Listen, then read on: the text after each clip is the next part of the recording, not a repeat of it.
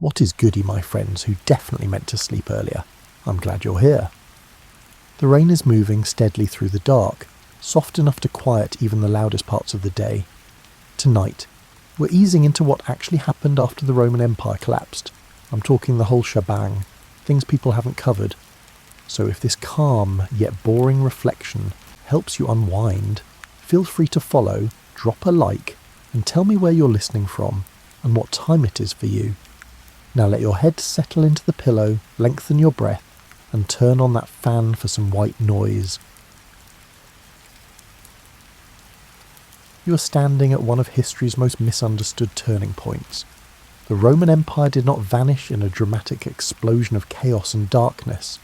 Instead, it gradually transformed over centuries into something entirely new, and you're about to witness how ordinary people navigated this slow, strange metamorphosis into the medieval world. Imagine you're walking through Rome in the year 476. The date means nothing to you yet, because historians far in the future will mark this as the year the Western Roman Empire officially ended. You do not feel any different today than you did yesterday. The streets are quieter than they used to be. Your grandfather told you stories about when this avenue was so crowded you could barely move. Now you can see clear across to the other side. The marble buildings still stand exactly where they always stood. The aqueducts still bring water from the hills. The fountains still run in the forum. But something has changed in ways that are hard to name. The population of Rome has been shrinking for over a century. The city that once held 1 million people now houses maybe 100,000. You can do the math easily enough. Every generation, fewer children are born. Every generation, more families leave for the countryside, where food is easier to grow and life feels more secure. The grand public baths still operate on Tuesdays and Thursdays. You went last week and noticed that only the smaller pools were heated. The massive caldarium that once held hundreds of bathers sat empty and cold. The maintenance staff has dwindled. The man who tends the furnaces told you he used to have 12 assistants. Now he has 2. You walk past the Colosseum. No games have been held there in your lifetime. The building sits quietly like a sleeping giant. Birds nest in the upper arches. Grass grows between the paving stones. Someone has set up a small vegetable garden in one of the former staging areas. Nobody stops them because nobody cares enough to enforce the old rules about public buildings. The funny thing is that the Colosseum looks more peaceful now than it ever did when it was in use. The silence feels appropriate somehow. Nature is slowly reclaiming what humans built. You continue toward the Forum. The Senate building still stands, but the Senate rarely meets anymore.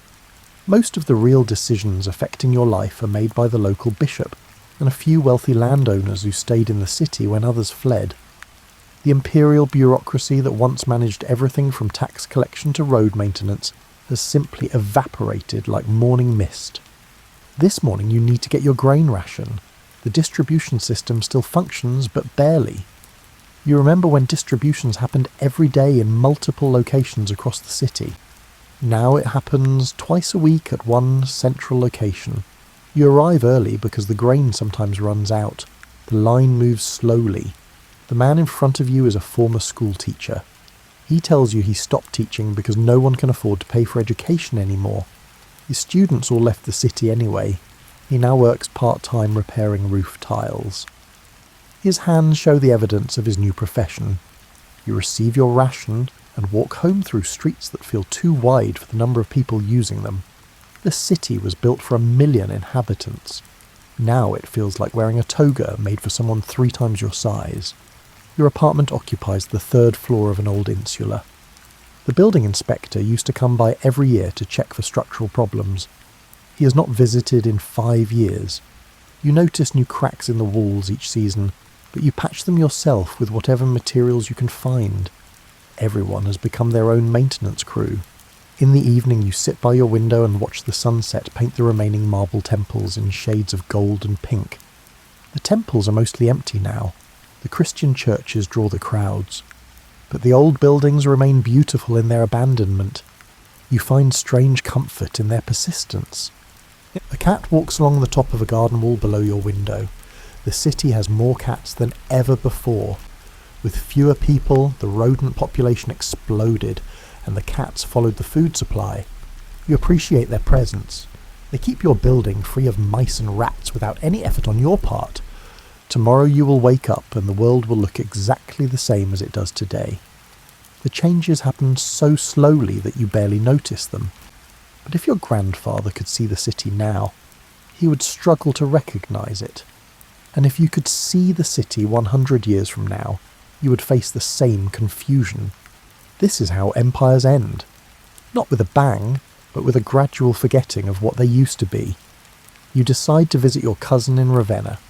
The journey used to take 3 days on well-maintained Roman roads. You pack supplies for 6 days because you know better now. The morning you leave Rome, you stop at the city gate. The guards are gone. No one has staffed this gate in years. The massive wooden doors stand permanently open. You wonder who decided to stop closing them at night, and when that decision was made. Probably no decision was made at all. Probably the guards simply stopped showing up, and no one assigned replacements. The Via Flaminia stretches north through rolling hills. This road was built 400 years ago and engineered to last forever. The Romans were annoyingly good at building roads. The foundation consists of several layers of carefully placed stones. The surface was smooth-fitted paving that allowed carts to roll easily and water to drain away. That was the theory anyway. You walk for 2 hours before you encounter the first major problem. A section of the road has collapsed into a ravine. Heavy rains last spring undermined the foundation. No repair crew came to fix it. You stand at the edge of the gap and look down at the jumble of broken paving stones 30 feet below. A makeshift detour has been worn into the hillside by other travellers. You follow their path through mud and loose rocks. The detour adds an hour to your journey. Your shoes are caked with mud by the time you regain the main road. The road itself is in worse condition than you remember from your last trip 2 years ago. Weeds grow through cracks in the paving. Entire sections have been torn up by local farmers who needed building stone for their walls. You cannot blame them. Why should good stone go to waste when a road nobody maintains anymore passes right through your property? By midday you reach a former way station. These stations used to provide fresh horses, hot meals and comfortable beds for imperial messengers and officials. The building still stands, but it has been converted into a farmhouse. A woman is hanging laundry in what used to be the stable yard. She eyes you suspiciously as you pass. You are not an imperial messenger. You are just a person walking to visit family. The Empire no longer distinguishes between important travellers and ordinary ones, because the Empire no longer exists to make such distinctions. The funny part is that the road system was designed for military and government use. Private travellers were always an afterthought. Now that the military and government are gone, only private travellers remain. The roads serve their original purpose hardly at all, but they still serve this secondary purpose fairly well despite the decay. You stop to rest beneath an old stone bridge. The bridge is Roman engineering at its finest. It has spanned this river for 3 centuries, and will probably span it for 3 more. You eat bread and cheese while watching the water flow beneath perfect arches. Someone carved their initials into the bridge support long ago. The letters are worn smooth by weather, but still visible. The afternoon brings you through territory that used to be carefully patrolled. Bandits were rare when you were young because Roman soldiers maintained order. Now bandits are common enough that you choose your travel clothing carefully. You wear nothing that looks valuable.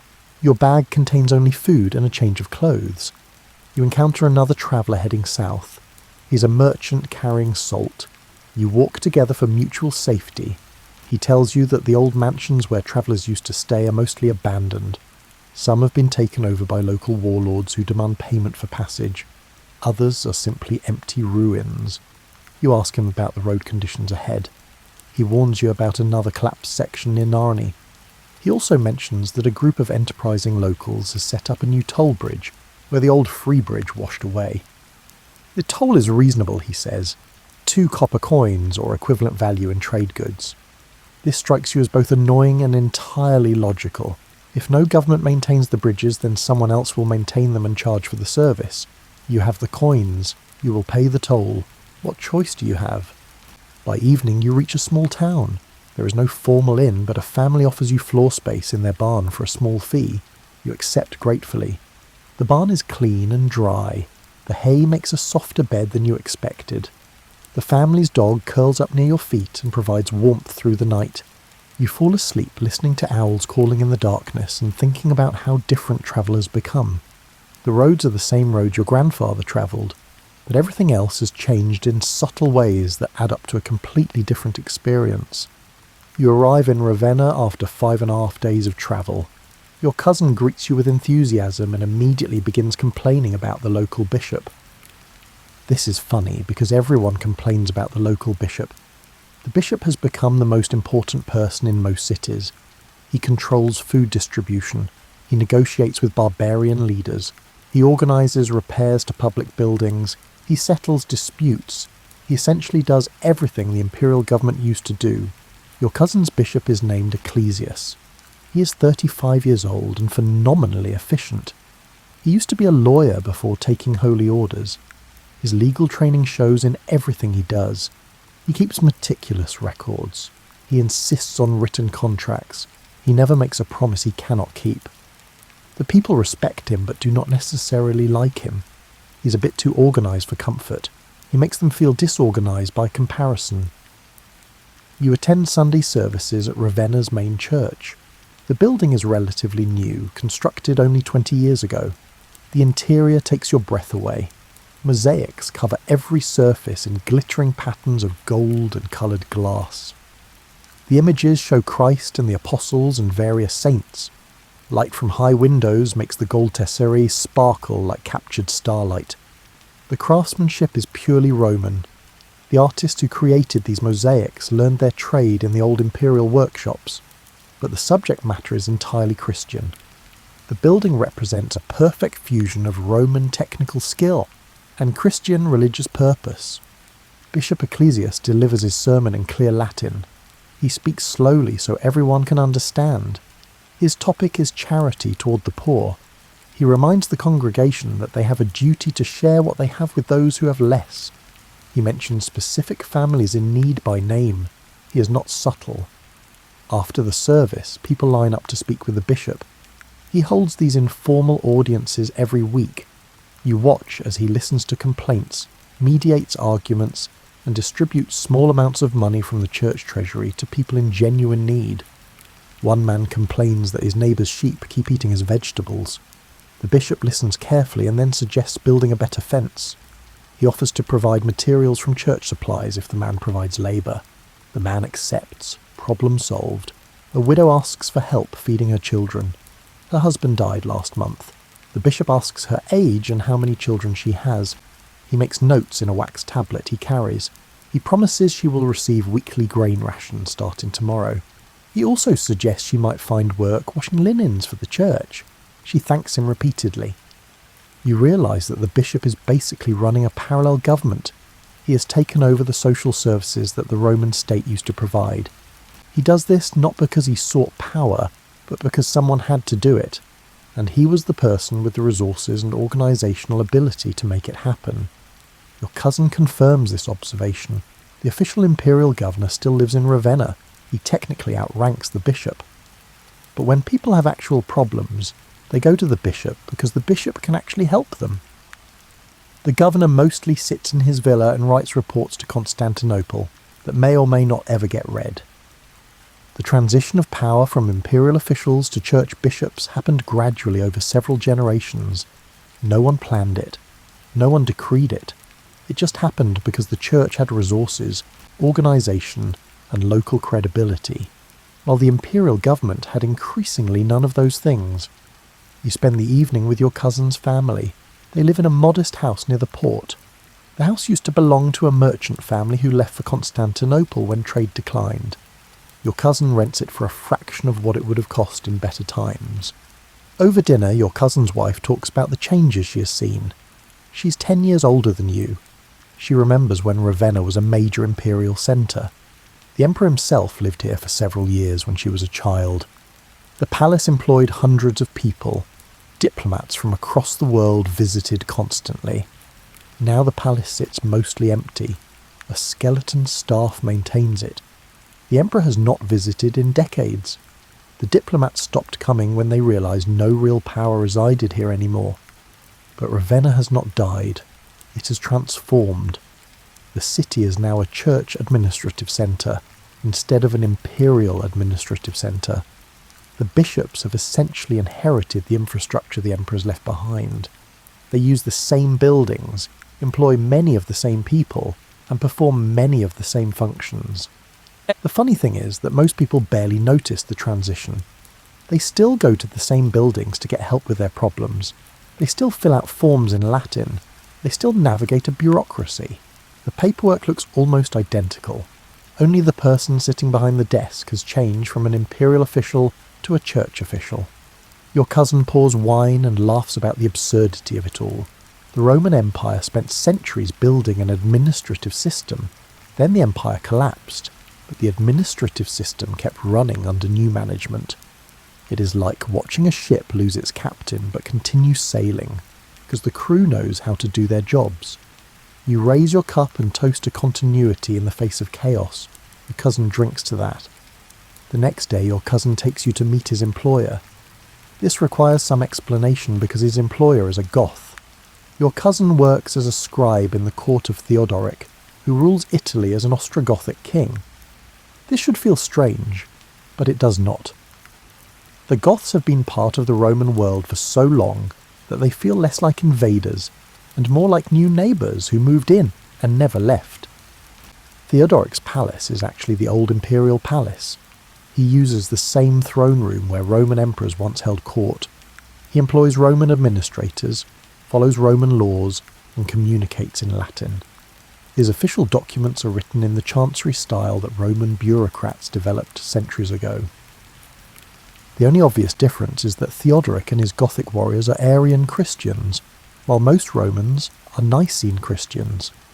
This creates some theological tension, but surprisingly little practical conflict. Theodoric is pragmatic enough to let people worship however they want as long as they pay their taxes and maintain order. You wait in an anteroom while your cousin delivers some documents. The walls display mosaics showing both Gothic and Roman symbols side by side. A Gothic warrior on horseback rides next to a Roman magistrate in a toga. The message is clear. This government represents a blending of both cultures. A Gothic soldier stands guard at the door. His equipment is interesting. He wears Roman-style armour made by Roman craftsmen. He carries a Germanic-style sword that his grandfather probably brought from beyond the Danube. His belt buckle shows Roman decorative motifs. He is a visual representation of cultural fusion. Your cousin emerges and takes you on a tour of the complex. You pass through offices where Roman scribes work alongside Gothic administrators. Everyone speaks Latin in the halls. Documents are filed using the Roman system. The bureaucracy functions exactly as it did under Roman emperors. Theodoric himself appears briefly. He's in his 60s now, heavyset and dignified. He wears purple robes like a Roman emperor but keeps his long Germanic hair and beard. He speaks to his advisors in fluent Latin. His accent marks him as someone who learned Latin as a second language, but his vocabulary and grammar are impeccable. He notices you and your cousin and nods politely. Your cousin bows. You bow. The king continues on his way, surrounded by attendants. The encounter lasts maybe 10 seconds, but it leaves you with a strange feeling. This man is technically a barbarian invader. His people were enemies of Rome within living memory, yet here he is, ruling Italy with Roman methods, employing Roman officials, and maintaining Roman traditions. He's more invested in preserving Roman civilization than many Romans are. Your cousin explains the situation as you walk back toward his house. The Goths number maybe 100,000 people. The Romans in Italy number several million. The Goths cannot rule through force alone. They need Roman cooperation. So Theodoric has made a deal. He provides military protection and maintains order. The Romans provide administrative expertise and keep the economy functioning. It works surprisingly well. Trade continues, cities function, laws are enforced, taxes are collected at lower rates than under the old empire, which makes everyone reasonably happy. The system is not Roman and not Gothic. but something new that borrows from both. Your cousin mentions that many young Romans are learning Gothic now, not because they have to, but because it helps with advancement in the military and some administrative positions. Meanwhile, Gothic children of the elite are learning classical Latin literature and rhetoric. The cultural exchange flows both directions. This blending would have seemed impossible a century ago. Romans viewed Goths as uncivilized barbarians. Goths viewed Romans as soft and decadent. Now their children play together in the streets, and their young adults sometimes marry each other. The old prejudices persist, but they weaken with each generation. The funny part is that the Goths are trying desperately to preserve Roman culture, while many Romans have stopped caring about it. Theodoric commissions public works in the Roman style. He restores aqueducts and maintains roads. He patronizes scholars and collects Roman manuscripts. He seems to understand that Roman civilization is valuable and worth preserving, even if Rome as a political entity is gone. You spend the afternoon in Ravenna's marketplace. The vendors are a mix of Romans and Goths. You hear both Latin and Gothic being spoken. The goods for sale include Roman pottery and Gothic metalwork. A Roman woman sells bread next to a Gothic woman selling cheese. They chat pleasantly about the weather and complain together about how expensive olive oil has become. This is the reality of life after the Empire. The grand political structures have changed, but daily life continues. People adapt, cultures blend. Former enemies become neighbours and then friends. The transformation happens so gradually that no single moment marks the change. You buy some excellent Gothic cheese and some Roman bread. You eat them together and find they complement each other perfectly. This seems like an appropriate metaphor for everything you have observed. Your cousin suggests you visit a rural estate before returning to Rome. He knows the owner and thinks you would find the transformation interesting. You agree and set out the next morning. The villa lies a day's walk from Ravenna. The road is terrible as expected. You arrive in the afternoon and stop at the entrance gate. The gate used to be guarded, but now stands open. You walk through unchallenged. The villa was built 2 centuries ago by a wealthy senator. The main house is a sprawling complex of rooms arranged around a central courtyard. Mosaics decorate the floors. Frescoes cover the walls. The private bathhouse includes heated pools and changing rooms. The whole estate screams wealth and sophistication, or at least it used to. The main house is still inhabited, but only barely. The owner's family lives in about 6 rooms.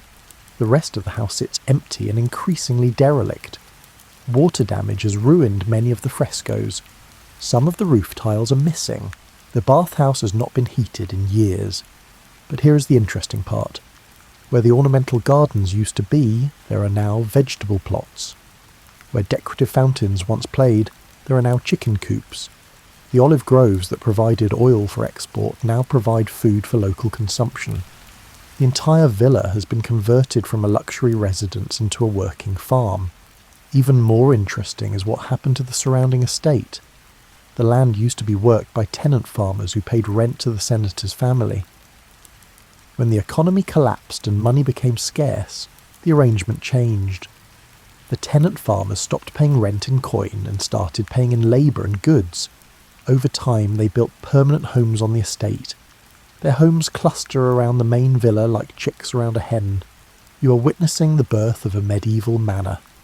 The Roman villa is becoming the centre of a self-sufficient village. The owner's family provides protection and organisation. The farmers provide labour and food. Everyone depends on everyone else in ways that would have seemed strange under the old system, but make perfect sense now. The villa owner is named Marcus. He's about 50 and remarkably cheerful for someone whose family fortune has evaporated.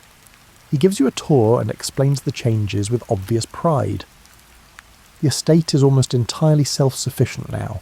They grow wheat, barley, vegetables and fruit. They raise chickens, pigs and sheep. They make their own cheese and butter. They weave their own cloth. They repair their own tools. They rely on the outside world for only a few essentials like salt and iron. Marcus admits this is not the life he imagined when he was young. He was educated in Rome. He studied rhetoric and philosophy. He expected to have a career in imperial service. Instead, he spends his days managing crop rotations and mediating disputes between farmers. But he has made peace with the change. He actually finds satisfaction in the work. The estate produces real things that people need. Under the old system, his family's wealth came from rents and investments that felt abstract and distant. Now he can see the direct results of his decisions. The wheat grows or it does not. The sheep thrive or they do not. The feedback is immediate and honest. The farmers who live on the estate treat him with respect but not civility. They need him and he needs them. The relationship has become more balanced than it was under the old tenant system. Marcus cannot simply evict someone who displeases him because he cannot replace them. Labour is too scarce. Everyone who can work must work. You spend the night in the villa's former guest wing. The room is spacious but cold. The Hippocaust heating system has not functioned in decades. You sleep under wool blankets and wake to the sound of roosters crowing. In the morning you help with breakfast preparations. Everyone on the estate eats together in the main hall. The meal is simple but abundant. Fresh bread, cheese, fruit and watered wine. Marcus sits at the head of the long table, but the arrangement feels more like a large family gathering than a formal dining situation. One of the farmers asks Marcus to settle a boundary dispute. Two families claim ownership of the same strip of land. Marcus listens to both sides and then walks out to look at the disputed area. He examines the existing stone markers and decides in favour of one family. The losing family grumbles but accepts his judgment. The dispute is settled in 15 minutes. This is Roman law operating at the most local possible level. No courts, no lawyers, no written depositions. Just one man with traditional authority making a decision based on common sense and local knowledge. It is both completely Roman and completely different from how Roman law worked under the Empire. You leave the villa in the afternoon with a bag of fresh apples Marcus insists you take. As you walk back toward Ravenna, you think about what you have witnessed. The Roman villa system is not dying. It is transforming into something new that will eventually be called feudalism. The process will take centuries to complete, but you are seeing the early stages. The structures remain Roman. The legal concepts remain Roman, but the social relationships are changing in fundamental ways. The future is being built from the materials of the past, arranged in new patterns that solve new problems. On your return journey to Rome, you stop at a monastery. Your feet hurt, and the monks have a reputation for hospitality. They welcome you at the gate without asking questions. A novice shows you to the guest quarters and brings you bread and beer. The monastery is only 30 years old but feels ancient. The buildings are simple stone structures arranged around a central church. Everything is clean and well maintained. The monks clearly take pride in their work. You attend evening prayers. The monks sing in Latin.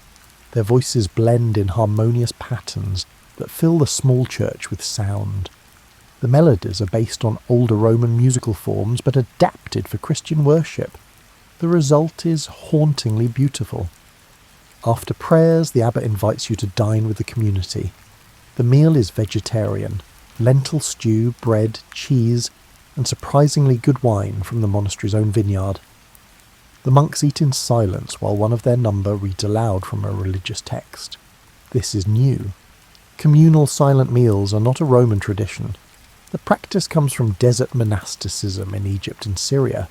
It has spread to the west and been adapted to local conditions. You're witnessing another form of cultural blending.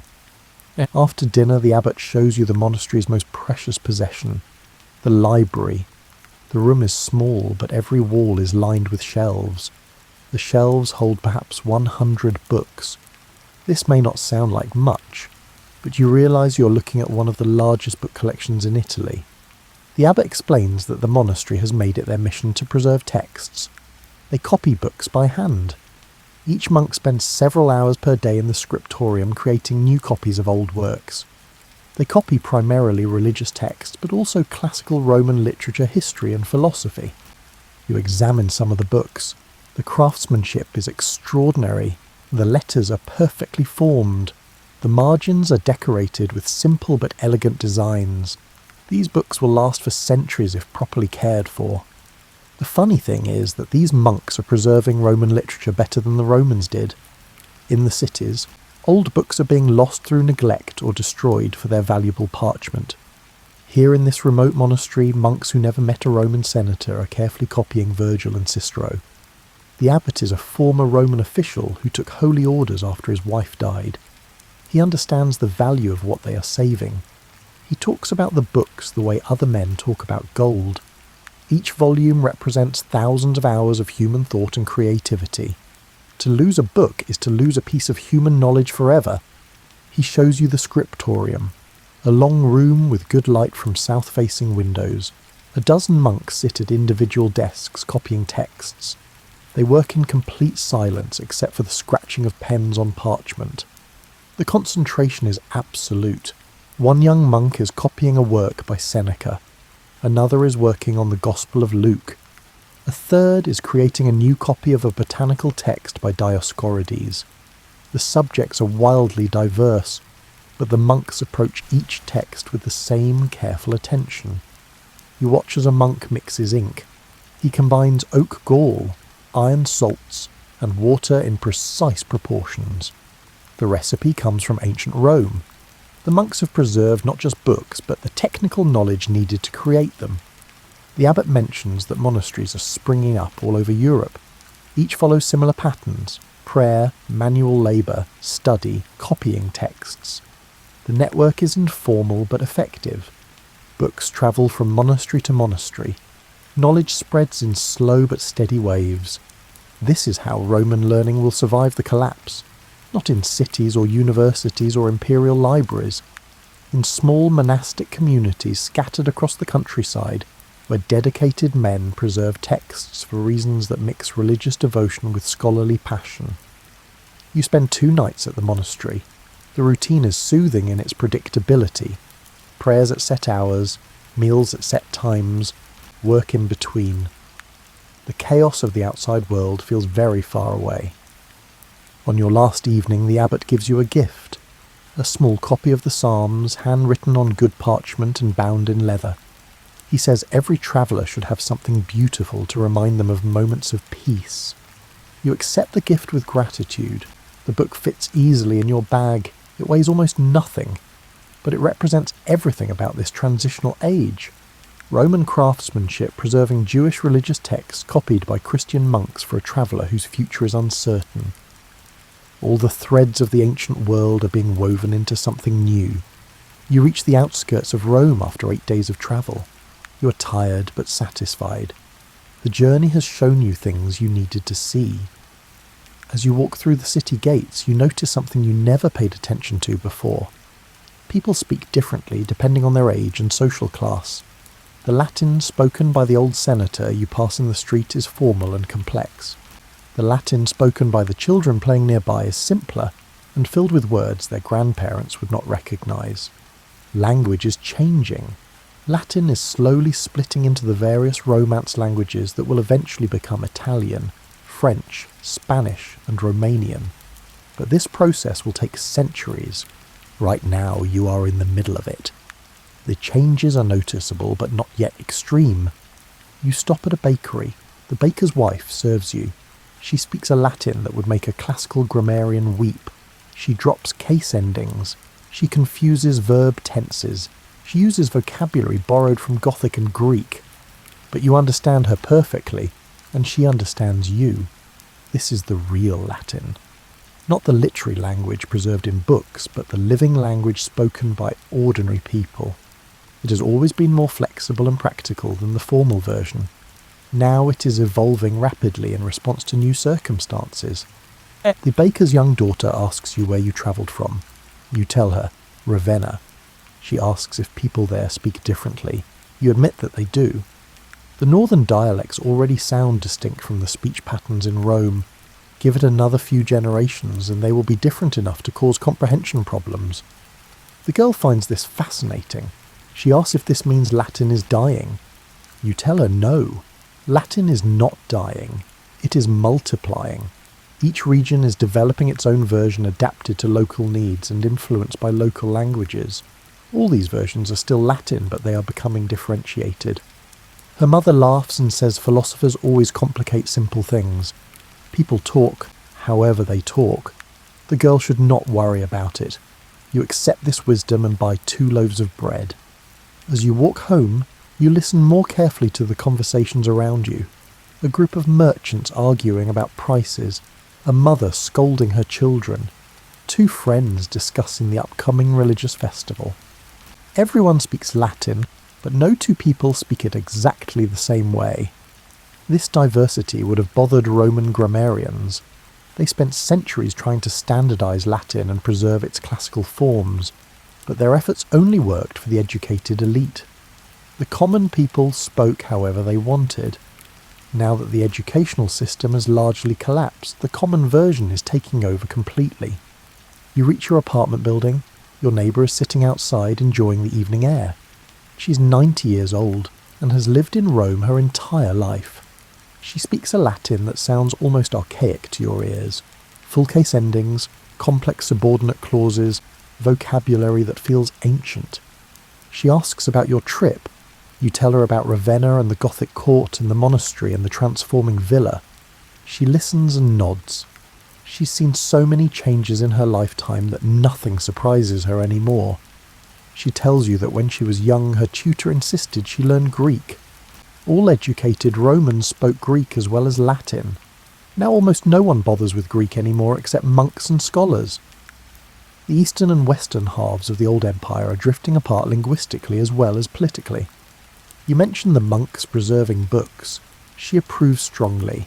She learned to read as a child and still considers literacy one of the greatest gifts anyone can receive. She worries that fewer children are learning these days. Without schools and tutors, literacy is becoming a specialised skill instead of a common accomplishment. This is true. In your grandfather's time, perhaps 30% of urban Romans could read. Now the number is closer to 10% and falling. Writing is becoming a professional specialty practiced mainly by monks and scribes. Your neighbour predicts that in another few generations, most people will not read at all. They will depend entirely on oral transmission of information. Stories will be told instead of written. History will be remembered instead of recorded. Knowledge will be preserved in human memory instead of books. She finds this sad but inevitable. The world is changing, and literacy is a casualty of that change. Only the church and the monasteries will maintain reading and writing skills. Everyone else will return to older oral traditions. You sit with her for a while longer as the sun sets over the old city. The conversation drifts to other topics. The price of olive oil, the new bishop's policies, the weather predictions for harvest season. Later, alone in your apartment, you think about language and change. Latin will survive, but it will transform beyond recognition. The books will survive, but only in monasteries. The oral traditions will strengthen as written traditions weaken. Everything is in flux. The old forms persist, but their meanings shift. The future is being created through 10,000 small changes that no one can fully perceive in the moment. The next morning you need to buy olive oil. This simple task reveals the new economic reality. Under the old empire, olive oil from Spain flowed into Rome through well-organised trade networks. Ships carried bulk quantities. Merchants operated on credit backed by imperial banks. Prices were stable, and supply was reliable. Now everything depends on personal relationships and trust. You go to the marketplace. The vendor you usually buy from has no Spanish oil. He has not received a shipment in 6 months. The ships still run, but less frequently, and with less predictability. He does have oil from Sicily. The price is higher than you remember, but he assures you the quality is good. You examine the oil. It looks fine. You ask about his source. He tells you the oil comes from his wife's cousin, who owns groves near Syracuse. Family connections have replaced formal trading companies. If you want a reliable supply, you deal with people you know or people your family knows. This personalisation of trade is happening everywhere. The old imperial economy ran on standardised currency, written contracts, and legal enforcement. That system required a functioning government. Without government backing, merchants have returned to older methods based on reputation and kinship. You buy the oil and chat with the vendor. He tells you trade is not dead, just different. The big merchant companies that moved goods across the Mediterranean have mostly disappeared, but smaller networks based on family and community ties have emerged to replace them. He gives you an example. His wife's cousin in Sicily sends oil to Rome. In return, the vendor sends cloth that his sister weaves. His sister gets wool from a shepherd, whose brother-in-law works for the vendor. Everyone in the network knows everyone else. Trust is built on personal relationships rather than legal contracts. The system is less efficient than the old imperial trade network, but more resilient. When one link breaks, the network routes around it. When the supply of one good becomes scarce, people substitute alternatives. Flexibility matters more than optimization. You wander through the market looking at other goods. Wine from local vineyards has replaced wine from distant provinces. Local pottery has replaced fine ceramics from Africa. Wool and linen from nearby estates have replaced silk from the east. The market has contracted geographically. Most goods now come from within a few days' travel. Long-distance trade still exists, but it focuses on high-value items like spices and precious metals. Bulk goods are too expensive to transport without the infrastructure the empire used to maintain. A merchant displays amber beads from the Baltic. This amber travelled hundreds of miles through networks of traders who each moved it one step closer to Rome. No single person organised the journey. The beads simply passed from hand to hand through existing relationships until they reached their final destination. You ask the merchant how payment works for something that travelled so far. He explains that the amber was exchanged multiple times. The final price in Rome bears little relation to what the original collector in the Baltic received. Each trader along the way added their profit margin. This is inefficient, but it works. The amber reaches customers who want it. The northern collectors get goods they need in return. Value flows in multiple directions through networks that require no central coordination. The funny thing is that this system resembles ancient trade patterns from before Rome built its empire. The world is not moving forward into some new economic model. It is circling back to older patterns that worked for thousands of years before Roman efficiency temporarily replaced them. You buy some items you need: salt from the coast, iron nails from a local blacksmith, a clay lamp to replace one that broke. Each purchase involves a brief conversation about quality, source, and price.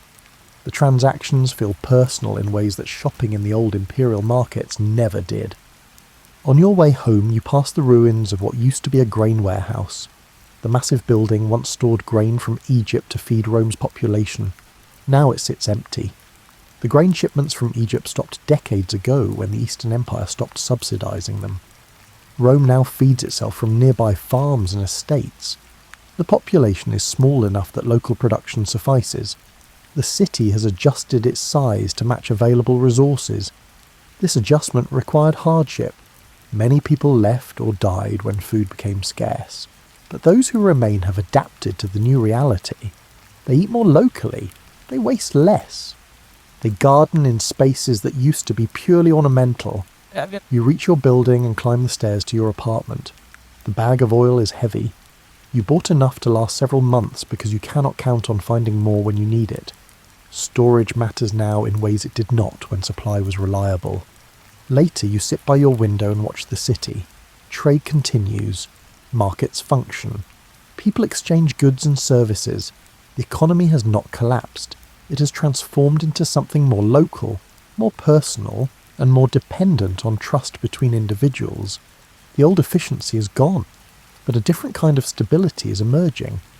You notice something odd happening around Rome. Old buildings are being dismantled, and their materials are being reused in new construction. This is practical recycling, but it also represents a fundamental shift in how people think about the past. A church is being built near your apartment. The construction crew is pulling marble columns from an abandoned temple and installing them in the new building. The columns were carved 300 years ago to honour Jupiter. Now they will support a roof over Christian worshippers. You watch the workers for a while. They treat the columns carefully. The marble is valuable and difficult to replace. Modern quarries cannot produce stone of this quality anymore.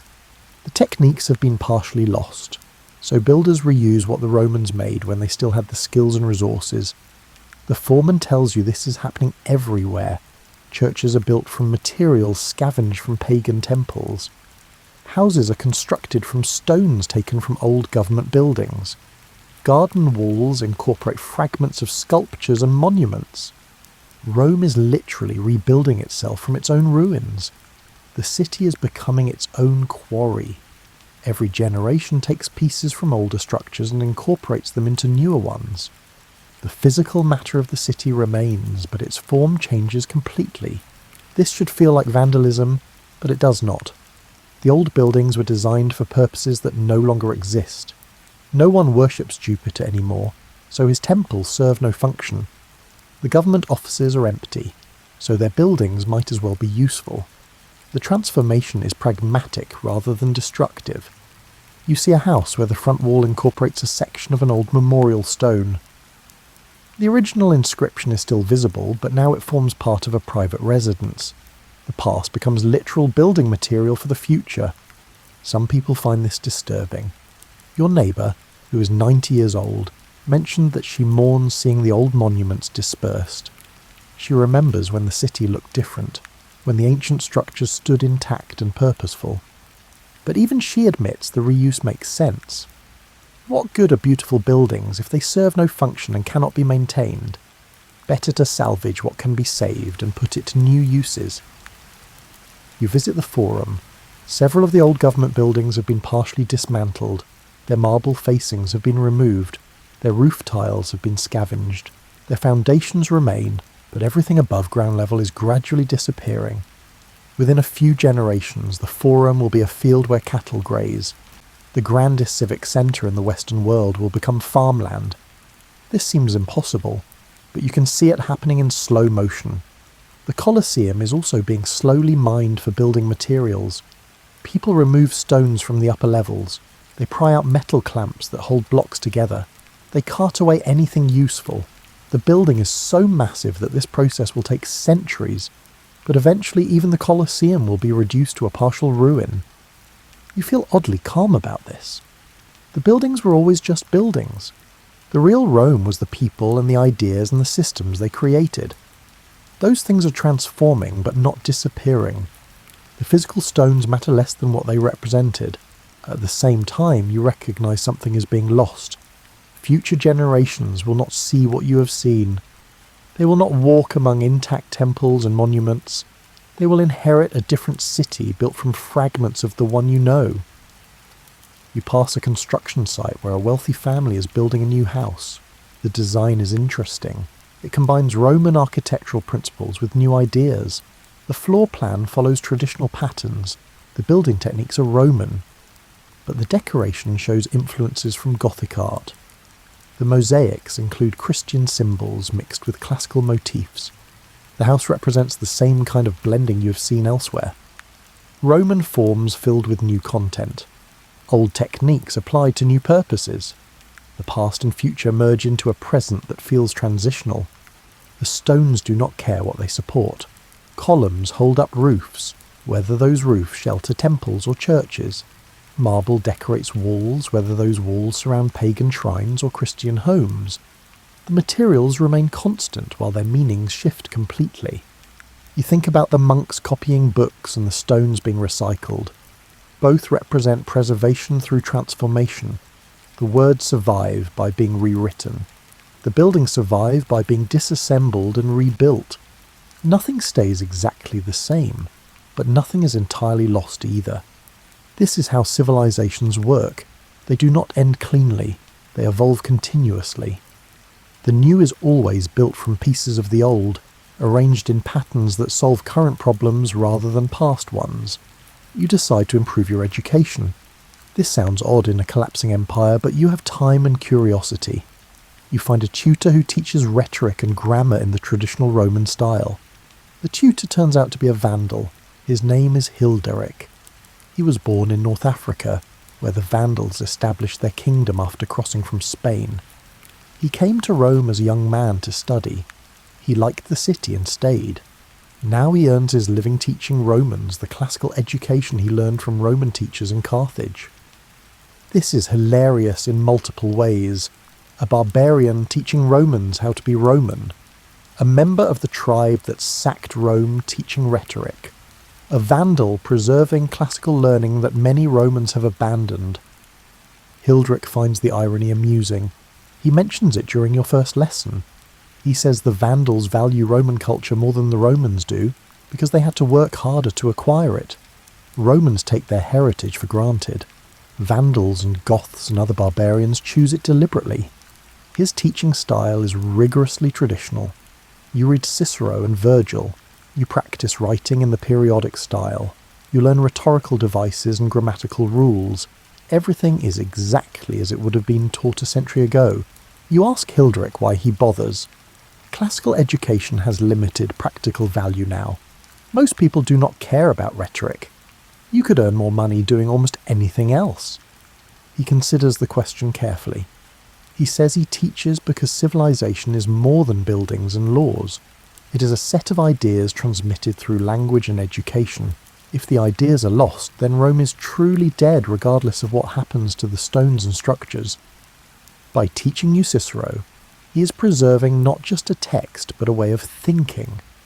By insisting on proper grammar, he is maintaining standards of precision and clarity. By drilling you in rhetoric, he is keeping alive the notion that language matters and can be crafted with care. You have other students in the class. 2 are young Romans from families that still value education. One is a Gothic woman who wants to read classical literature. One is a former soldier who decided learning is more interesting than fighting. The class meets 3 times a week. Hildrich teaches in Latin, but occasionally lapses into Vandal when he gets excited about a particularly good passage from Virgil. No one complains. You all understand enough Latin to follow the lessons. One day Hildrich brings a manuscript he acquired. It is a copy of Sallust's history. The manuscript is old, and the parchment is deteriorating. Hildrich copied the entire text himself because he worries the original will not survive much longer. He shows you his copy. The handwriting is clear and careful. He corrected obvious errors in the original. He added marginal notes explaining obscure references. He treated the work with scholarly respect. This Vandal barbarian has preserved a piece of Roman history that Romans might have let disappear. The situation feels backwards, but it also makes perfect sense. People who choose a culture often appreciate it more than people who inherit it passively. Your lessons continue through the winter. You read, write, and discuss. Hildrich assigns essays on classical themes. You struggle with the complex sentence structures, but improve gradually. One evening, Hildrich invites the whole class to his home for dinner. His house is modest but comfortable. His wife is Roman. She serves a meal that mixes Roman and Vandal dishes. You eat Roman bread with Vandal smoked fish. The combination is unusual but delicious. After dinner, Hildrich's wife tells stories about growing up in Rome. She remembers when the city was more crowded and prosperous. She also remembers constant political instability and violence. She says the current situation is actually more peaceful than what she experienced as a child. Her perspective surprises you. You tend to think of the past as a golden age and the present as decline. But she lived through that past and found it stressful. The present may be poorer, but it is calmer. Hildrich raises his cup and toasts to learning across boundaries. Romans and barbarians studying together. The old and new mixing freely.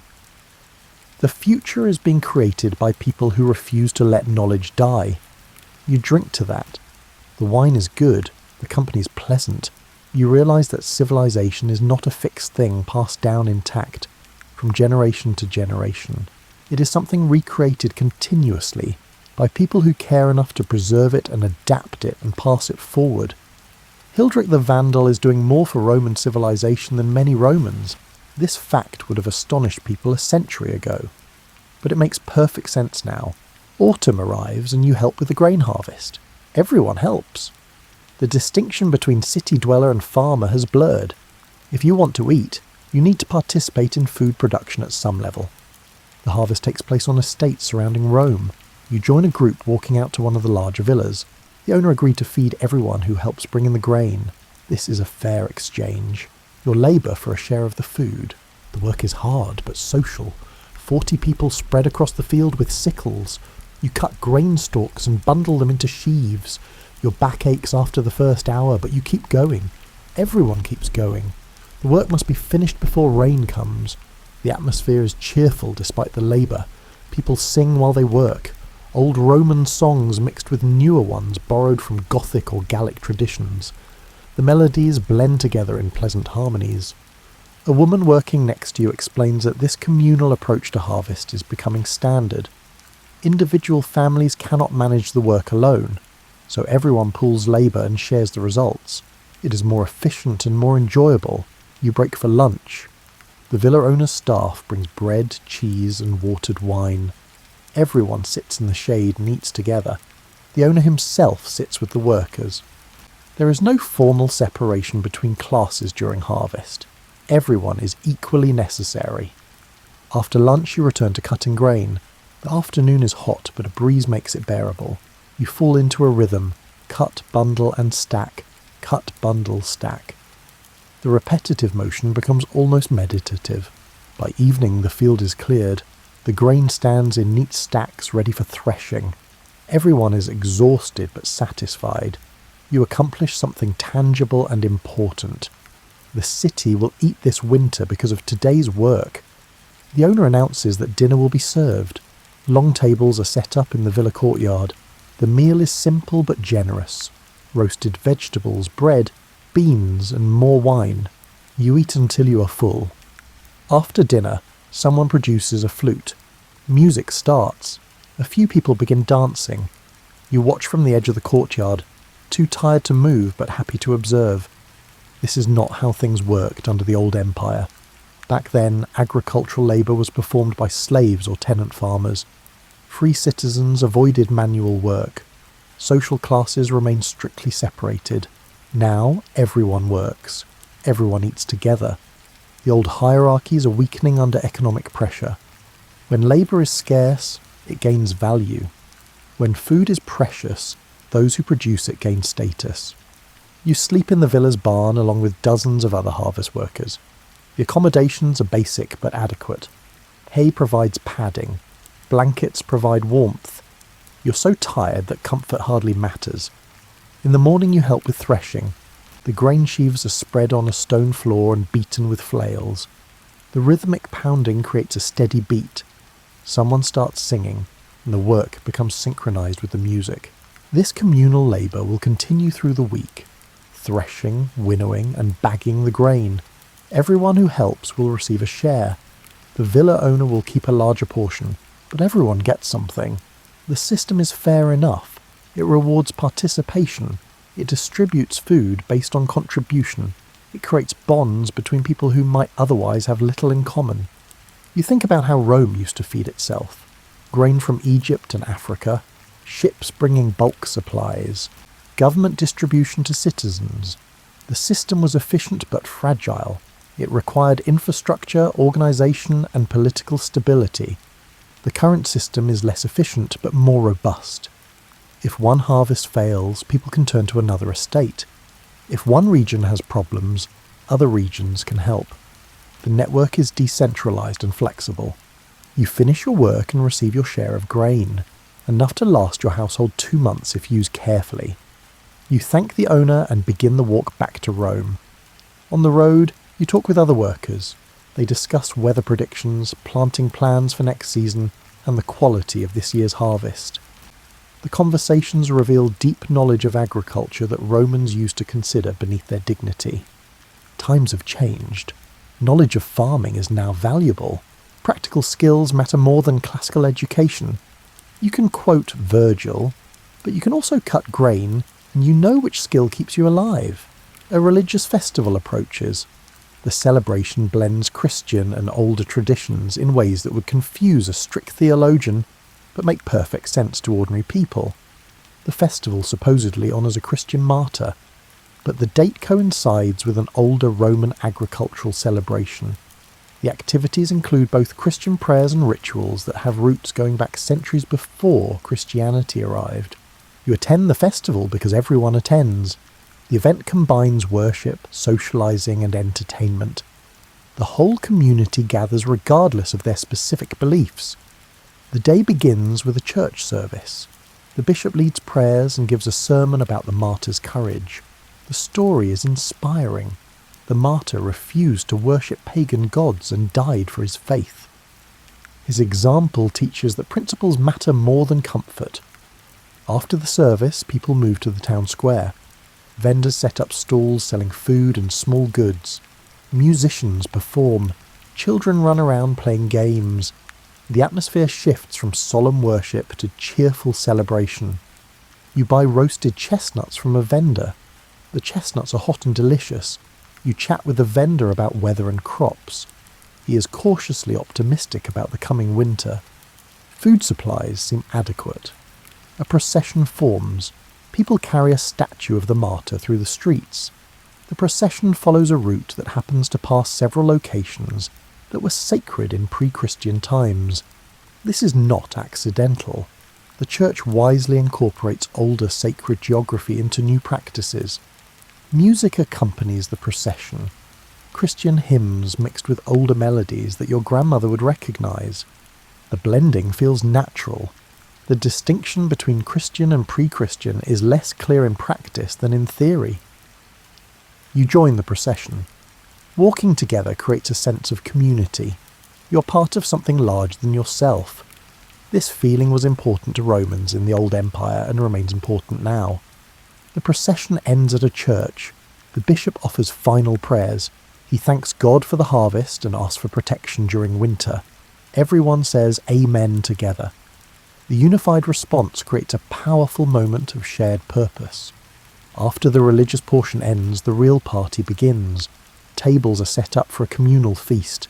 Every family brings food to share. The result is an enormous spread of dishes representing every household in the community. You contribute bread and cheese.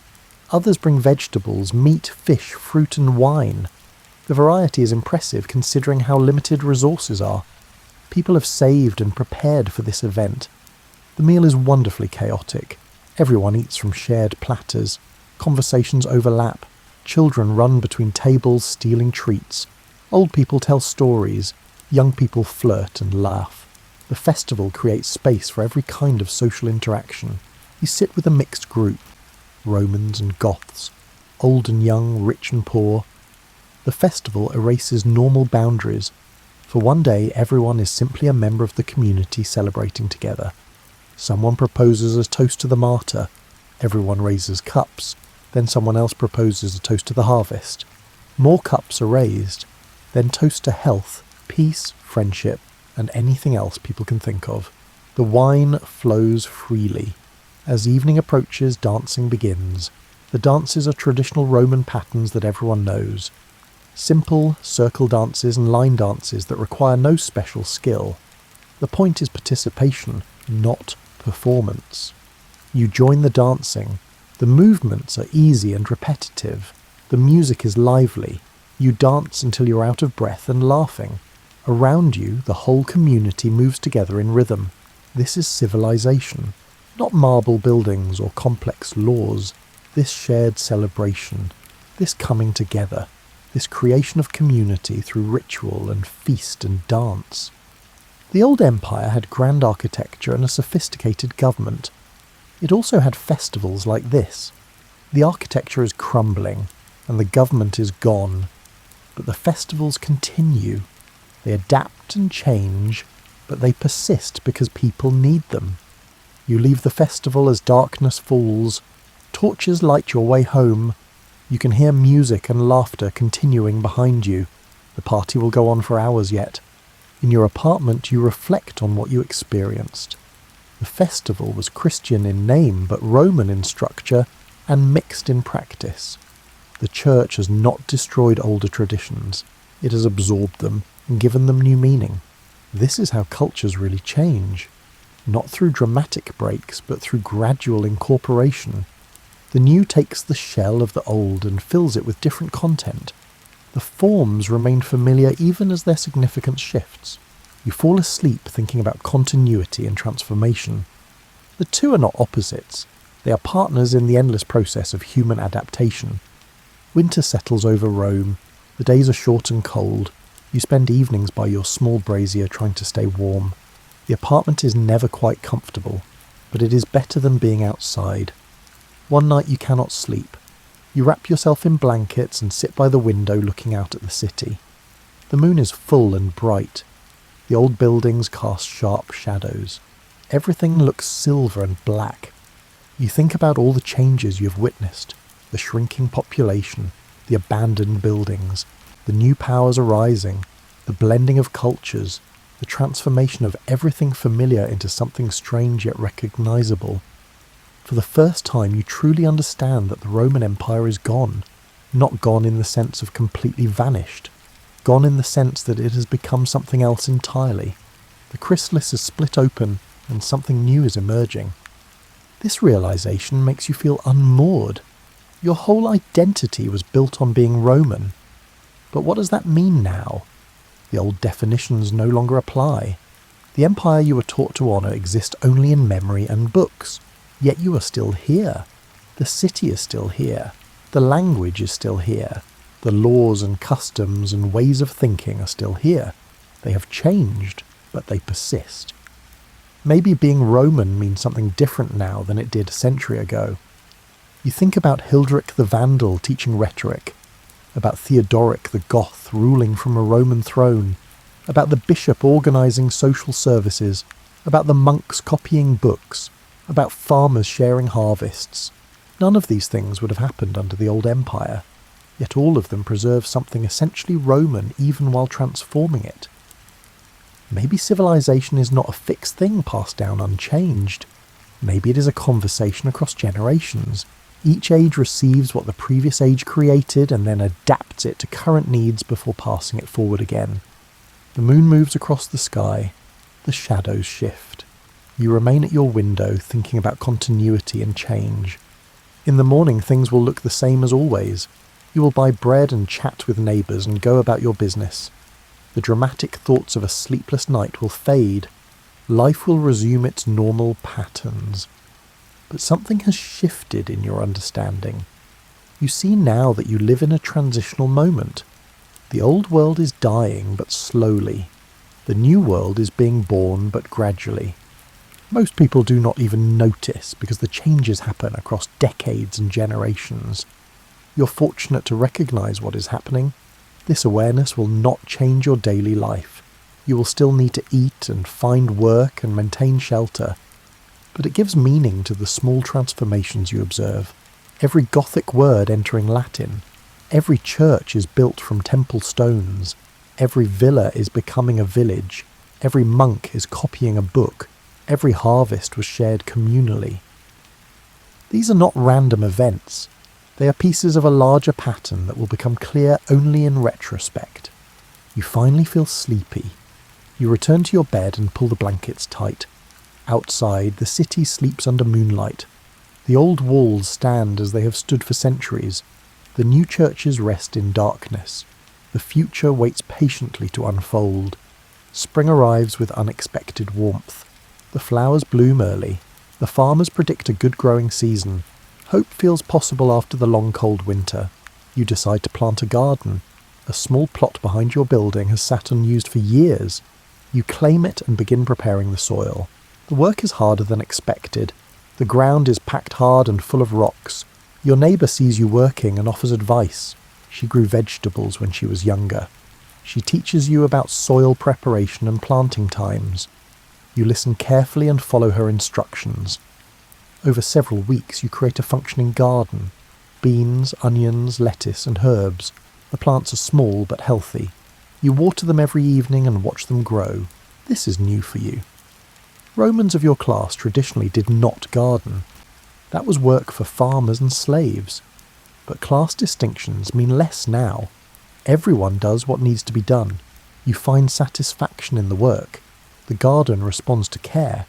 Watering and weeding produce visible results. You feel connected to the earth in ways you never experienced before. Other people in your building notice the garden and ask if they can help. You agree. The garden becomes a communal project. Several families contribute labour, and everyone shares the harvest. This small cooperation reveals how society is reorganising itself. People form voluntary associations based on mutual benefit. The old hierarchies based on class and status are being replaced by networks based on reciprocity and trust. Your garden thrives. By early summer you are harvesting lettuce and beans. The produce is fresh and delicious. You eat better than you have in months. The garden also becomes a social centre. Neighbours stop by to check on the plants. Conversations happen naturally. You learn things about people who have lived in your building for years but whom you barely knew before. One neighbour is a widow who used to work as a seamstress. Another is a former soldier who lost his leg in battle. A third is a young couple with 2 children. They all have stories and skills and knowledge to share. The garden creates opportunities for exchange. The seamstress repairs your cloak in return for vegetables. The former soldier teaches you how to sharpen tools. The young couple helps with heavy work in exchange for a share of the harvest.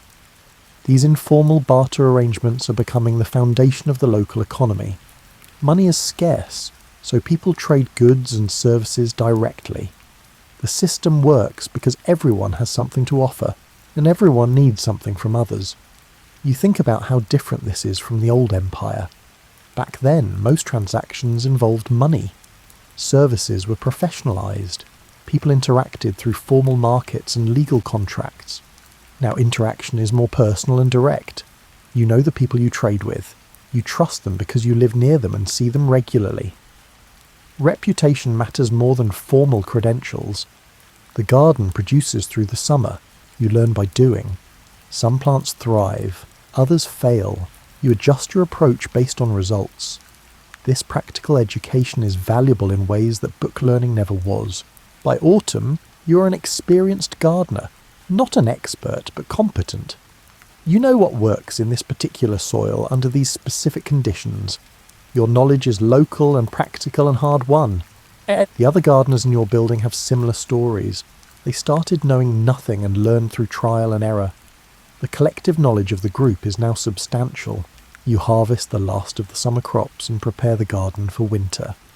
Some of the plants will regrow in spring. Others you will replant. You already know what you will do differently next year. As you work, you realise the garden is a perfect metaphor for everything happening in the world. The old empire was like a formal garden with strict plans and professional maintenance. That garden is overgrown now, but new gardens are sprouting everywhere. Small plots tended by ordinary people. Less grand than the old formal gardens, but more resilient. If one fails, others continue. The system survives through diversity and adaptation. You finish preparing the garden for winter and stand back to admire your work. It is not much. A small plot of earth behind a decrepit building in a shrinking city. But it is yours, and it produces food, and it connects you to your neighbours. This is enough. This is actually everything that matters. Chapter 15. The future that already arrived. Years pass. You grow older. The changes you observed continue. Rome shrinks further. The population stabilises at a lower level. The city reimagines itself as a church centre rather than an imperial capital. You attend your neighbour's funeral. She lived to 95. She saw the empire at its height and watched it transform completely. She adapted to every change and maintained her dignity throughout. At the funeral, the bishop speaks about continuity through faith. He suggests that earthly empires rise and fall, but spiritual truth persists.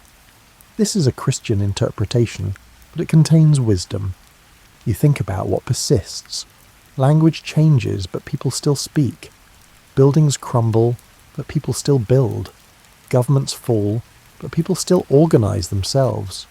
The forms change, but human needs and human creativity continue. Your cousin visits from Ravenna. He's middle-aged now with grown children. He tells you that Theodoric died and was succeeded by his grandson.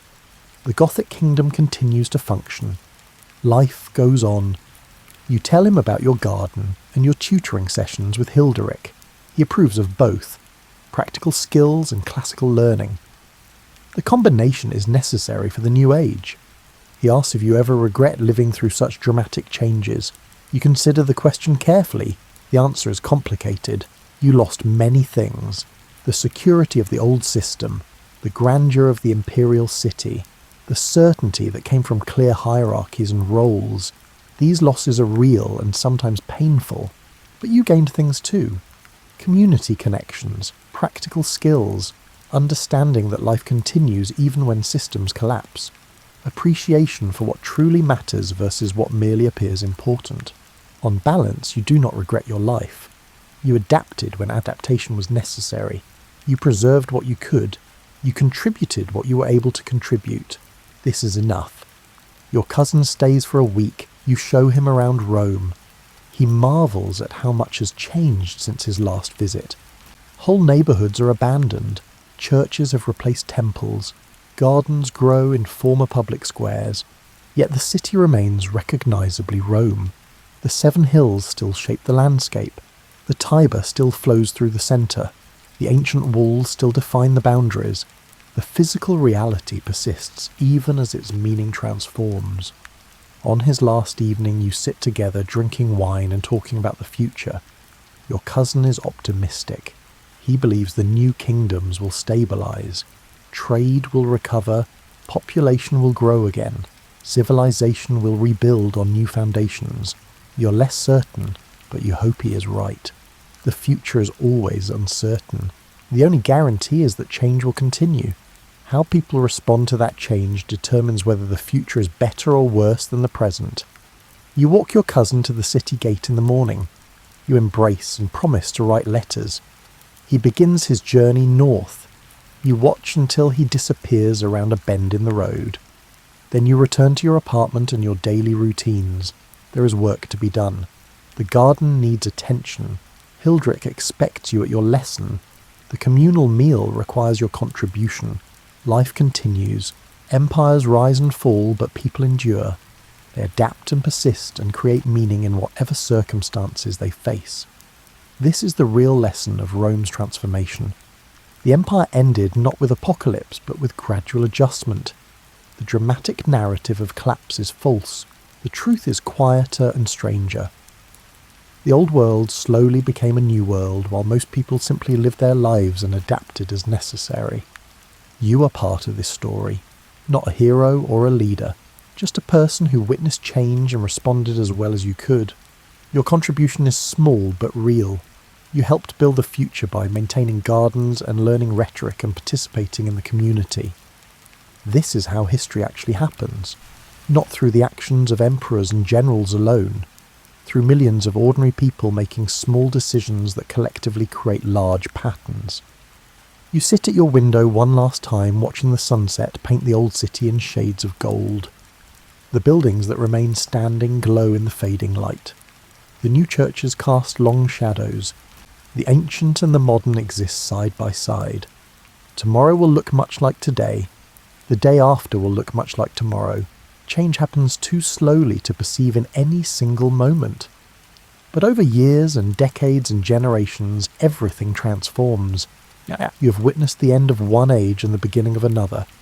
You have seen how the Roman world became the medieval world through countless small transformations. You have lived through history's hinge point and survived. This knowledge brings peace. Whatever comes next, people will adapt. They will preserve what matters and discard what does not. They will create new systems suited to new circumstances. Life will continue, because life always continues. The sun sets completely. Darkness spreads across the city. You light a lamp and return to your evening tasks. The world keeps turning. Tomorrow waits with its own small dramas and quiet transformations. And you will be there to witness them, as you have been there all along. A quiet observer of empire's end, and the patient emergence of whatever comes next. This is your story. This is everyone's story. The long, slow, fascinating process of becoming something new while remaining somehow the same. When we think of the Great Depression, we see dust storms and breadlines in sepia. Before we can appreciate the psychological impact of the economic collapse, we must remember the world that was lost. A world of extraordinary optimism and excessive consumerism that few today can imagine. By 1988, Americans believed in endless prosperity almost religiously. The typical manufacturing pay has increased by approximately 40% since the early 1920s. Most new urban homes have indoor plumbing, long a luxury. In less than a decade, car ownership rose from 8 million to 23 million. Perhaps most telling, 40% of American families, not just the wealthy but teachers, clerks and factory workers, invested in the stock market. "We thought we'd discovered economic immortality," said Philadelphia radio salesperson Martin Steinberg. "My customers bought Philcos and RCAs on installment plans with 10% down. I set up their new consoles as they discussed their investments." Miltman gave stock advice. Stock tips were given to the shoeshine boy. Those should have been warning signs, but we were drunk with affluence. Often forgotten is how boom times generated a strange isolation. Extended families that lived together for economic reasons split into nuclear units. Many young couples bought homes in new projects far from parents and grandparents. Americans' individualism and materialism damaged community institutions. Sunday became a day for new car drives, reducing church attendance. Local social clubs became commercial entertainment establishments. "When the crash came, we discovered how much we'd sacrificed for material goods," remarked late 1920s Boston girl Eleanor Winthrop. At an insurance company, my father was well positioned. We owned a Packard, Frigidaire, and phone. We scarcely knew our neighbours. Everyone competed for new gadgets and things. We had little. When my father lost his job in 1930, we had limited resources. They didn't know us well enough to help, and we were ashamed to ask for assistance. American society's atomization would be deadly during the economic crisis. Many families suffered alone without community safety nets. American banks were unexpectedly vulnerable to financial instability's first tremors. In the 1920s, bank accounts were uninsured, unlike today's FDIC-insured deposits. Most Americans didn't know their deposits financed speculative investments. People viewed the collapse of rural banks in the late 19th and early 20th centuries as a local issue, affecting backward rural communities. Continental Illinois bank teller Harold Jenkins recalls the denial. Management assured us these rural bank failures in 28 were isolated cases attributable to deteriorating agricultural prices. The crucial connections were missed. Our loan officers approved mortgages with low down payments and margin loans for stock buyers. After the crash, our leaders claimed a correction. This institutional blindness included government. In early 1930, Treasury Secretary Andrew Mellon famously said, "Gentlemen, liquidate labour, stocks, farms and real estate. We will eradicate the rot." A virtually medieval understanding of economics held that economic hardship was necessary to purify and rebuild the economy. This approach would delay significant involvement until millions were bankrupt. The psychological modifications forced on everyday Americans were most acute. The 1920s influenced consumer behaviour significantly. Advertisements pitched products as conveniences and identity markers. A car or cigarette brand defined one's social status. Many suffered financial and existential crises when these material indicators disappeared. "We lost more than our money," said Mildred Hayes, a store clerk. "We forgot who we were. The life and future stories we told ourselves crashed. My husband was promoted to floor manager. We saved for a suburban house down payment. After his job loss, we moved in with his parents and slept on a fold-out couch in their parlour. How do you explain this reversal?" For millions of Americans, this cognitive dissonance between expectations and reality defined the early Depression. The world they were promised had vanished overnight, leaving them in strange territory without maps or goal guides. The financial collapse of 1929 to 1933 wasn't just about stock market losses affecting wealthy investors. What truly devastated ordinary Americans was the destruction of the banking system and, with it, their life savings. Between 1930 and 1933, over 9,000 banks failed, nearly 40% of all banks in the United States. Each closure triggered cascading losses in communities where those banks operated. Unlike today's news cycle, which might report bank failures as abstract statistics, those closures were visceral, community-altering events. "I was walking to school when I saw the crowd outside First National," remembered Eunice Templeton, who was 12 years old in Galesburg, Illinois, when her town's largest bank closed.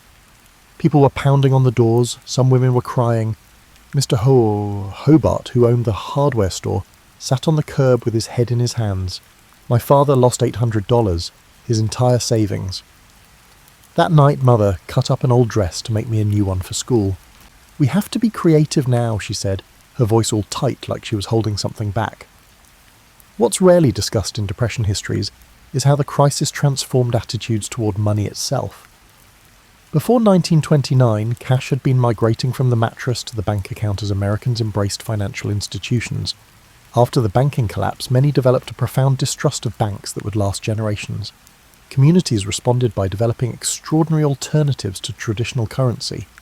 In Minneapolis, the organized unemployed created scrip certificates tied to hours of work. In California's Imperial Valley, farmers traded promissory notes backed by future crops. In Seattle, professionals formed exchange networks where doctors and lawyers traded services directly with plumbers and electricians. Wayne Thornton, a plumbing contractor in Des Moines, described his experience. "Money just disappeared. I had customers who needed leaks fixed but couldn't pay cash. I started taking chickens, home-canned vegetables, and even furniture in exchange for work. My secretary kept a ledger of who owed what. By 1922, I was only getting about 30% of my payments in actual currency. The rest was barter or promises."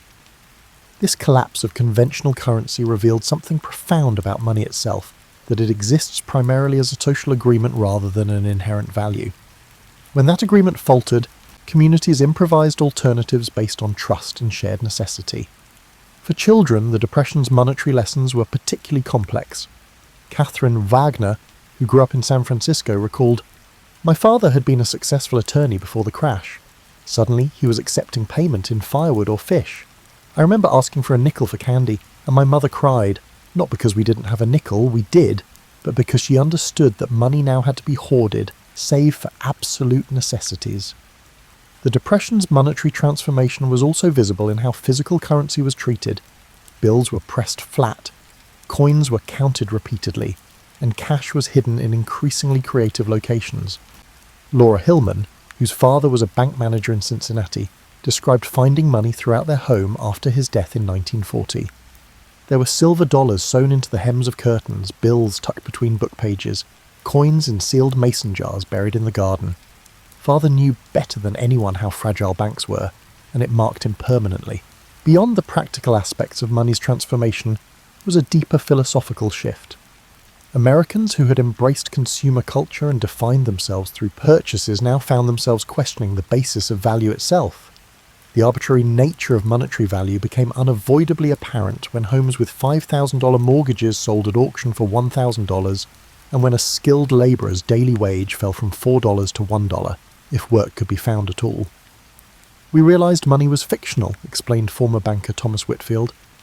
"Not just paper money, but the whole concept. A house didn't change physically when its price dropped 80%, but suddenly the bank said it was worth a fifth of what they'd claimed last year. A man's labour didn't change when his wage was cut, but now an hour of sweat was worth half what it had been. This change made people question everything. This questioning extended to authority itself. When Presidents Hoover and Roosevelt made pronouncements about the economy, many Americans had become skeptical of official narratives. Having watched sound banks collapse and blue-chip stocks become worthless, they developed a wariness toward institutional pronouncements that would influence American politics for decades. The Depression's monetary chaos also produced unexpected social effects. As cash became scarce, those who still had it gained outsized influence. Small-town bankers who had maintained liquidity, landlords who owned properties outright, and business owners who had avoided debt found themselves with disproportionate community power. This shift created new social hierarchies based less on traditional status markers and more on financial prudence, a virtue that had been largely dismissed during the exuberant 1920s. "The social order flipped," observed Harriet Crawley, a schoolteacher from Virginia. "The flashy spenders of the 20s were now destitute, while cautious savers became community leaders. Everyone thought our principal was a frugal miser, but he was the only one who could provide small loans to prevent faculty members from losing their homes. His influence grew tremendously. The psychological impact of the Depression created wounds that statistics can't capture, invisible scars that shaped behaviours, relationships, and worldviews for generations. While historians often focus on economic metrics, the true legacy lived in changed minds and hearts. For adults who had established identities and expectations before the crash, the psychological toll was particularly severe. Dr. Edwin Matthews, who practiced medicine in Cleveland throughout the 1930s, observed, "I treated physical ailments, malnutrition, tuberculosis exacerbated by poor housing, industrial injuries, but the most common problems were psychological. Insomnia plagued former businessmen. Digestive disorders affected women trying to feed families on inadequate budgets. I observed tremors in hands that had previously been steady. These stress-related ailments rarely appear in depression statistics, yet they affected millions. More startling were the invisible behavioural changes. People who had been outgoing became withdrawn. Decision-making became paralysed by fear. Marriages strained under financial pressure developed communication patterns centred on avoidance rather than confrontation. My mother changed completely," said Richard Neville, who was 10 years old when his father lost his accounting position in 1931. Before, she'd been the neighbourhood social organiser, card parties, community theatre, church events. After we lost our home and moved to a rental across town, she stopped seeing friends entirely. She'd say she was too busy, but I'd find her sitting motionless by the window for hours. The woman, once the heart of our community, became nearly mute. This social withdrawal emerged as a common coping mechanism. Shame about downward mobility led many to isolate themselves rather than maintain relationships that reminded them of their losses. This isolation often compounded depression, creating cycles of emotional decline that remained unaddressed in an era when mental health care was primitive and stigmatized. For children, the psychological impacts manifested differently. Many developed extreme risk aversion and preoccupation with security that would influence their adult decisions decades later. School teachers reported students hoarding lunch leftovers and school supplies. Children as young as 6 began asking anxious questions about family finances. Clara Mortensen, who taught 3rd grade in Omaha, noted, "Before the Depression, children would trade sandwich halves or share treats. By 1932, I observed students carefully wrapping uneaten portions to take home. They'd count crayons repeatedly to ensure none were lost. These weren't behaviours their parents had directly taught them. The children were absorbing the anxiety from the atmosphere around them." What's particularly striking about Depression-era psychology was the disproportionate impact on men. In a culture that primarily defined masculine success through providership, unemployment profoundly impacted the core of male identity. Women, though certainly not immune to depression trauma, often had secondary identities as caregivers and home managers that remained intact despite financial collapse.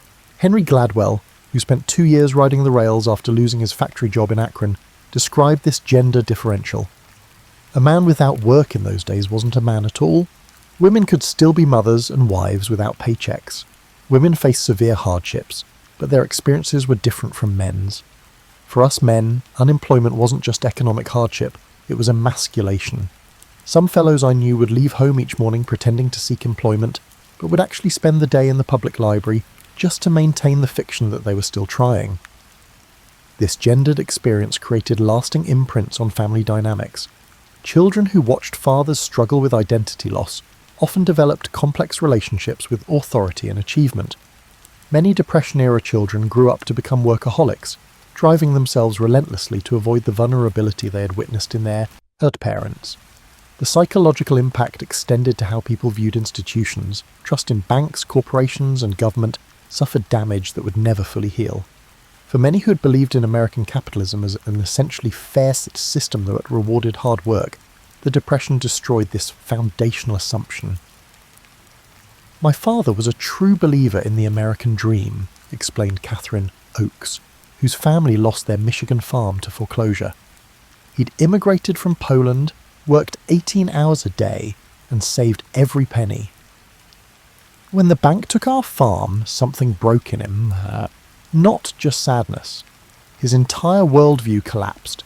He'd believed there was a moral order where virtue was rewarded. After that, he viewed all institutions with suspicion. He wouldn't even trust the post office with packages." This institutional distrust manifested in behaviours that outsiders often found incomprehensible. People who had survived bank failures might divide their modest savings between multiple hiding places. Important documents were kept at home rather than in safe deposit boxes. Government assistance programs were viewed with suspicion, even by those who desperately needed help. Perhaps most profoundly, the Depression altered America's relationship with possibility itself.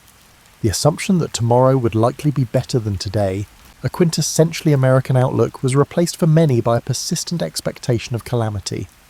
This anticipatory anxiety became so ingrained that many Depression survivors maintained emergency preparations throughout their lives, long after economic recovery. Grandmother kept a suitcase packed until the day she died in 1992, recalled Tom Whitaker about his grandmother, who had lived through bank runs in 1931. She insisted every family member memorize a meeting location if things fell apart again. She maintained a pantry that could feed 20 people for months. When we cleaned out her apartment, we found gold coins sewn into the lining of her winter coat. The Depression never ended in her mind. When we examine the Depression beyond economic statistics, we discover how profoundly it transformed everyday routines and practices. Necessity forced innovation in ways that fundamentally reshaped American domestic life. Perhaps the most remarkable transformation happened in kitchens across America. Cooking practices that had been trending toward convenience foods in the 1920s reversed dramatically. Women who had never baked bread found themselves studying their grandmother's recipes. Complex systems for food preservation emerged in urban apartments never designed for such activities. Evelyn Carruthers, who managed a household in Baltimore, described this culinary revolution. Before 29, I bought baker's bread and canned vegetables without thinking. After my husband's pay was cut by 2/3, I had to relearn everything. I converted our fire escape into a cooling rack for bread. I learned to make 5 different meals from a single chicken. Nothing was wasted. Potato peels became soup stock, and meat bones were boiled repeatedly. We strained the bacon grease and used it for cooking throughout the week. This culinary transformation wasn't merely about frugality, it represented a fundamental change in how Americans related to their food. The direct involvement in food production created new relationships with ingredients and nutrition. Despite financial hardship, many Depression survivors reported that their diets improved in quality as they replaced processed foods with scratch cooking. Home maintenance underwent similar reinvention. The service economy that had begun emerging in the 1920s collapsed as families could no longer afford repairmen, cleaners, or delivery services. This scenario necessitated a massive reskilling of the American population, particularly among middle-class men who had specialized professionally but now needed to become generalists. Robert Thornhill, who had worked as an accountant in Chicago, exemplified this transition.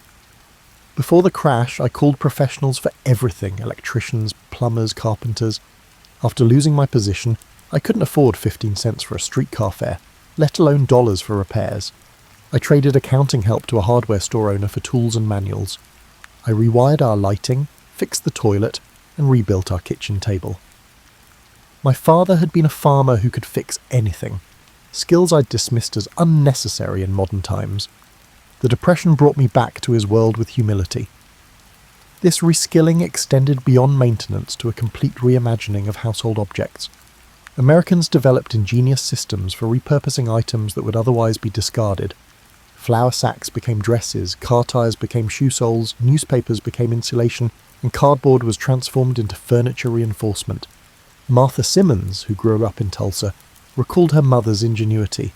Mum turned old wool coats into children's clothing. She unravelled worn-out sweaters to reknit the yarn into socks. But her most extraordinary creation was our new living room set. She couldn't afford upholstery.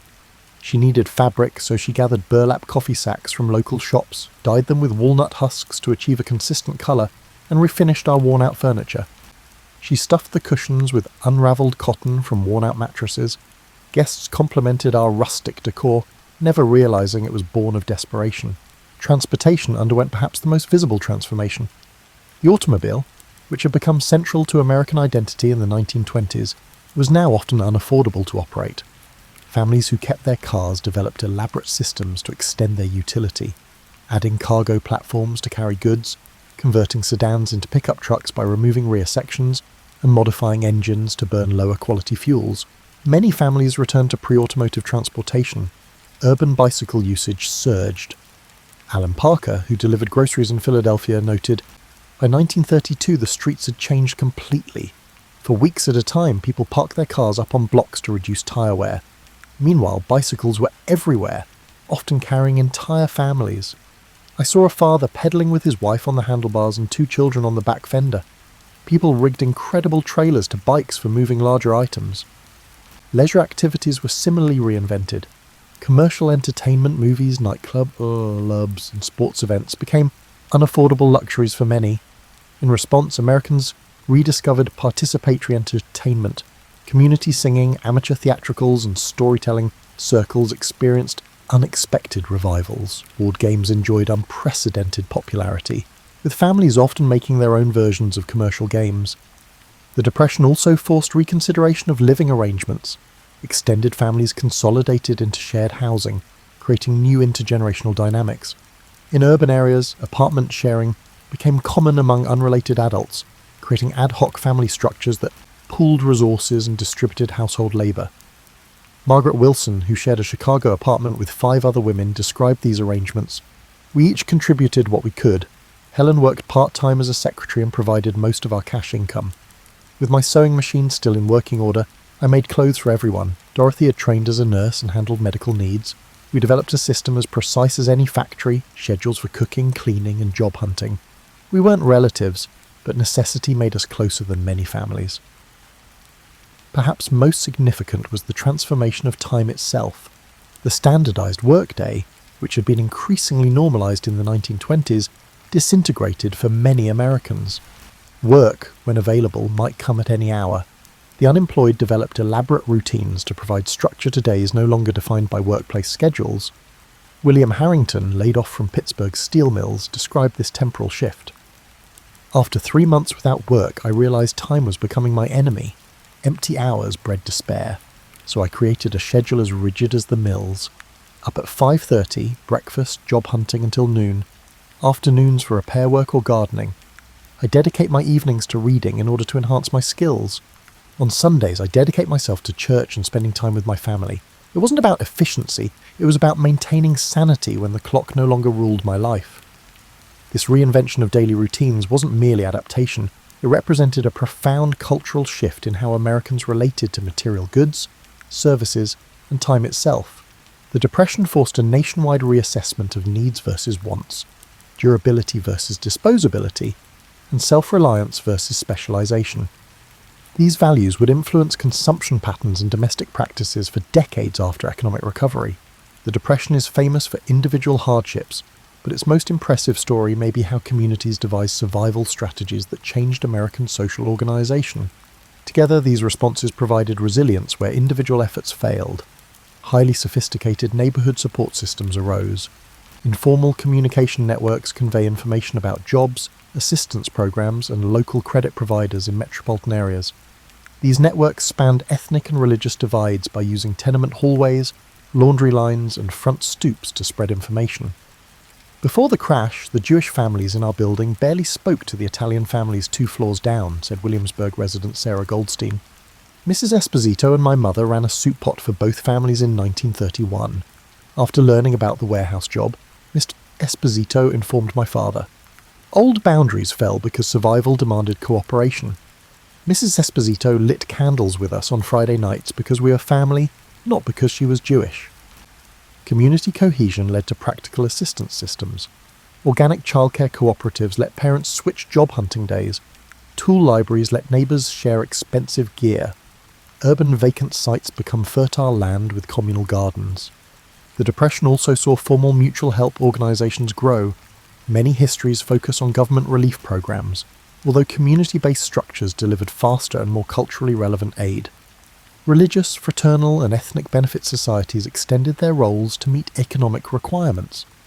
The black fraternal group Prince Hall Masons exhibited this expansion.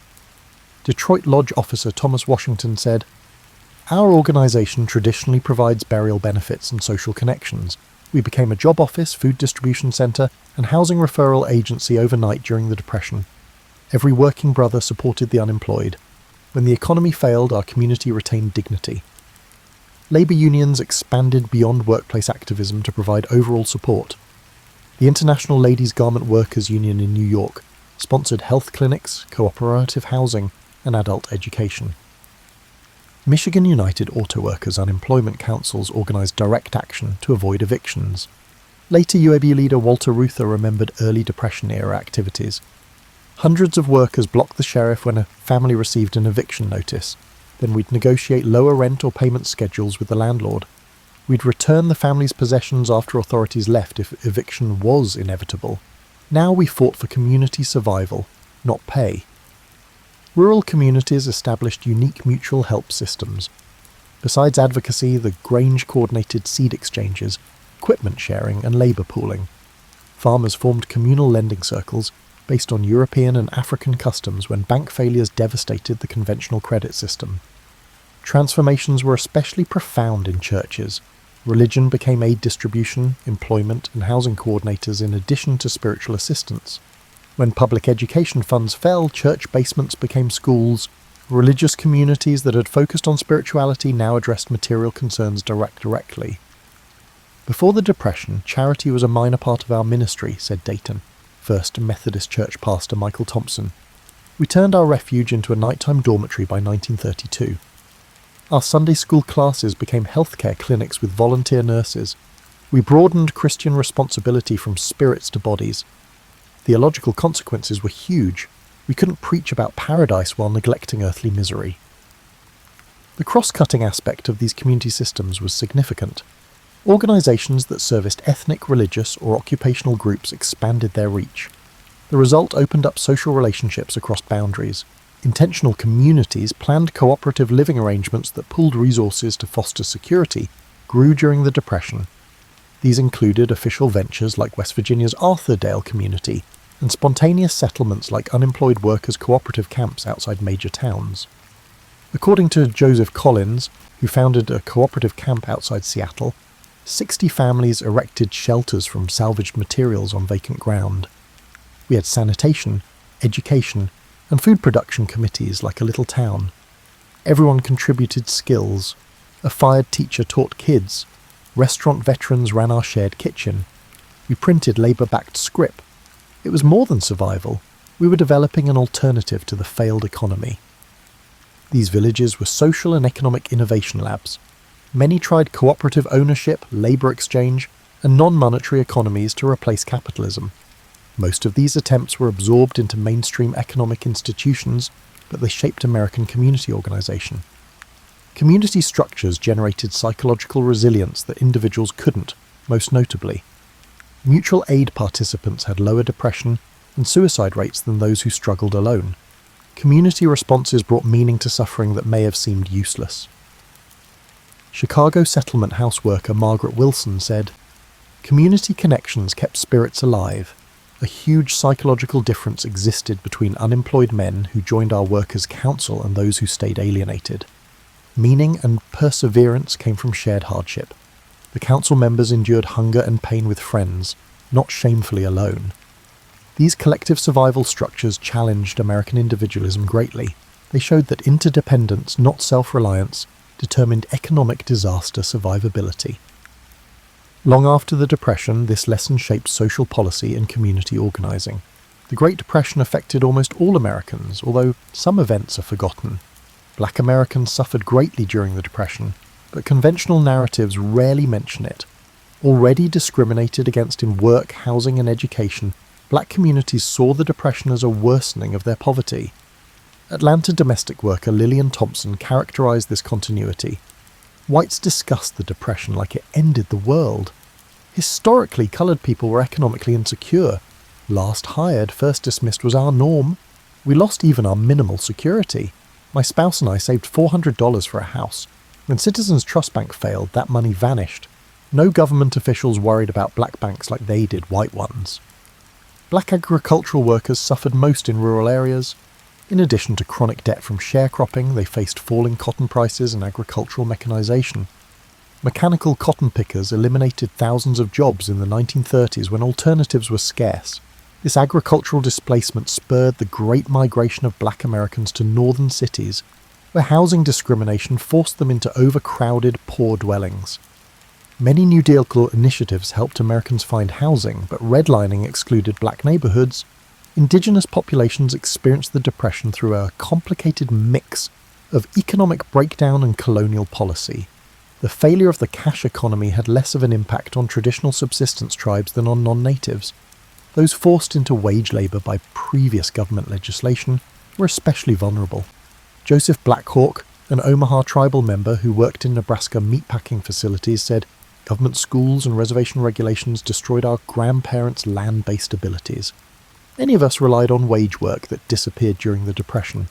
The transformation of our hunting grounds into farms and our plant-gathering sites into paved areas prevented us from reverting to our ancient customs. The simultaneous failure of both systems put us between worlds. The 1934 Indian Reorganization Act, despite its promotion as a progressive reform, resulted in increased economic dependency during the Depression. Constitutions that prioritize resource exploitation have reformed tribes, promoting outside interests over indigenous communities. Mexican Americans in the Southwest had particular Depression problems. Large producers slashed wages drastically, but still demanded hard work when crop prices plummeted. Mexican and Mexican-American workers faced violent suppression and deportation due to their organizing efforts. The federal government's repatriation plans demonstrate economic distress and racial targeting. About 60% of the 1 to 2 million Mexican Americans deported or pushed to leave the US between 1929 and 1936 were US citizens. The result was one of the largest forced migrations in American history, frequently without legal procedure. Elena Ramirez, whose family was deported to Mexico in 1932, said, "Immigration agents encircled our Los Angeles neighborhood and loaded everyone onto trucks. The fact that my brother and I were born in California and held American citizenship did not matter. We only had a few hours to pack. My father worked at the same factory for 9 years. Our church, school, and friends vanished overnight. We landed in Mexico as strangers. 20 years after my parents departed, we were considered pochos, neither Mexican nor American." Urban Americans rarely saw the hardship of rural white populations in Appalachia and the Ozarks. Economic deterioration in these areas began before 1929 owing to resource extraction and changing agricultural markets. The Depression sank economically marginalized groups into deep poverty.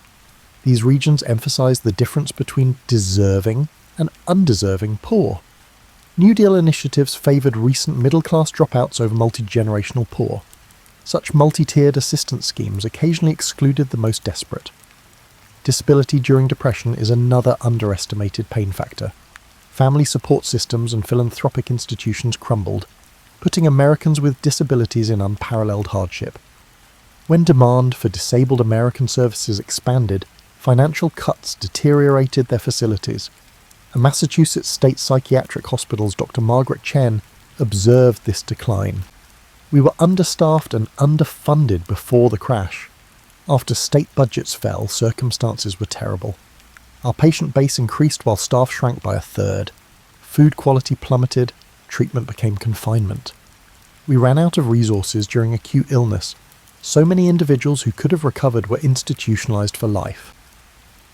Depression devastated carefully developed support systems for physically challenged Americans living freely.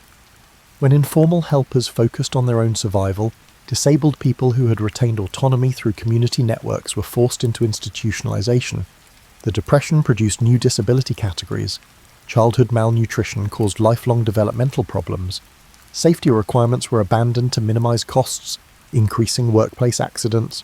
Depression-related psychological trauma caused untreated mental health issues. How economic disaster affected youth is often forgotten in Depression accounts. Schools in various locations cut academic years or shuttered due to budget limitations. Child labour, which had been falling for decades, rose as families required cash from everyone. Malnutrition at key development had lifelong physical and cognitive damage. Helen Morrison, a rural Kentucky teacher, saw these changes. Planting and harvest attendance was intermittent before the catastrophe. Many children vanished by 1932. I found them working full-time at anything they could find when I visited their homes. Some families had broken up, with children living with relatives or neighbours, while parents looked for jobs. Many of my students lost the idea of infancy as a protected period of development. These forgotten Depression scenes show how economic disaster deepened social divisions. While popular narratives highlight shared pain that linked Americans, these forgotten tales show how crises reinforced race, region, aptitude, and age hierarchies. The Great Depression created enduring legacies that shaped American society for generations in ways few could have predicted. These influences transformed behaviours and attitudes that would persist long after economic recovery. The most visible legacy was Americans' relationship with financial risk. Depression survivors developed what marketers later called depression syndrome, financial behaviours that prioritise security over opportunity, even when economically irrational. Millionaires who had survived bank failures maintained multiple modest accounts rather than consolidated ones.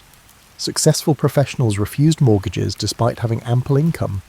Families stockpiled necessities due to concerns about future shortages. Dorothy Klein, a consumer researcher in the 1950s, noted that conventional advertising could not persuade depression survivors. They evaluated purchases through a trauma lens. I interviewed a doctor who kept 25 pounds of coffee in his pantry. When coffee was rationed during the war, he'd developed anxiety about shortages. 20 years later, despite abundant supplies, he maintained this buffer against a threat that no longer existed. This security-oriented mindset was passed down to children raised by depression survivors. The silent generation and early baby boomers inherited their parents' risk aversion, despite growing up in unprecedented prosperity. This generational transmission of financial trauma influenced banking, housing, and retail sectors for decades, as these sectors unknowingly catered to customers whose decision-making was influenced by psychological patterns formed during the 1930s. The Depression fundamentally altered Americans' relationship with government. Before 1929, most citizens had minimal interaction with federal agencies. By 1940, government had become an everyday presence through relief programs, employment projects, and regulatory frameworks. This created expectations that transcended traditional political divisions. Frank Holloway, who administered WPA projects in Tennessee, noted, "Before the Depression, mentioning I worked for the federal government drew suspicion. By 1936, people welcomed me because I represented jobs and assistance. People who philosophically opposed government interference now expect government solutions. This evolution wasn't about liberal or conservative, it was at a fundamental recalibration of what government was for." Cultural expressions underwent profound transformation. The arts developed dual impulses that seemed contradictory, but often existed within the same works. Unflinching documentation of suffering alongside escapist entertainment.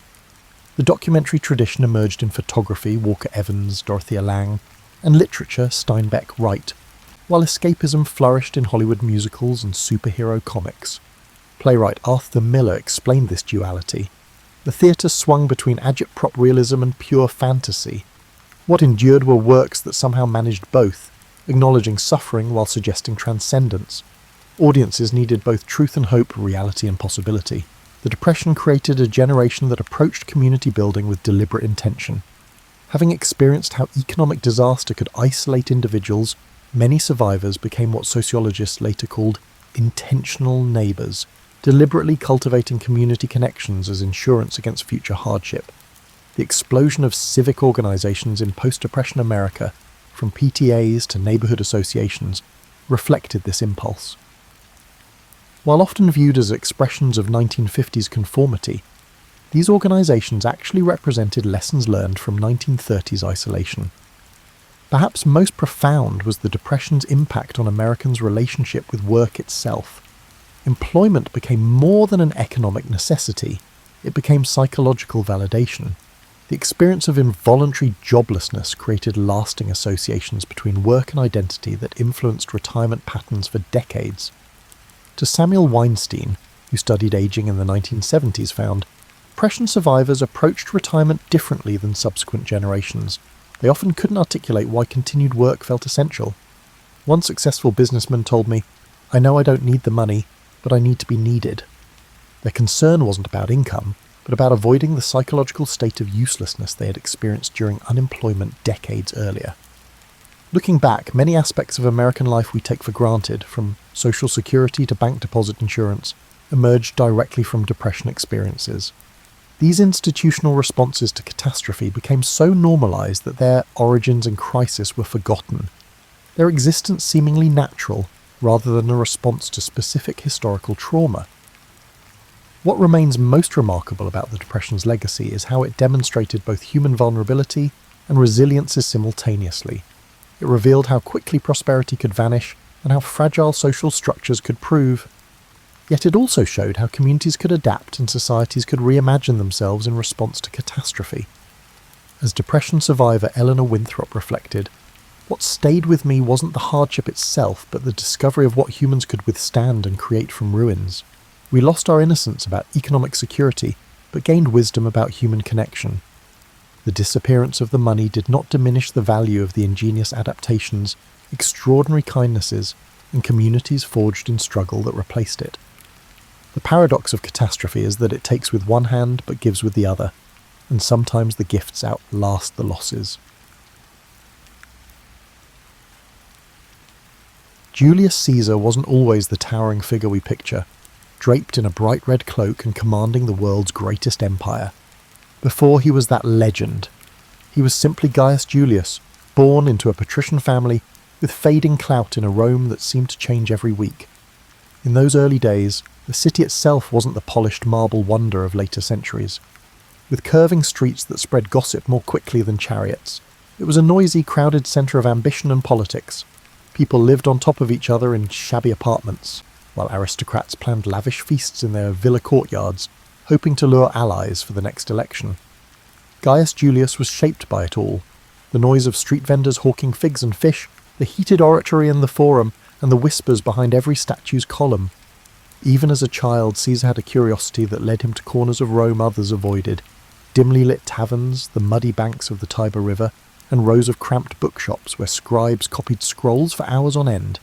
These experiences seasoned him with a knowledge of everyday life that most upper-class Romans rarely bothered with. He'd watch workers at the docks, fascinated by the different languages from traders coming in from the east. It gave him an early taste for the diversity that existed beyond Rome's walls, and no matter how chaotic it got, he never seemed overwhelmed. Instead, he'd carefully absorb how each piece of society functioned and file the information away. In his early teens, while many aristocratic boys took lessons in rhetoric under famed tutors, Caesar did too, but he did more than rehearse speeches from ancient Greek texts. He peppered his teachers with questions about how words could shift emotions. He realizes that to command respect in Rome, you needed to shape minds and hearts, not just bodies on a battlefield. Julius Caesar wasn't always the towering figure we picture, draped in a bright red cloak and commanding the world's greatest empire. Before he was that legend, he was simply Gaius Julius, born into a patrician family with fading clout in a Rome that seemed to change every week. In those early days, the city itself wasn't the polished marble wonder of later centuries. With curving streets that spread gossip more quickly than chariots, it was a noisy, crowded centre of ambition and politics. People lived on top of each other in shabby apartments, while aristocrats planned lavish feasts in their villa courtyards, hoping to lure allies for the next election. Gaius Julius was shaped by it all. The noise of street vendors hawking figs and fish, the heated oratory in the forum, and the whispers behind every statue's column. Even as a child, Caesar had a curiosity that led him to corners of Rome others avoided, dimly lit taverns, the muddy banks of the Tiber River, and rows of cramped bookshops where scribes copied scrolls for hours on end. These experiences seasoned him with a knowledge of everyday life that most upper-class Romans rarely bothered with. He'd watch workers at the docks, fascinated by the different languages from traders coming in from the east. It gave him an early taste for the diversity that existed beyond Rome's walls, and no matter how chaotic it got, he never seemed overwhelmed. Instead, he'd carefully absorb how each piece of society functioned and file the information away. In his early teens, while many aristocratic boys took lessons in rhetoric under famed tutors, Caesar did too, but he did more than rehearse speeches from ancient Greek texts. Eventually, Caesar returned to Rome after Sulla's death, but he'd learned that when power is on the table, trust is a fragile commodity. He had seen men switch loyalties for a promise of gold or turn in a friend to keep their own head. That lesson never left him. Upon coming home, he immediately set about re-establishing his social ties, attending banquets and forging friendships with men who had once eyed him with suspicion. Yet Caesar was adept at reading faces. If he caught even a flicker of duplicity, he dodged that bond elegantly, perhaps with an extravagant greeting followed by a subtle distancing. One could never be too careful in Rome's swirling politics. A remarkable moment came when he took on the role of priest to Jupiter, only to lose it during Sulla's purges. It was a blow, public piety, after all, was a stepping stone for an aspiring politician, but Caesar's resilience was already in full bloom. He picked himself up, found a new path, and ventured into the world of politics from a different angle, securing lesser offices that would eventually open bigger doors. He also began building a personal brand of generosity. Soon people whispered about the banquets he held and the funds he provided for public works. Senators wondered how he managed to gather such deep pockets. It wasn't old family wealth alone. Caesar had a network of supporters, and many believed in him precisely because of his willingness to think outside the conventional lines of patronage and nepotism. By his mid-20s, Caesar had cultivated a reputation for being both bold and adaptable. He hadn't yet reshaped Rome, but the seeds were there. His path wasn't about simple heroics or the typical childhood prophecy that he was destined for greatness. Rather, it was a quieter accumulation of experiences that prepared him for the challenges ahead.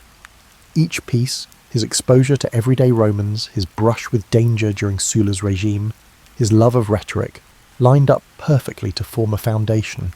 Rome, full of swirling rivalries and unspoken rules, had no idea that this relatively unremarkable young man with a quick tongue and quick mind was about to upend everything. Before he was a seasoned commander or the Colossus striding across the Rubicon, Caesar had an escapade that shaped his perspective on the power more than any lecture in the Senate ever could: his abduction by Cilician pirates in the Aegean Sea. It's a tale rarely told in the mainstream, but it offers a raw glimpse into his character. Caesar was travelling to strengthen his oratory skills under a renowned teacher on the island of Rhodes, something aristocrats often did. But the seas teemed with pirates who thrived on ransom, and it wasn't long before his ship was seized. The pirates who captured him expected a frightened Roman aristocrat. Instead, they encountered a man whose boldness made them question who'd truly been captured. When they demanded a ransom of 20 talents of silver, Caesar reportedly scoffed that they were underselling him. He insisted they ask for 50. The pirates, bemused yet intrigued, took his suggestion. For several weeks, Caesar lived among them, waiting for friends to gather the sum. During that time, he treated them as if he were the one in charge, ordering them to keep quiet when he slept, even reciting poems and speeches and telling them to appreciate the artistry, or else. To the pirates' credit, they indulged him, perhaps wondering if they had accidentally kidnapped a lunatic. He wasn't simply being arrogant, he was displaying confidence and unpredictability. In a precarious situation, fear can be an exploitable weakness. By acting as if he were the authority figure, Caesar forced the pirates to respect him, or at least treat him carefully. When the ransom finally arrived and Caesar was freed, he quickly organised a naval force, hunted those same pirates down, and had them crucified. It was an act of lethal retribution, laced with the cunning that would characterise his later campaigns. The memory of that ransom demanded, and of Caesar's outlandish performance on the pirates' island, helped shape his entire approach to dealing with adversaries, dramatic, strategic, and always with an eye to the outcome. Back in Rome, Caesar resumed his climb, yet he carried a certain swagger now, a sense that his life was fated for something extraordinary. After all, how many young Roman nobles had stared down pirates and lived to spin the tale? At political gatherings, people whispered behind their cups of wine, speculating on whether that story was just Caesar's brand of theatrics or pure truth. But it was undeniable that he managed to secure enough influence to become a military tribune, and soon he was off to gain experience in the provinces, which gave him intimate knowledge of the armies he would one day command. The politics he left in Rome were no less complicated. He forged a delicate pact with Pompey and Crassus, later known as the First Triumvirate. This was not a formal institution, but rather a private handshake that united three men with distinct strengths: Pompey's military prestige, Caesar's wealth, and Caesar's political cunning. People often assume Caesar just lucked into that arrangement, but it was actually the culmination of countless dinners, private agreements, and carefully bartered favours. Caesar knew that if he wanted to climb higher, he needed to bring Rome's big players into his corner, at least temporarily. If that meant moderating his own ambitions in the short run to secure Pompey's trust, he'd do it without blinking. With their support, Caesar aimed for a new goal, a position that would not only confer prestige, but also provide him with the chance to broaden his network and bolster his army with devoted soldiers. The governorship of Hispania Ulterior or Gaul, where fortunes could be made and reputation cemented, seemed ideal. Not only would it allow him to command armies, it would offer a stage to showcase his genius in both administration and warfare. In time, he secured the proconsulship of Gaul. Gaul was vast, populated by diverse tribes, each with its own traditions, alliances and grudges. Where lesser men might see only a frontier to exploit, Caesar saw a chessboard with dozens of moving pieces. He relished the challenge. This was, after all, the man who once calmly dined with kidnappers. Gathering legions known for their discipline and grit, he departed north, determined to do more than just play caretaker. He wanted to knit those tribes into Rome's sphere of influence, forging new roads and alliances while showcasing Roman supremacy. Before he launched significant campaigns, Caesar did his homework. He arranged meetings with tribal chiefs, listening carefully to their rivalries and hearing their pleas for Roman protection. Was it genuine concern or a ploy? Caesar would weigh each statement, reading not just the words but the shifts in tone and eye contact. If he sensed an opportunity, like a tribe longing for revenge on its neighbour, he'd promise support, extracting pledges of loyalty. In many ways, his tactics mirrored the hush-hush political dealings he'd honed back in Rome, only now the stakes were measured in thousands of soldiers and entire territories. Yet, throughout these manoeuvres, Caesar never lost sight of the persona he'd cultivated. He was no mere bureaucrat. He was that daring aristocrat who'd outwitted pirates, the dynamic orator who electrified the courts, and the cunning negotiator who'd found common ground with Pompey and Caesar. Each success in Gaul was reported back to Rome via sensational dispatches, commentarios, written with clarity and flair. People in the city devoured them as if they were tabloid headlines. He dramatised his victories just enough to capture the public's imagination. The Senate, reading the official versions, found themselves both impressed and wary. Caesar was quickly becoming too big to ignore. These initial steps in Gaul, some alliances struck, some small skirmishes won, emboldened him.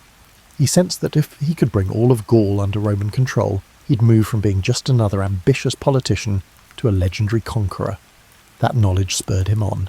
Caesar might have left behind the pirates who once threatened him, but the memory of that captivity fueled his hunger for absolute control. If he had his way, no one, be they a tribal chief or a Roman senator, would ever have the power to hold him captive again.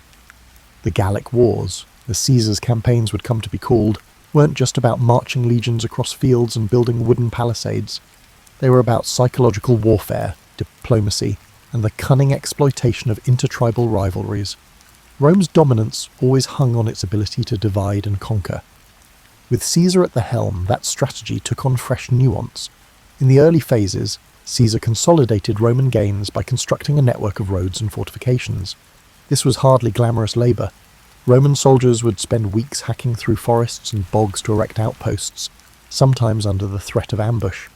Yet each new Roman-style fort, complete with straight lines and carefully measured intervals, sent a message of permanence. These weren't just makeshift garrisons, they were statements that Rome had come to stay. People often remember Caesar's brilliance on the battlefield, but his true strength lay in methodical organisation. He considered logistics as vital as sword and shield. The various Gallic tribes watched uneasily, some rushing to Caesar's side, others forming alliances against him. Caesar capitalised on the smallest of division. If one tribe feuded with another, he'd arrive as a peace broker, offering Roman friendship and military aid against a rival. Soon enough, the tribe would find itself bound to Caesar by mutual benefit and shackled by Roman expectations. The brilliance lay in making it seem as if the tribe had chosen this path freely. Not that Caesar's campaign was devoid of bloodshed.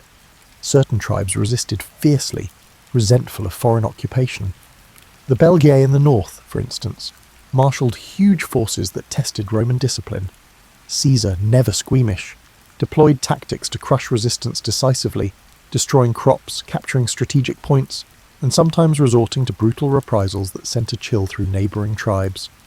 He didn't revel in cruelty for its own sake, but he understood the Roman tradition of deterrence. Ferocious display could prevent a drawn-out rebellion. This approach, while effective, also laid the seeds for future animosity, especially among fierce defenders of Gallic independence like Vercingetorix. Vercingetorix was an Arvernian chieftain who recognised that the Gallic tribes needed unity more than ever. He wasn't some hot-headed bandit chief. He was methodical, charismatic, and had a strategic mind that could rival Caesar's. While Caesar was off campaigning on another front, Vercingetorix rallied disparate tribes under the banner of Gallic pride. When Caesar got wind of this resistance, he recognised at once that Vercingetorix was no ordinary adversary. The typical trick of exploiting old rivalries might not work here. The confrontation between Caesar and Vercingetorix escalated into one of the defining struggles of the Gallic Wars. Vercingetorix adopted a scorched earth policy, instructing villagers to destroy their own supplies and towns to starve the Roman legions of resources. It was a grim strategy, burning fields and uprooting harvests, but it slowed Caesar's advance, creating logistical nightmares for Roman soldiers accustomed to living off the land. For a man who prided himself on controlling every variable, Caesar found himself confronting the unpredictable factor of a charismatic local leader who matched him in cunning. Still, Caesar was a master of adaptation. Recognizing the challenge, he consolidated his troops and chose to besiege key Gallic strongholds. Most famously, he surrounded the fortress town of Alesia, where Vercingetorix had taken refuge with tens of thousands of warriors. The siege of Alesia would become a testament to Caesar's ability to think in layers. He constructed a ring of fortifications around the city to starve out Vercingetorix's forces, and, anticipating a Gallic relief army, he built another ring facing outwards to protect his legions from an attack from outside. This double fortification was an audacious engineering project, involving miles of ditches, ramparts, and watchtowers, enough to give any modern city planner pause. The days wore on under a relentless sun. The besieged Gauls inside Alesia ran short of food. Women and children were turned out of the fortress, hoping for mercy, only to be left stranded between the city walls and the Roman lines. Meanwhile, a massive relief force of various Gallic tribes arrived, attempting to break Caesar's outer defences. During one critical night, it seemed Rome might collapse under the weight of the onslaught. Caesar himself rallied his men, darting from post to post. He knew if Alesia was relieved, Gaul could unite behind Vercingetorix, and Caesar's entire campaign might unravel. Against formidable odds, the Roman lines held. Exhausted from repeated attacks and lacking a coherent strategy, the relief force finally broke. Inside Alesia, with supplies gone, inns and morale shattered, Vercingetorix surrendered. The sight of this defiant Gallic chieftain handing over his weapons underscored the turning point. Rome had asserted its dominance, and Caesar stood at the pinnacle of victory. Yet for all the glory, the end of the siege left many Gauls embittered. Caesar might have pacified the region, but a smouldering resentment would eventually lurk beneath the official peace treaties. When Caesar returned to Rome, he was hailed as a hero. His campaigns in Gaul had quadrupled Rome's domain and filled the Republic's coffers with wealth from newly conquered territories. The Senate awarded him grand triumphs, parades where caged prisoners walked in chains, and the crowd roared with delight. In these processions, Caesar's name became synonymous with military genius and Roman might. Yet the very success that elevated him threatened to unbalance the precarious political framework in Rome. Men like Pompey and Crassus, once his allies, couldn't help but feel overshadowed by the sheer magnitude of Caesar's achievements. The old guard in the Senate grew uneasy. They murmured that Caesar's ambition was too large for the Republic. Even allies wondered if they could remain relevant while Caesar soaked up the glory. Caesar, for his part, believed he had only just begun. His vision extended beyond the spoils of Gaul. He wanted to transform Rome itself, to carve out a position where no single faction or rival could stifle him again. This set the stage for an inevitable clash. Caesar's manoeuvres in Gaul, while triumphant, had also sown suspicion and envy. And suspicion and envy in Rome often led to civil war, assassinations, and chaos. But if Caesar was worried, he hardly showed it. Fresh from the greatest victory of his career, he was welcomed like a conquering hero. He stepped onto the marble streets of Rome with a confidence forged in the crucible of countless battles, the final. The uneasy alliance of Pompey, Crassus, and Caesar, often called the First Triumvirate, had always been a marriage of convenience. Each man saw it as a tool to secure power, but once Caesar's Gallic conquests made him the darling of the masses, resentment began to simmer. Pompey, Rome's previous superstar general, noticed public attention drifting from him to Caesar. Crassus, meanwhile, met a tragic end in an ill-advised campaign against the Parthians, leaving Caesar and Pompey as the two principal contenders for the heart of Rome. An undercurrent of tension now pulsed through the city. Senators whispered in corridors, choosing sides. Pompey cozied up to conservative factions in the Senate who viewed Caesar as a threat to the old republican system. Caesar, still away in Gaul, understood he would need to solidify his position back home soon.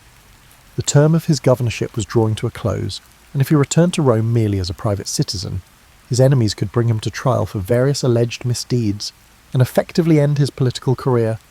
His solution? He demanded to run for consul in absentia, seeking an extension of the immunity and power he held as proconsul. The Senate refused, with Pompey supporting that refusal. This was the point of no return. Caesar stood at the banks of the Rubicon River, the boundary beyond which lay Italy proper. Roman law was crystal clear. No general was allowed to bring his army into Italy. To do so amounted to a declaration of war. On a winter's night in 49 BCE, Caesar made his choice. He marched across the Rubicon, uttering the phrase, "Alea iacta est," the die is cast, if the anecdotes hold any truth. Overnight, Rome's system of alliances shattered. The civil war had begun. Pompey and many senators fled Rome to gather forces in the east, confident they'd muster armies far greater than Caesar's. They had the backing of traditional elites, wealthy provinces, and, they believed, time on their side. Caesar, however, wasn't known for cautious delay. He pressed forward at breakneck speed. Towns and cities along the way opened their gates, some out of admiration for Caesar, others out of fear. The unstoppable momentum took Pompey by surprise, forcing him to evacuate Italy altogether. Caesar entered Rome unopposed. But taking Rome was just the beginning. The real challenge was confronting Pompey's legions, which were regrouping in Greece. Caesar, leaving a minimal garrison behind, sailed across the Adriatic to chase down his rival. It was a frantic race, both men vying for resources and key strategic points. Caesar's forces were often outnumbered. Pompey's alliances spanned vast portions of the Republic. Yet Caesar leveraged speed, surprise, and the loyalty he'd earned from legions who'd fought alongside him in Gaul. Battles erupted across multiple theatres: Spain, Africa, and ultimately the plains of Pharsalus in Greece. The Battle of Pharsalus in 48 BCE became a defining moment. Pompey, confident in his superior numbers, formed a traditional line, anticipating a swift victory. Caesar, outmanned, arranged a reserve line of cohorts behind his cavalry on the right flank, anticipating Pompey's horsemen would try to envelop him. When the cavalry clash began, Caesar's hidden cohorts surged forward, routing Pompey's cavalry. This triggered a domino effect. Pompey's infantry, once they saw the cavalry in flight, lost cohesion. Caesar's legions, hardened by years of frontier warfare, exploited every gap. It was a massacre. Pompey escaped, but the psychological damage was done. Men who had once sworn loyalty to Pompey began to slip away or switch sides, sensing the tides of fate had turned. Pompey fled to Egypt, hoping to regroup, but the Ptolemaic officials, keen to appease Caesar, betrayed him. On his arrival, Pompey was assassinated. His head presented to Caesar as a perverse gift. Caesar was horrified. Despite their rivalry, Pompey had once been his son-in-law. Caesar's daughter Julia had been married to Pompey. Caesar publicly wept at the sight of Pompey's severed head, then ordered the execution of the men responsible for the betrayal. This act conveyed a message. Caesar might be ruthless, but he upheld the dignity of Roman nobility and detested dishonour. Egypt, however, offered its own labyrinth of politics. Cleopatra and her brother Ptolemy were locked in a power struggle. Caesar, now the most influential Roman in the region, found himself arbitrating their dispute. Cleopatra saw an opportunity. She smuggled herself into Caesar's presence, wrapped in a carpet, so the story goes, and charmed him with her intellect, wit, and grand vision for Egypt. Caesar, never one to resist audacity or intelligence, sided with Cleopatra.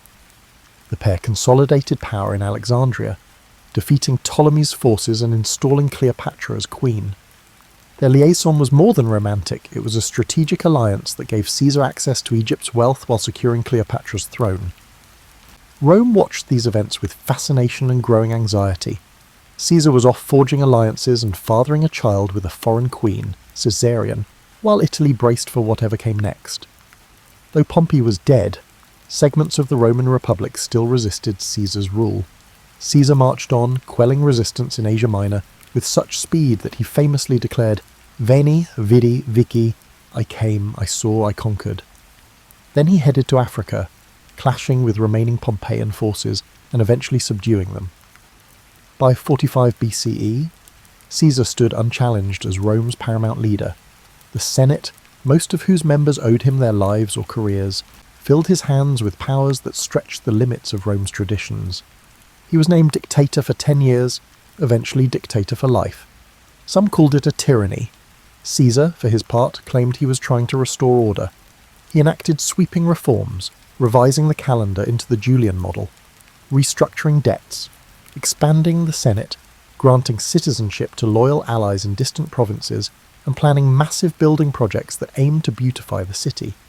He also introduced social measures, like distributing land to veterans. In these moves, Caesar walked a tightrope, consolidating power while giving just enough to the masses and Senate to keep them largely compliant.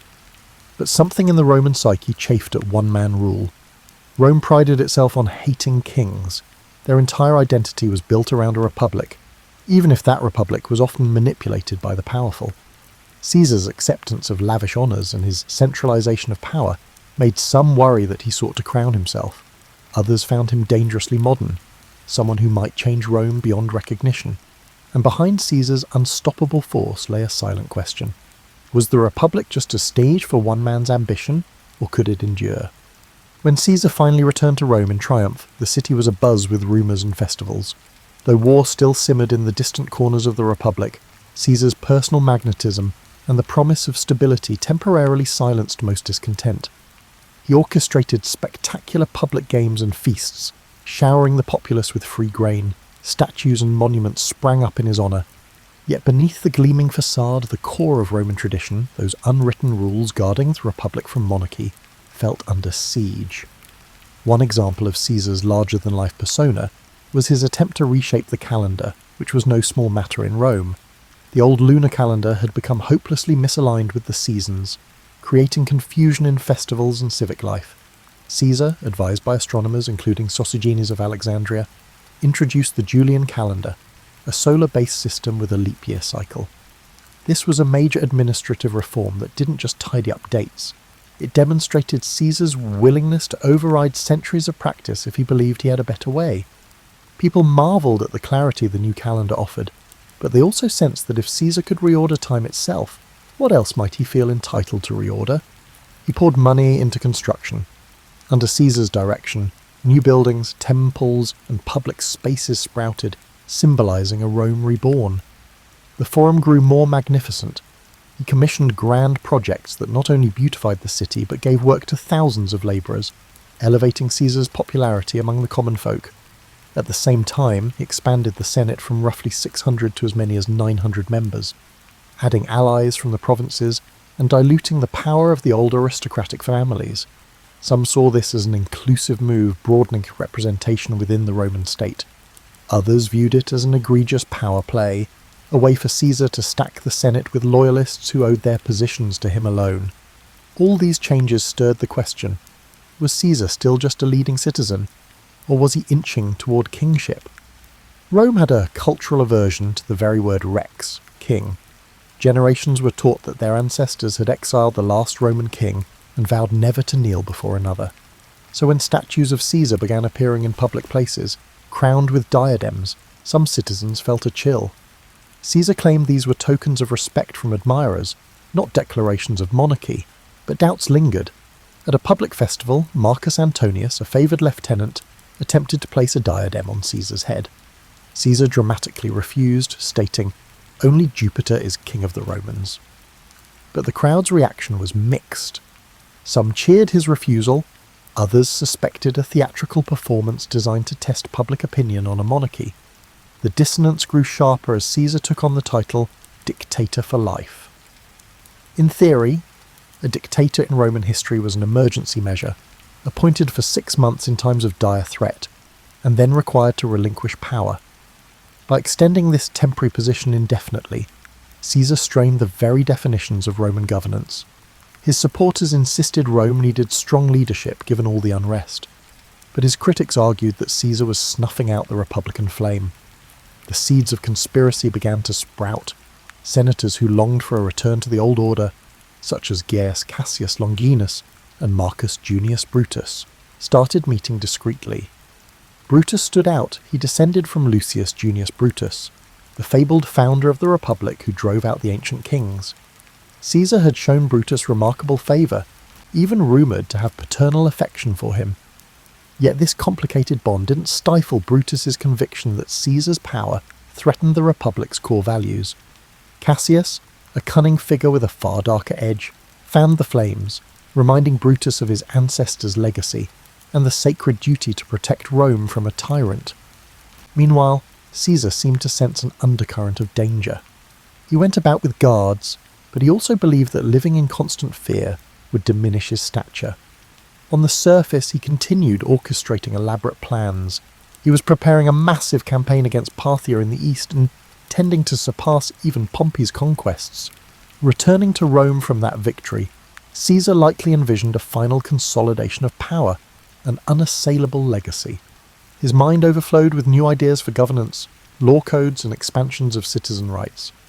He confided in close allies that his rule would transform Rome into a cohesive empire rather than a loose confederation of territories. Yet those grand visions collided with the simmering resentment of the senatorial class. Many of them had gone along with Caesar out of pragmatism, biding their time, waiting for a chance to assert the old ways. They resented how Caesar's reforms undermined their prestige, how his populist measures made the people less reliant on senatorial patrons.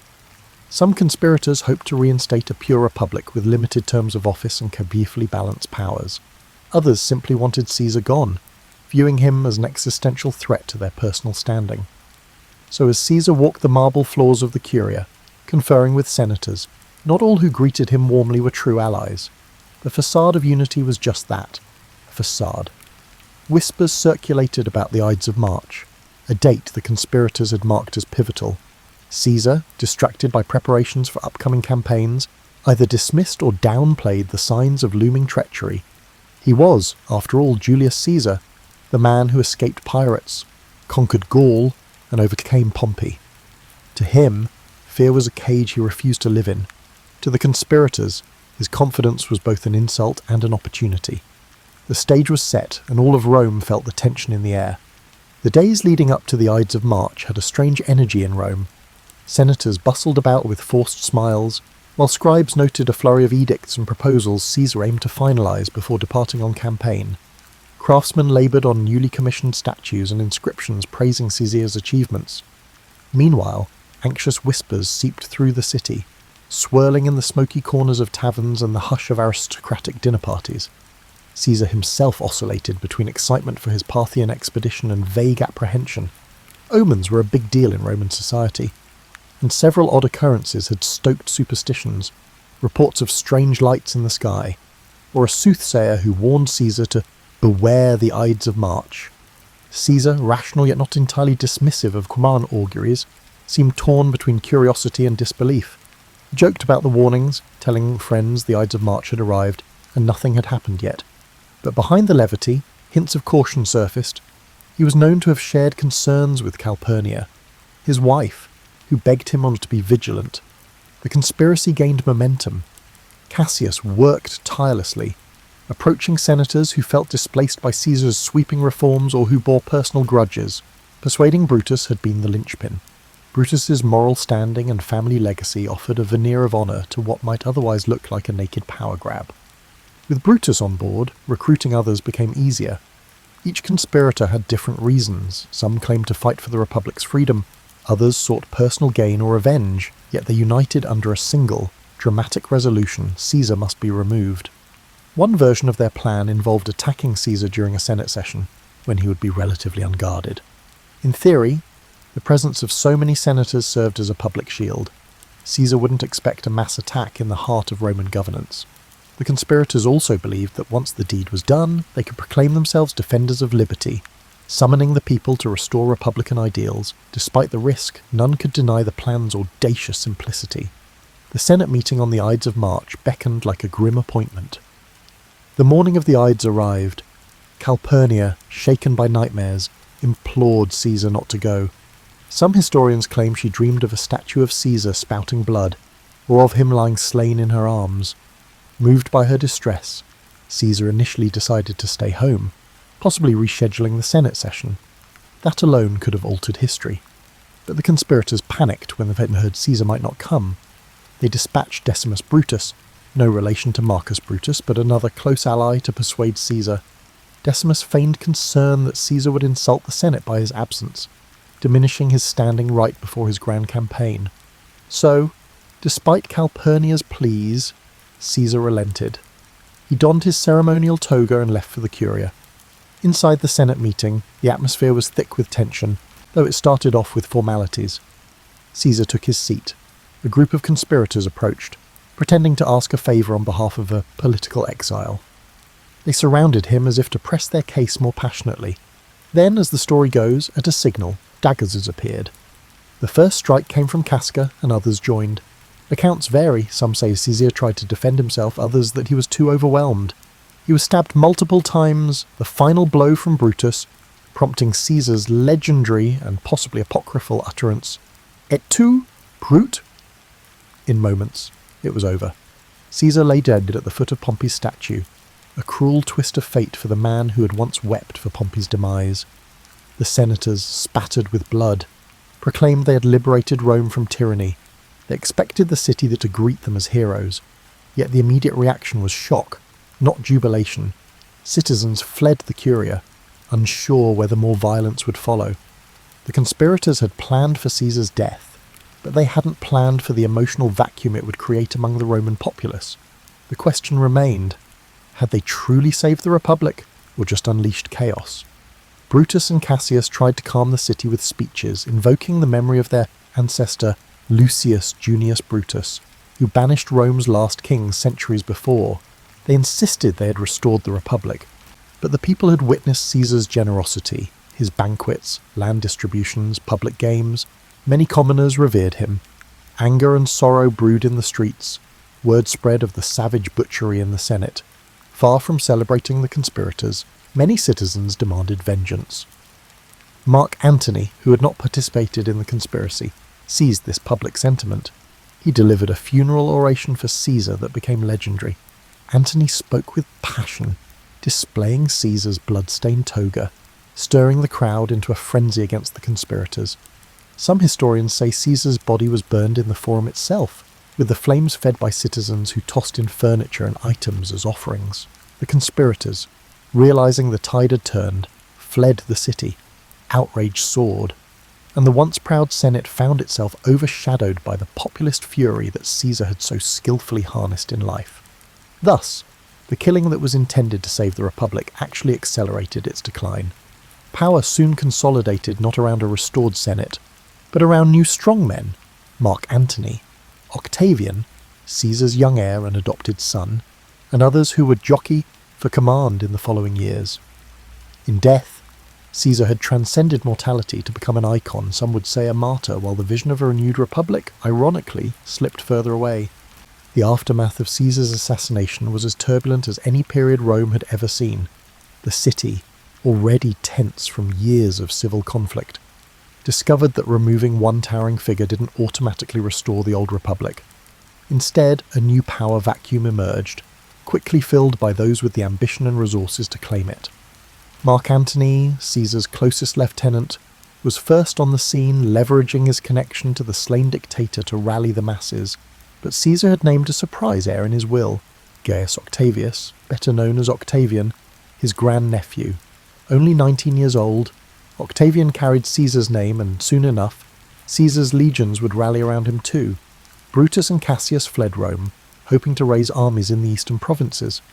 They published declarations defending the assassination as an act of patriotic duty, but the events in Rome worked against them.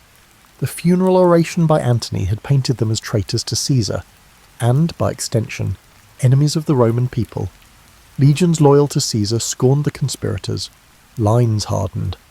Another round of civil wars seemed inevitable, as one man's ambition had morphed into a generational crisis of identity for Rome. Though Antony and Octavian initially eyed each other with suspicion, they realized they stood a better chance against the conspirators if they cooperated. Along with Marcus Lepidus, a trusted commander, they formed the Second Triumvirate. Unlike Caesar's informal arrangement, this triumvirate was legally sanctioned, granting the three men near absolute power to reorganize the state. And reorganize it they did. Prescriptions, lists of enemies of the state, were published. Men of wealth and influence found themselves outlawed. The triumvirate seized property and executed opponents, echoing the grim days of Sulla's dictatorship. The conspirators, meanwhile, mustered forces in the east, culminating in the climactic Battle of Philippi in 42 BCE. Brutus and Cassius were defeated, and they chose suicide over capture. If Caesar's murderers hoped for a renaissance of republican ideals, they had gravely miscalculated. Rome was now torn between competing strongmen. After Philippi, tensions rose between Antony and Octavian. Antony headed east, forming an alliance, and famously a romance, with Cleopatra in Egypt. Octavian solidified his base in Rome, ensuring the Senate recognised him as the principal heir to Caesar's legacy. By 31 BCE, the rivalry exploded into another civil war, culminating in the naval Battle of Actium. Octavian prevailed. Antony and Cleopatra fled and later took their own lives, and the stage was set for Octavian to become Augustus, the first Roman emperor. The Republic, in its old form, was gone. And what of Caesar's legacy? His name, Caesar, would become synonymous with rulership itself. From Kaiser in German to Caesar in Russian, leaders in distant lands would adopt the moniker as a badge of imperial might. His reforms, especially the Julian calendar, outlived him by centuries, influencing how millions of people mark time. His writings, particularly the commentaries on the Gallic and Civil Wars, remained essential reading for generations of statesmen and generals, admired for their clarity and rhetorical brilliance. In a strange twist, the Senate that once feared him voted to deify Caesar after his death, proclaiming him Divus Julius. Shrines and temples to the divine Julius sprang up, turning him into a figure of worship. This posthumous deification gave Octavian an added aura of legitimacy. He was now Divi Filius, the son of a god. One might argue it was the final irony. The same institution that bristled at his ambition now raised him to divine status. This transformation reflected the contradictory nature of Roman politics, practical to the core, yet steeped in superstition and reverence for signs and wonders. Public memory of Caesar remained divided. Many admired him for championing the lower classes, taking decisive action to end Rome's internal strife, and extending Roman influence abroad. Others condemned him as the man who shattered the Republic's checks and balances, making a single-man rule inevitable. Over time, historians, playwrights, and orators distilled his story into dramatic beats. The brilliant general, the cunning politician, the betrayed friend. Those wanting a moral lesson found ample material. Some used him as a warning against unchecked ambition, others as an example of visionary leadership undone by a petty jealousy. Yet there's a deeper layer to Caesar's life, one less recounted in popular lore. He was profoundly curious about the world, about languages, cultures, and the mechanics of governance. From his youth in the streets of Rome to his kidnapping by pirates, from the muddy battlefields of Gaul to the marble corridors of the Curia, he sought to understand and master every environment he touched. He wasn't content to play by the rules, he rewrote them. Not all admired his methods, but few could deny his results. For those living in Rome after Caesar's demise, daily life eventually stabilized under Augustus's reign. The city grew grander, the empire expanded, and a new system, the Principate, took shape. But an undercurrent of nostalgia persisted among some senators who recalled a republic where men like Cicero and Cato once debated the future of Rome. They wondered if, in slaying Caesar, they had severed the last chance to preserve republican dignity, or if Caesar's very presence had doomed it from the start. And so the figure of Julius Caesar stands in Roman history not simply as a conqueror or a dictator, but as a turning point. He harnessed ambition, popular view support, and raw military skill to reshape the world's greatest republic. And in doing so, he cleared a path for imperial rule. Some see him as a hero visionary who expanded Rome's horizons. Others view him as the ultimate usurper, betraying the collective governance that had once defined the city's spirit. Perhaps both are true. In the end, Julius Caesar's story reminds us that history rarely lends itself to neat labels. The arcs of power, destiny, and personal will often weave together in ways that defy easy categorization. And if there's one lesson that resonates across the centuries, it might be this. When a single individual grows too large for the existing order, transformation, however exhilarating or destructive, becomes inevitable.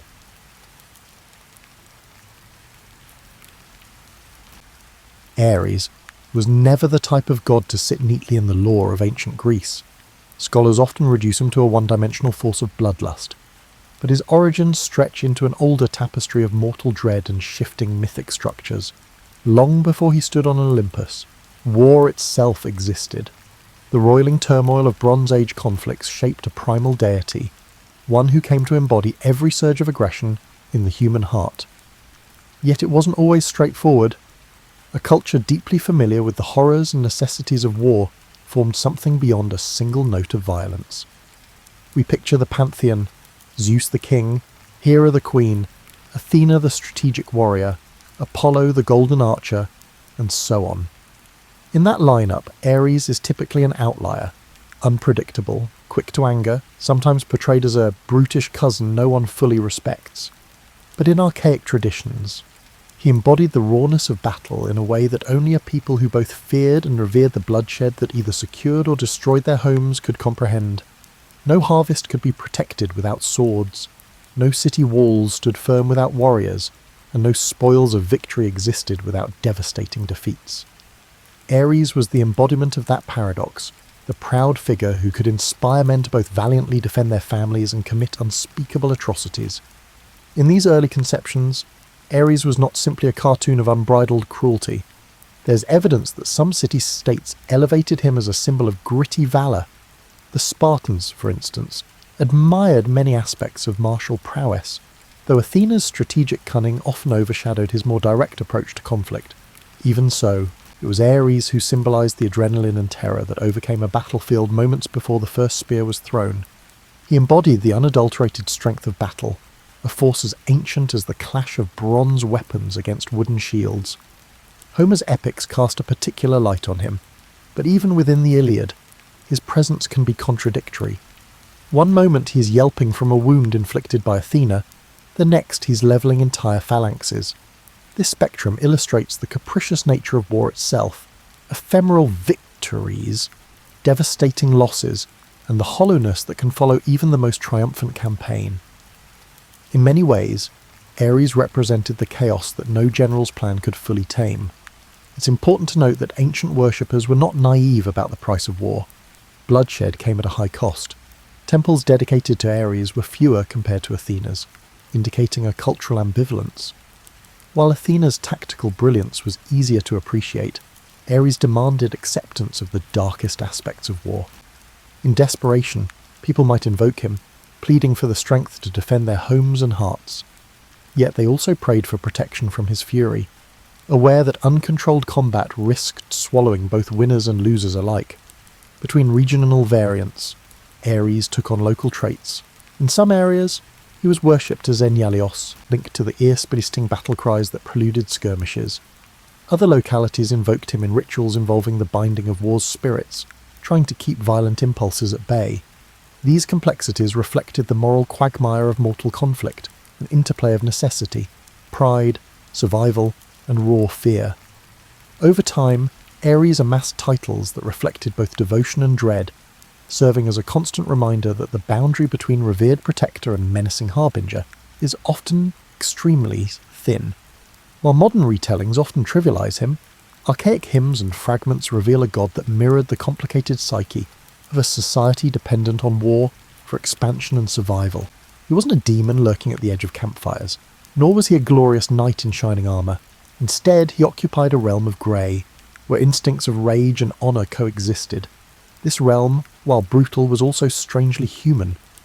Conflict was embedded in daily life, raids, clan feuds, territorial disputes, and Ares was that small.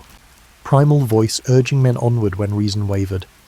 By the time classical myths fully evolved, that primal energy was fitted, somewhat uneasily, into the regal halls of Olympus. Surrounded by cunning gods and goddesses who valued wit, he became something of a misfit, the most mortal-like deity in his raw passions. In adopting him, the Greeks enshrined war within their divine family. They recognised that violence, while abhorrent, was also integral to how their worlds spun.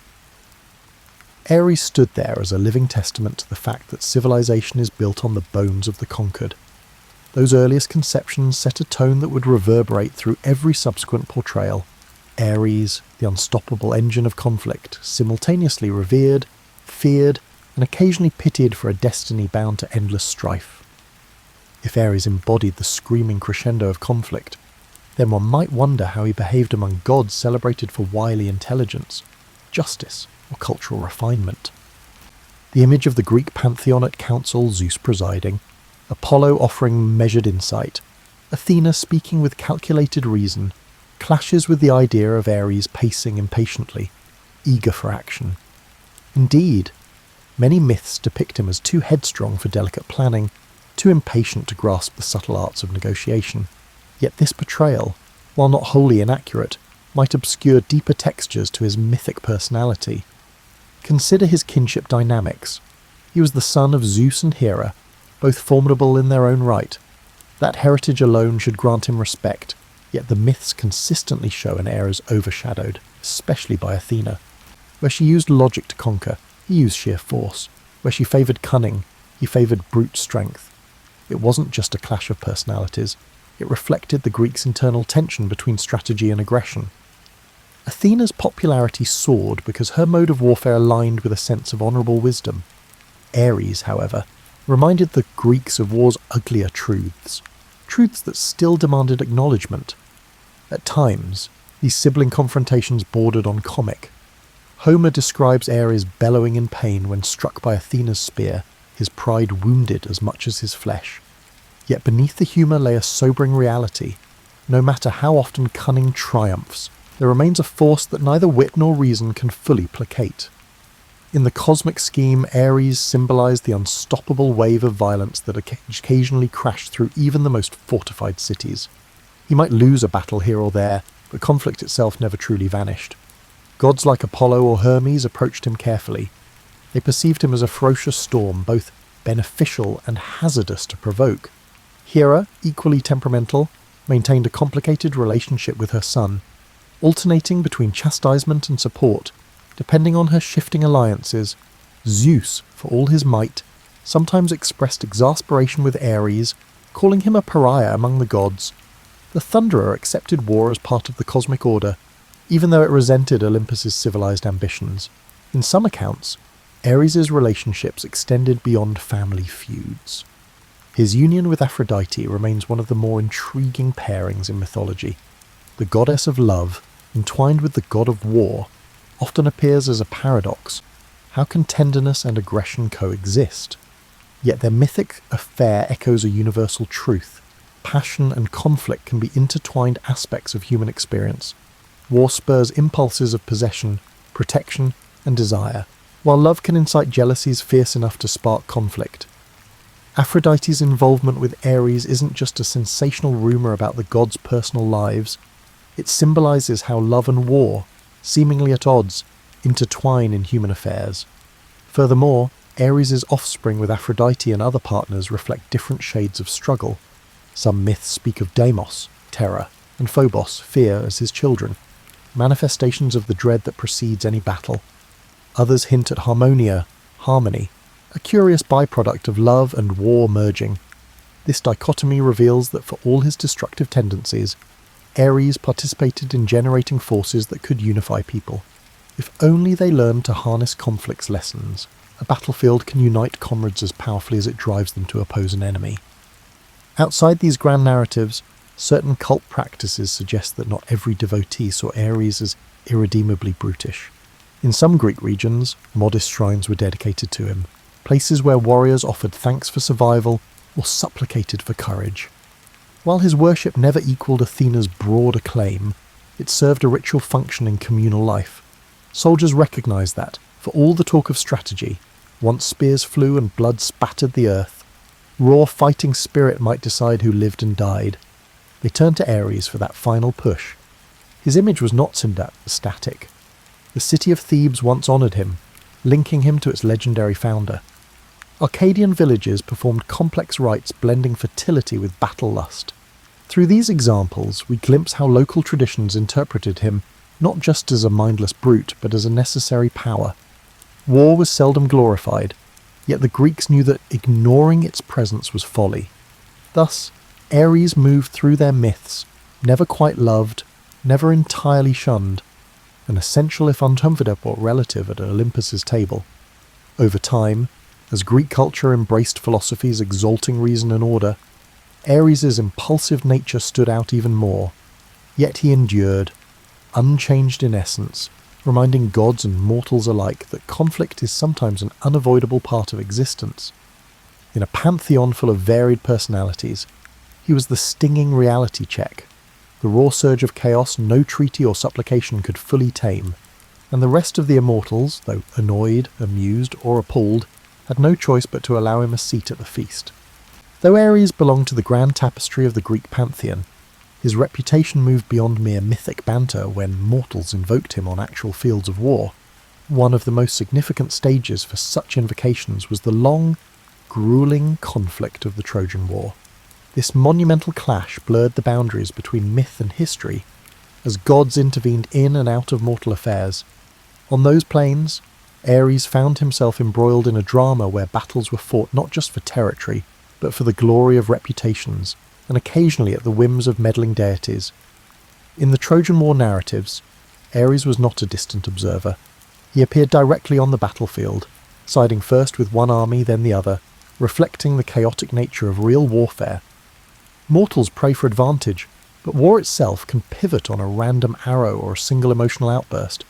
Ares represented that fickle momentum. One moment he'd empower Trojan warriors, the next he'd be seen clashing fiercely against them if the cosmic tides shifted. Homer's Iliad underscores how terrifying it was for mortals to witness Ares in his full war god fury. Armies might have boasted skilled generals and heroic champions, but none could remain truly fearless before a literal incarnation of bloodshed.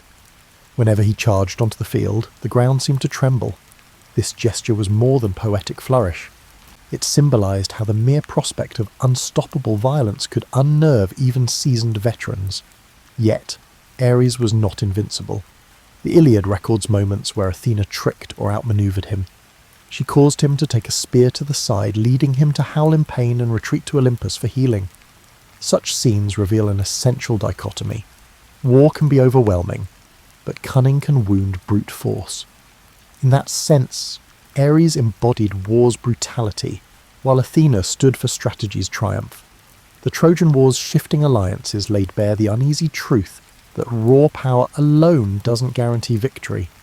The war also highlighted that Ares was not universally beloved. Even his father, Zeus, scolded him for reckless meddling. Trojans and Achaeans alike found themselves cautious about calling on him. Indeed, his influence could be significant, yet his participation carried a cost. Unbridled violence has no favourites. It consumes everything in its path. In focusing on the Trojan War, we see that Ares' presence on the battlefield, while potent, came with a sense of looming catastrophe. Some Trojan War side stories cast Ares in more personal conflicts. Legend says that he intervened when one of his mortal sons joined the fray, or that he shed tears of rage when certain Trojan champions fell. These smaller tales highlight a surprising capacity for paternal grief, though overshadowed by his broader persona of carnage. They remind us that he was not an indifferent cosmic machine, but a god shaped by relationships, pride, and the complexities that come from seeing mortals engage in the art of killing, an art he himself personified. Conversely, certain Greek heroes believed that if they fought valiantly enough, Ares would grant them a special ferocity. A handful of them, hopped up on the adrenaline of battle, claimed to feel him surging in their veins. Yet in the Iliad's bigger picture, such touches were fleeting, overshadowed by the stories of how Athena guided heroes to more lasting triumph. In these tales, Ares remained a paradoxical force, both unstoppable and vulnerable to setbacks when faced with cunning or divine retribution. Outside the epic's main narrative, later poets added layers, some praising Ares for upholding an aspect of heroic masculinity, while others condemned him as the root of humanity's darkest impulses. The Trojan War amplified both those perspectives. On one hand, it needed his presence to stir armies and keep the frenzy alive. On the other, it was a testament to war's destructive nature, leaving a trail of burned cities, grieving widows and shattered dynasties. In short, the Trojan War stories brought Ares down from the distant halls of Olympus and thrust him into the grit of mortal existence. His involvement illustrated the raw power that can't be fully contained or directed, the impetus behind every destructive charge. As watchers and participants, ancient audiences saw that war was not just a concept but a living presence. Ares' actions offered a cautionary tale. Tapping into unbridled aggression can be a quick path to fleeting victories and catastrophic loss. Even among gods, war remains an unpredictable companion, and nowhere was that more apparent than on the bloody fields of Troy. Outside the epic swirl of Trojan battlefields, Ares' narrative also intersects with tales of passion, fatherhood, and the everyday churn of mortal life. His most famous love affair with Aphrodite, goddess of love and beauty, exemplifies how war can become entwined with desire. However, it was more than just a tale of romance between diametrically opposed forces. The childlike notion that love and war are opposites misses how deeply they interact. Ares and Aphrodite's bond revealed how conflict and attraction both simmer under mortal consciousness, driving individuals toward acts of devotion or destruction. Their liaison birthed multiple offspring, each embodying a particular face of war's emotional heft. Deimos, terror, and Phobos, fear, are the most famous, personifying the dread that grips soldiers before a charge. However, less renowned figures also emerged from Ares' line, Eros, in some versions, and Harmonia, indicating that out of conflict could come forms of unity or even love, albeit rarely.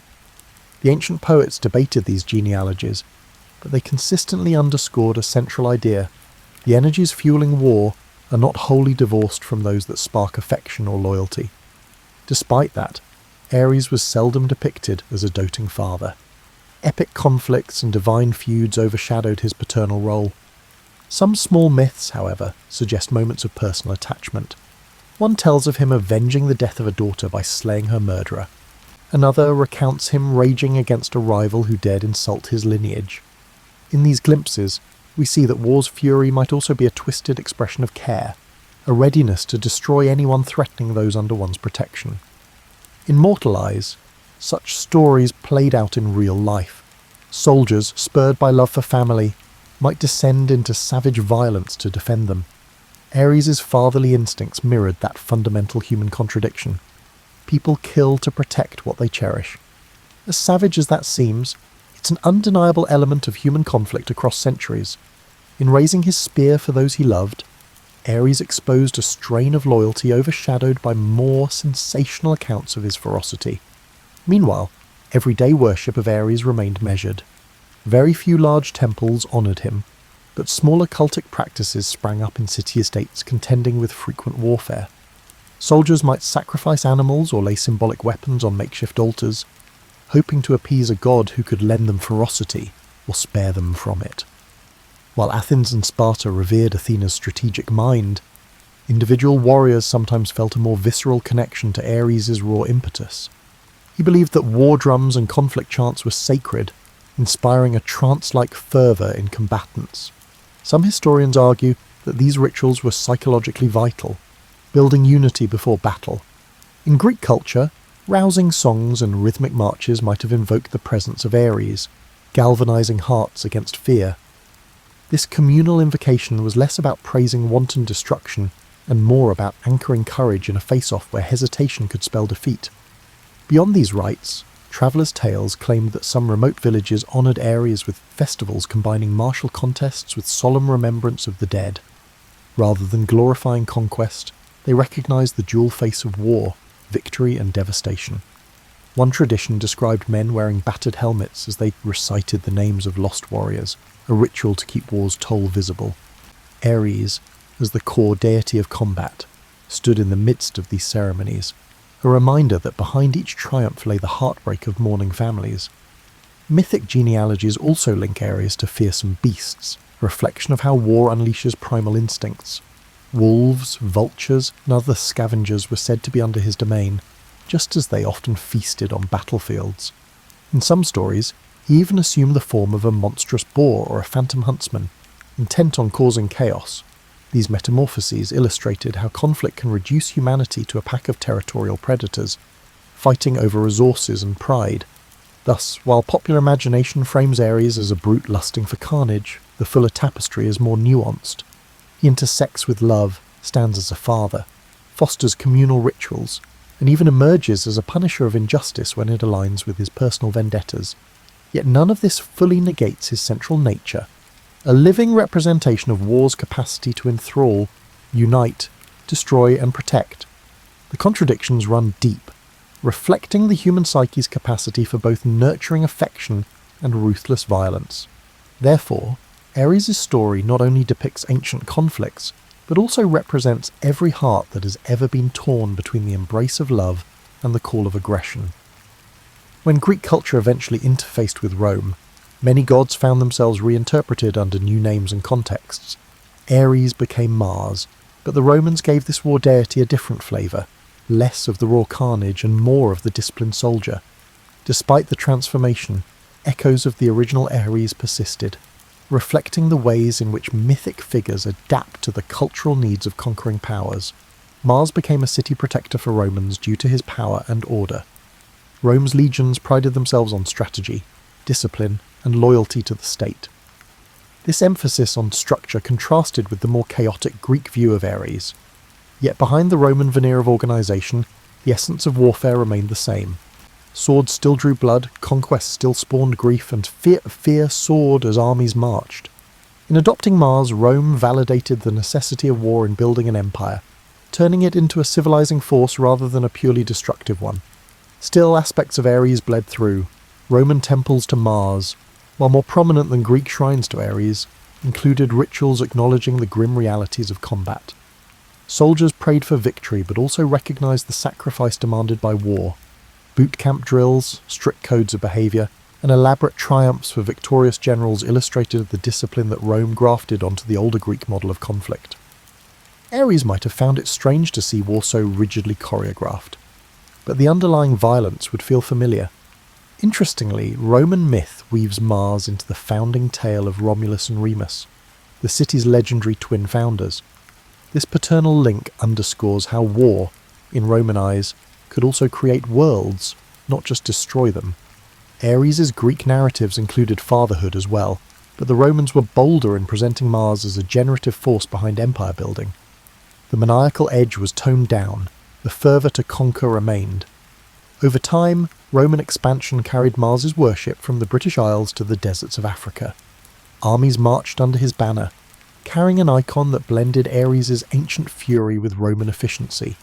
In legion camps, shrines to Mars often appeared near training grounds, reinforcing the close bond between the soldier's routine and the deity's domain. It was a stark reminder that no matter how advanced Roman engineering or governance became, it still relied on the martial spirit to maintain its vast territory. Nevertheless, the more civilized Mars, while overshadowing Ares in official propaganda, still harboured that kernel of merciless aggression. Soldiers who faced barbarian raids or harsh frontier wars sometimes abandoned the polished veneer of discipline.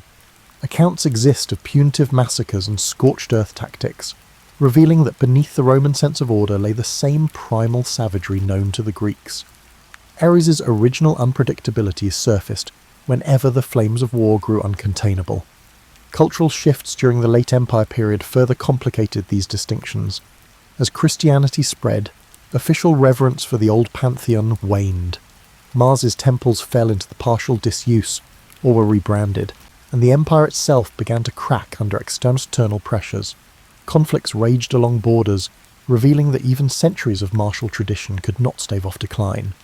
Wars that once served expansion became desperate acts of defence, draining the treasury and morale. The figure of Mars receded, but the essence of war endured, echoing Ares' timeless reality that bloodshed never truly fades from human affairs. Later historians and scholars drew connections between Ares and Mars, picking apart how the latter was nobler. But at heart they remained facets of the same concept, conflict personified. Roman society placed a practical gloss on it, but could not mask the brutality embedded in conquest. The war gods soared high in ceremonies, while legionaries spilled blood on the distant fields. This duality, ritual homage and raw violence, kept the flame of Ares' Greek essence alive beneath Roman steel.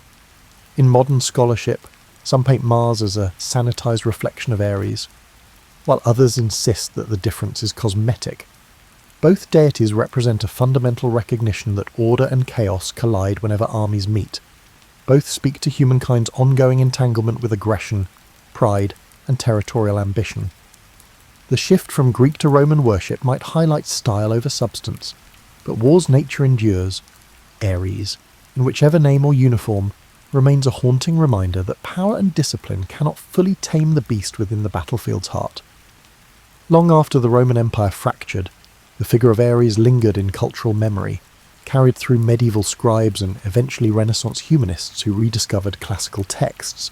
In each retelling, Ares transformed yet again, sometimes demonized by Christian writers who equated him with the sins of violence and wrath, other times romanticized by revivalists seeking to channel ancient virtues. Throughout these shifts, Ares remained a cipher for humanity's conflicted relationship with war. During the medieval period, chivalric ideals placed a veneer of nobility over combat. Knights fought for honour, weaving in Christian piety. In that environment, Ares found little direct worship, but the ethos of battle still carried echoes of his domain. When crusaders marched, the fervour that gripped them had parallels to his ancient mania, albeit cloaked in religious justification. Chronicles might not mention Ares by name, yet the spirit of relentless aggression was alive in siege engines and cavalry charges. With the Renaissance came a resurgence of interest in Greek and Roman lore, spurring new discussions on classical deities. Ares appeared in treatises contrasting him with Mars, analysing the moral dimensions of warfare. Scholars debated, did the ancients see war as a necessary evil or an exalted path to glory? Ares' stories were passed for symbolic meaning, and his coarse passions seemed jarring against the Renaissance's admiration for harmony and proportion. Still, war raged across Europe in conflicts like the 30 Years' War, demonstrating that refined philosophies did not necessarily curb the reality of bloodshed. Meanwhile, artists and poets began portraying Ares in fresher contexts. Paintings of Ares and Aphrodite multiplied, each capturing the volatile mix of seduction and violence. Some Baroque composers wrote pieces referencing the spear of Ares, turning destructive force into musical allegory. In these works, the god of war became an aesthetic symbol rather than a religious figure, serving to dramatise the tension between unrestrained might and cultivated grace. As modernity emerged, nationalism took hold, forging new rationales for conflict. Ares drifted away from religious or even moral interpretations, recast as a mythic emblem for militaristic pride. Nations invoked him indirectly, boasting of unstoppable armies. Political cartoons or propaganda posters might depict a warlike figure reminiscent of Ares, brandishing rifles instead of spears, fueling mass mobilization. Though few invoked his name, his spirit loomed in the grand mobilizations of the Napoleonic era, or the World Wars, when entire continents caught fire. In the intellectual sphere, critiques of war found renewed voice. Philosophers like Kant or Rousseau, each in their own way, grappled with the tension between man's capacity for reason and his penchant for violence. They might not have cited Ares specifically, but his essence was there, the recognition that conflict repeatedly shatters idealistic visions of peace. Attempts to create lasting treaties often crumbled under national rivalries, echoing Homeric narratives where no truce lasted long once egos flared. With the rise of psychology, Ares gained an unexpected new framework. Analysts probed the death drive or the innate aggression they believed resided in human nature. In that context, Ares became a metaphor for primal impulses buried deep within the psyche. Archetypal theorists labelled him an enduring symbol of the warrior within, an ancient blueprint for aggression that civilization struggles to contain. Writers and therapists used this angle to explore personal struggles, like anger management or PTSD, arguing that ignoring the Ares archetype could lead to unchecked violence or sublimated rage. In the late 20th century, pop culture reimagined him yet again. Films, comic books, and video games cast Ares as a villain or anti-hero, charging onto digital battlefields or cinematic showdowns. These portrayals often relied on superficial traits, bulging muscles, booming voices, and unstoppable bloodlust, while occasionally teasing at deeper complexities. Even so, the essence of the ancient god persisted, bridging centuries. Modern war narratives remain haunted by the same questions the Greeks wrestled with. Does conflict define us? Can it be transcended, or is it inherent to our being? Through all these evolutions, Aries never fully disappeared. His story threads through every epoch that grapples with violence and the uneasy admiration it can inspire. Whether demonized or glorified, he stands as a collective symbol for humanity's willingness to pick up weapons in pursuit of power, survival, or ideals. Whenever peace falters, the old war god stirs in the background, a reminder that the same primal force that hammered bronze swords millennia ago still courses through the veins of modern armies and everyday individuals alike. In considering Ares' full trajectory, one sees that he transcends neat categories of good or evil. He is, rather, a reflection of how humans conduct themselves when pushed to extremes, whether in ancient Greece, imperial Rome, medieval crusades, Renaissance treatises, or modern conflicts. The spectre of war has consistently hovered, sometimes worshipped, sometimes feared, always consequential. Ares, as an entity, clarifies that violence cannot be exercised by moral condemnation alone. It is woven into the very tapestry of human civilization. Modern commentators might describe him as a cautionary metaphor, a primal reminder of our capacity for both communal defence and savage destruction. Yet the older Greeks saw more than mere caution. They recognised war as a fundamental element of fate, unstoppable and often necessary. Armies marched not out of love for bloodshed, but because survival or ambition demanded it. Ares thus appeared both monstrous and essential, an uncomfortable contradiction that still resonates whenever diplomatic efforts fail. In the Pantheon's grand drama, Ares never fully fits. Athena, goddess of calculated tactics, earned widespread reverence. Apollo, with his luminous artistry, commanded spiritual devotion. Even Dionysus, the wild reveller, offered ecstatic release that could be twisted into mania. But Ares was war unvarnished, immediate, brutal, reeking of sweat and metal. The ancients lacked illusions about the cost of violence, but acknowledged its presence in forging empires and defending homes. A temple to Ares might be smaller, overshadowed by other deities, yet when swords were drawn, prayers to him rose with urgent fervour. From a cosmic standpoint, Ares is arguably the most human-like deity, subject to rage, prone to heartbreak, swayed by familial attachments, and all too familiar with the destructive impulses that swirl in mortal hearts. He fights, fails, and fights again.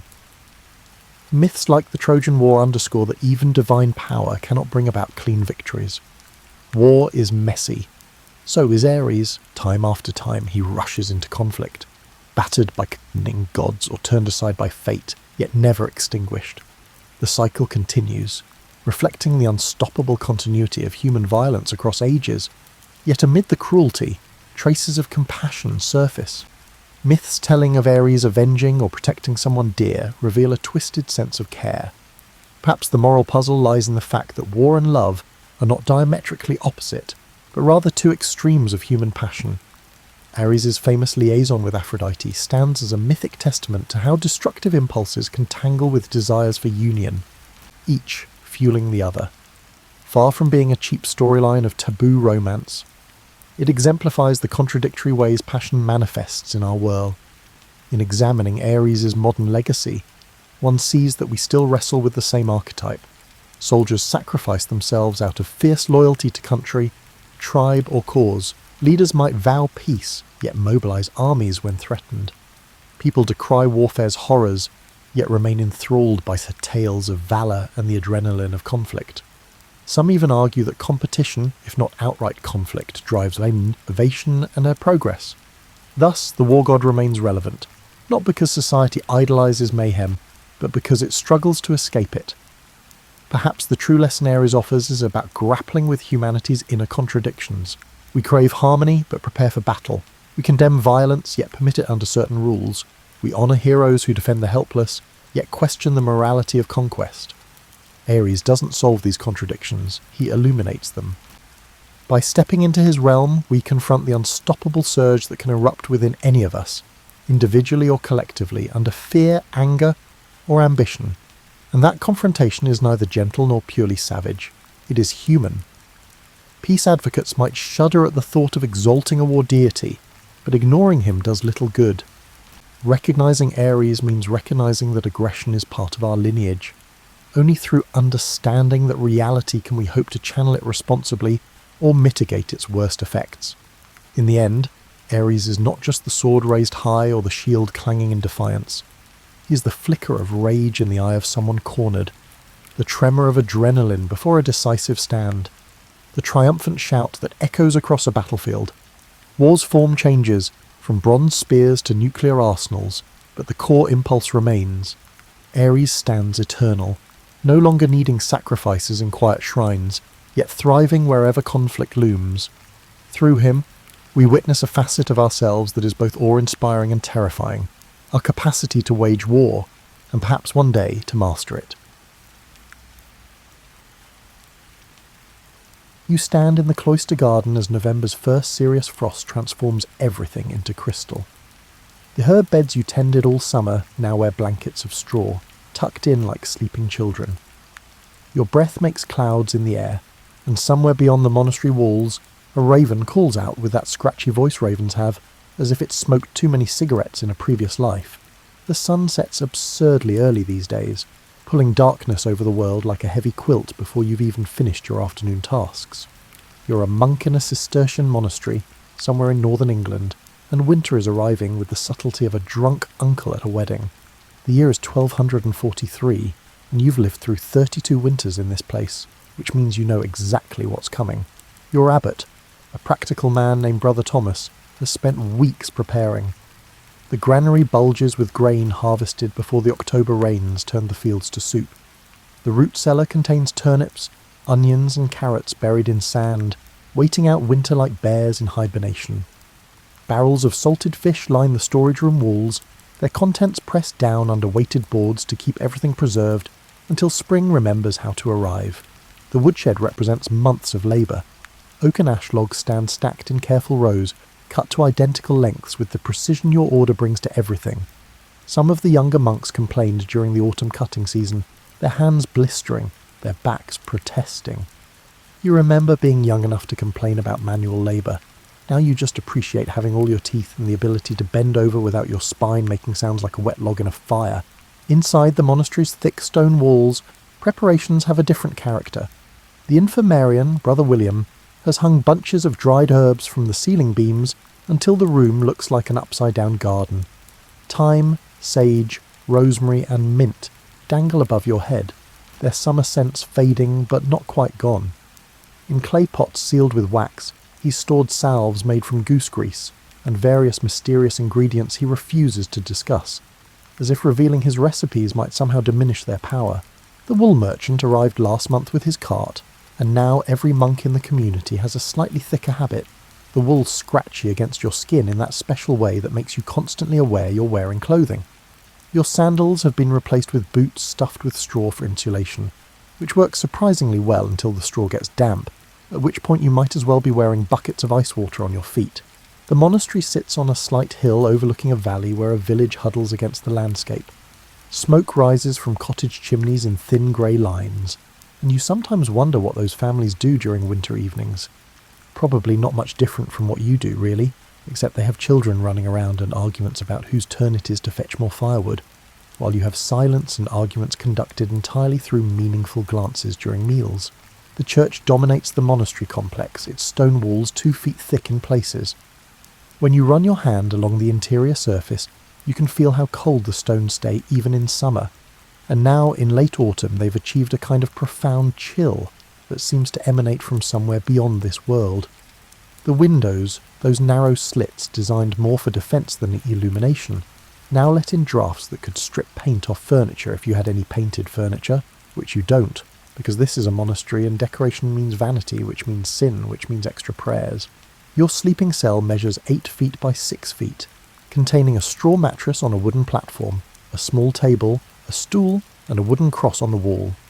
No hearth, no brazier, no source of heat whatsoever, because apparently when St. Benedict wrote his rule for monastic living, he lived somewhere warm and didn't think through the whole Northern Europe in January situation.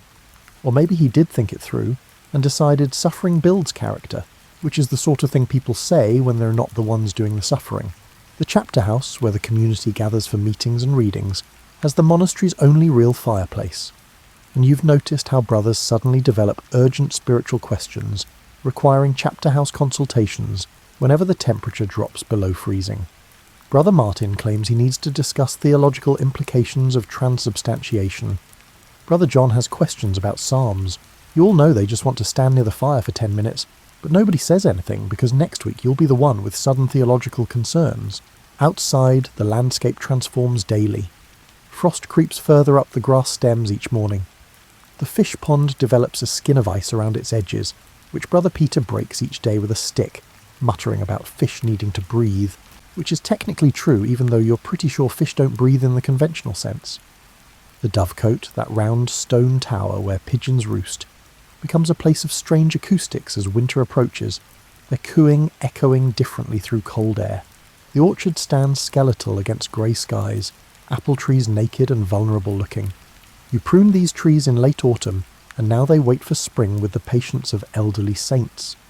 A few apples still cling to high branches, missed during harvest, slowly mummifying in the cold air. Birds will eat them eventually, drunk on fermented sugars, wobbling through the air afterward in a way that would be concerning if birds had anyone to report their alcohol consumption to.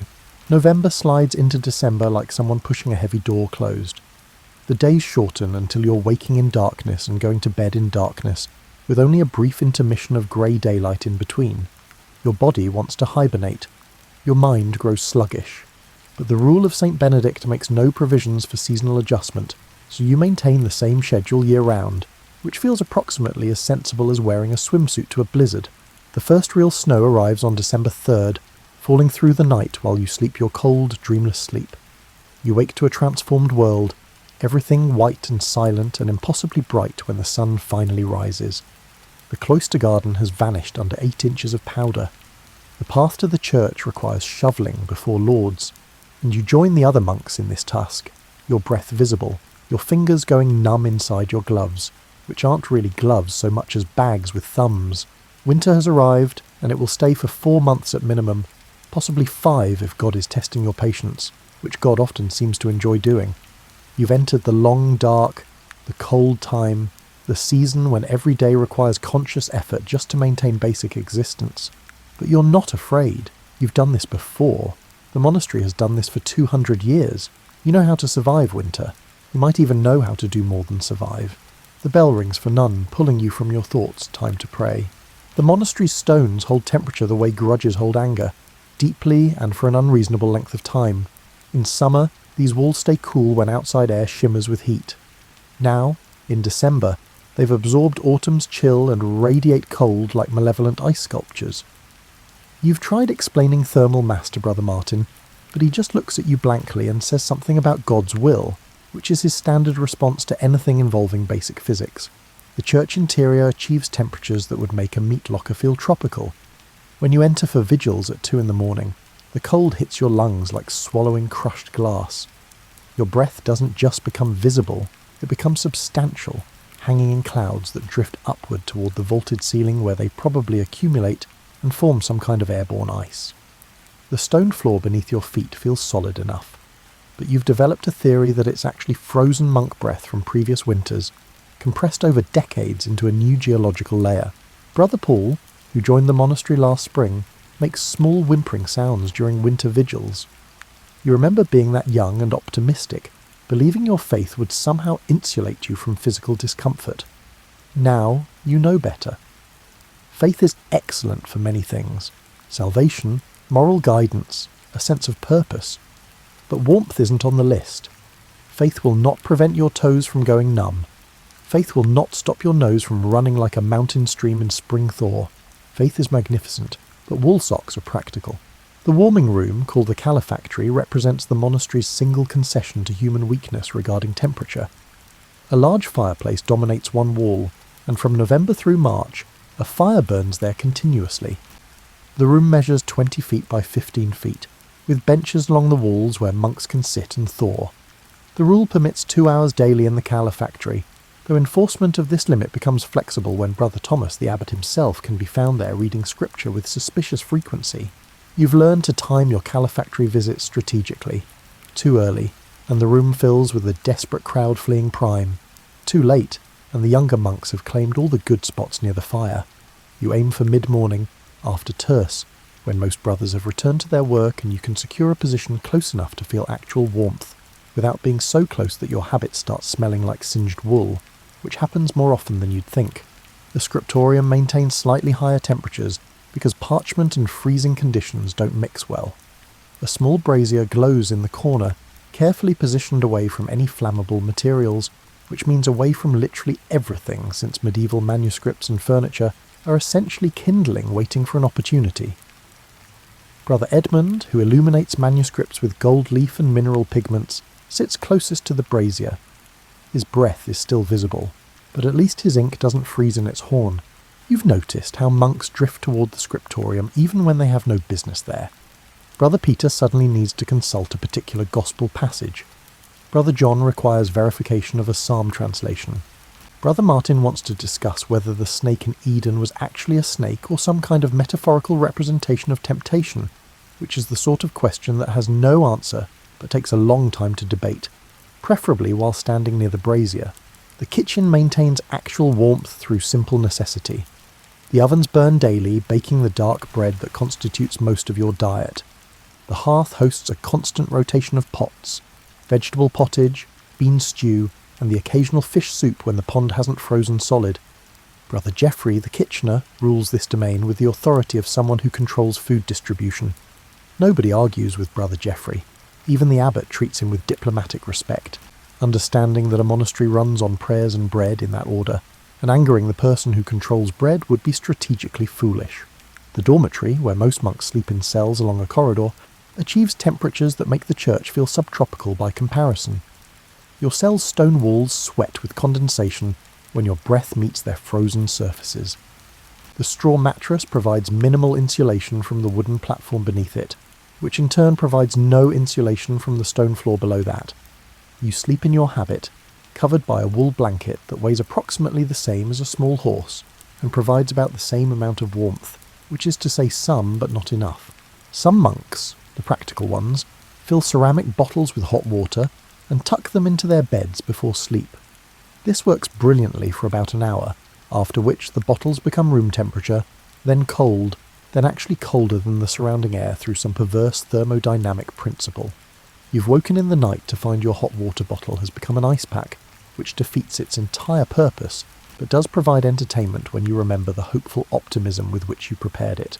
The cloister, that covered walkway surrounding the garden, offers protection from snow and rain, but not from wind, which whips through the open arches like it's personally offended by architectural design. Walking the cloister between offices, you lean into the wind, your habit flapping, your hands tucked into your sleeves. The stone columns stand impassive, having weathered worse than your complaints. Gargoyles on the roof edges stare down with expressions that might be protective or might be mocking. It's hard to tell with gargoyles. Brother William, the infirmarian, has developed a winter routine of treating chilblains, those painful swellings that develop on fingers and toes from cold exposure. His salve contains goose grease, something herbal that smells like sadness, and probably wishful thinking. It helps, though not as much as just staying warm would help, but staying warm isn't really an option. You've all got chilblains by January. Some monks display their swollen fingers with a weird pride, as if suffering proves devotion, which maybe it does, though you suspect God would be equally impressed by devotion expressed through activities that don't involve painful medical conditions. The stones gradually release their cold throughout winter, becoming progressively colder until February, when they reach maximum chill and stay there for weeks.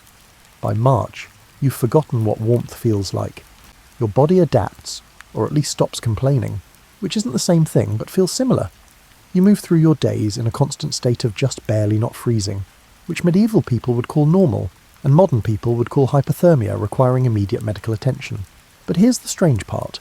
You adapt. Human bodies are remarkably good at tolerating unpleasant circumstances when there's no alternative.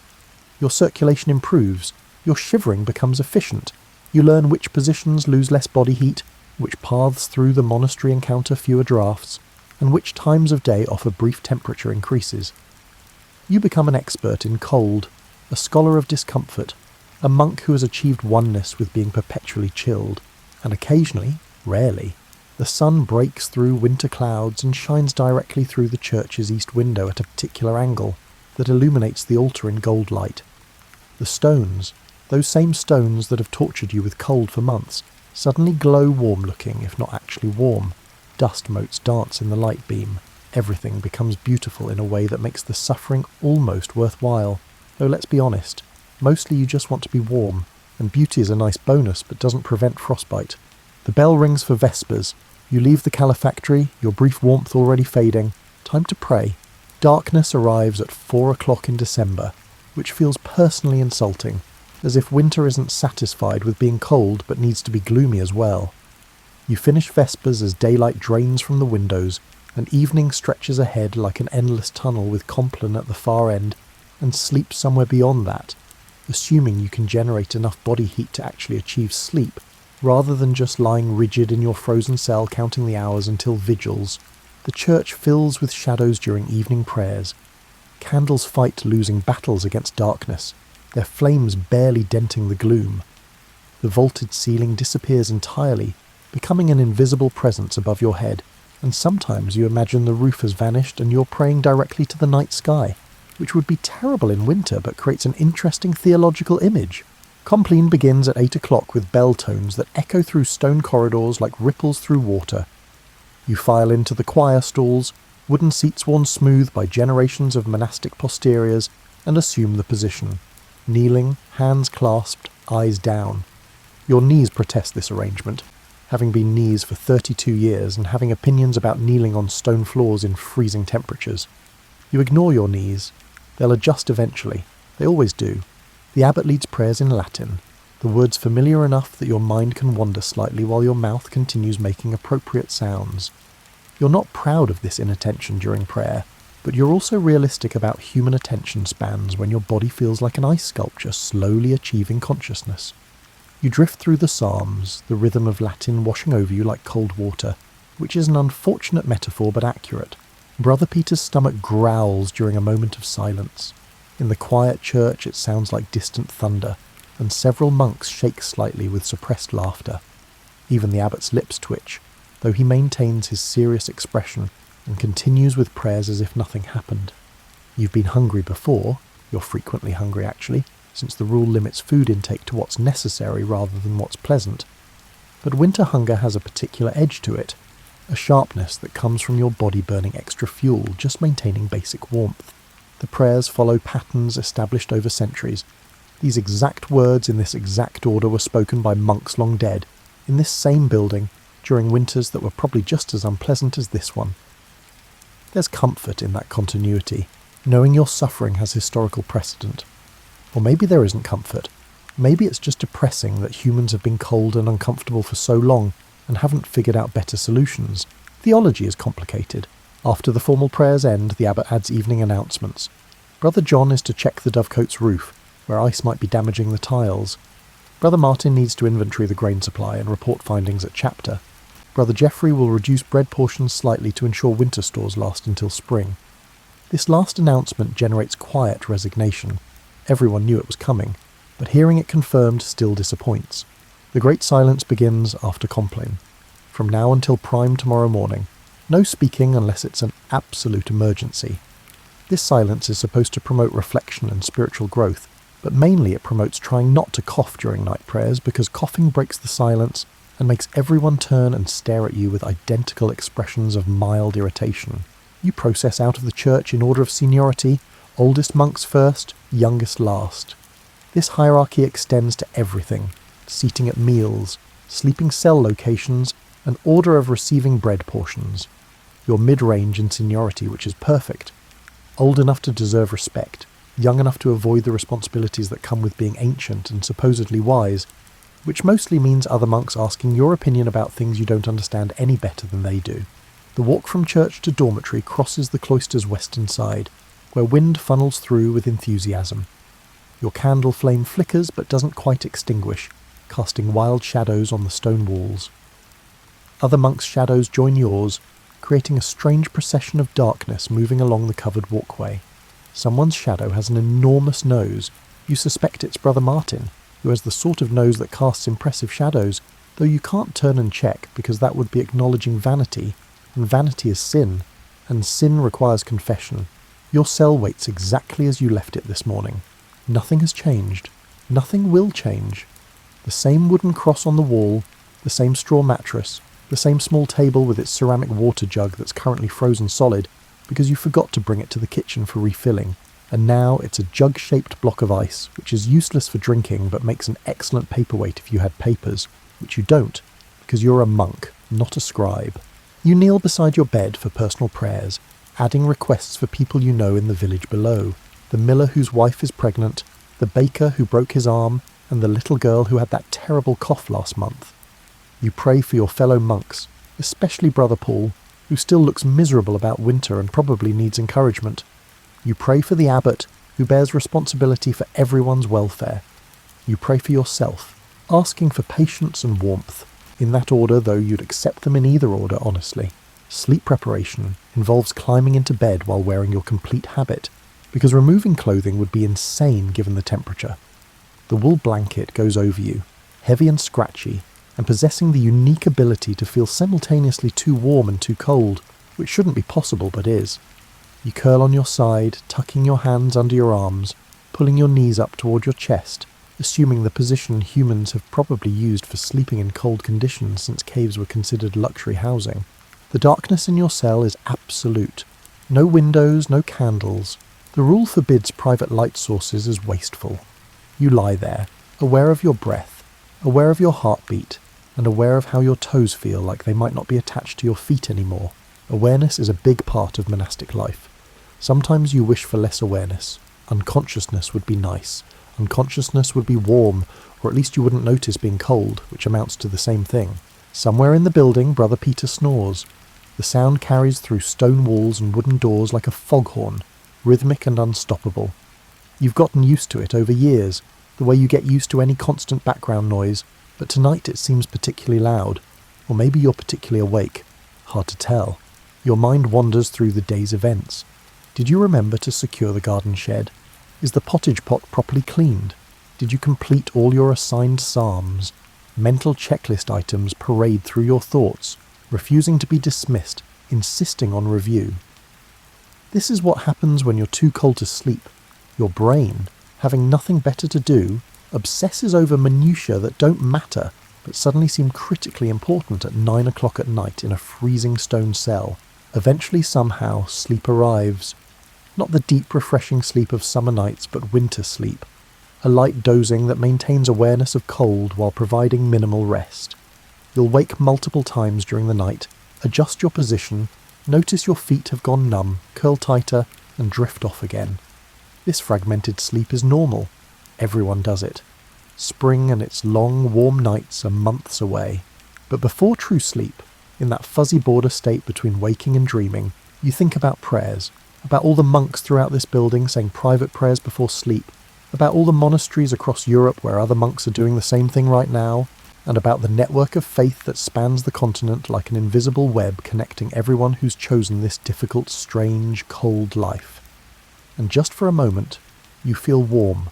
The scriptorium smells like ink, parchment and cold stone with occasional notes of fish glue, which sounds disgusting and is disgusting, but somehow becomes tolerable after you've worked there for a few years.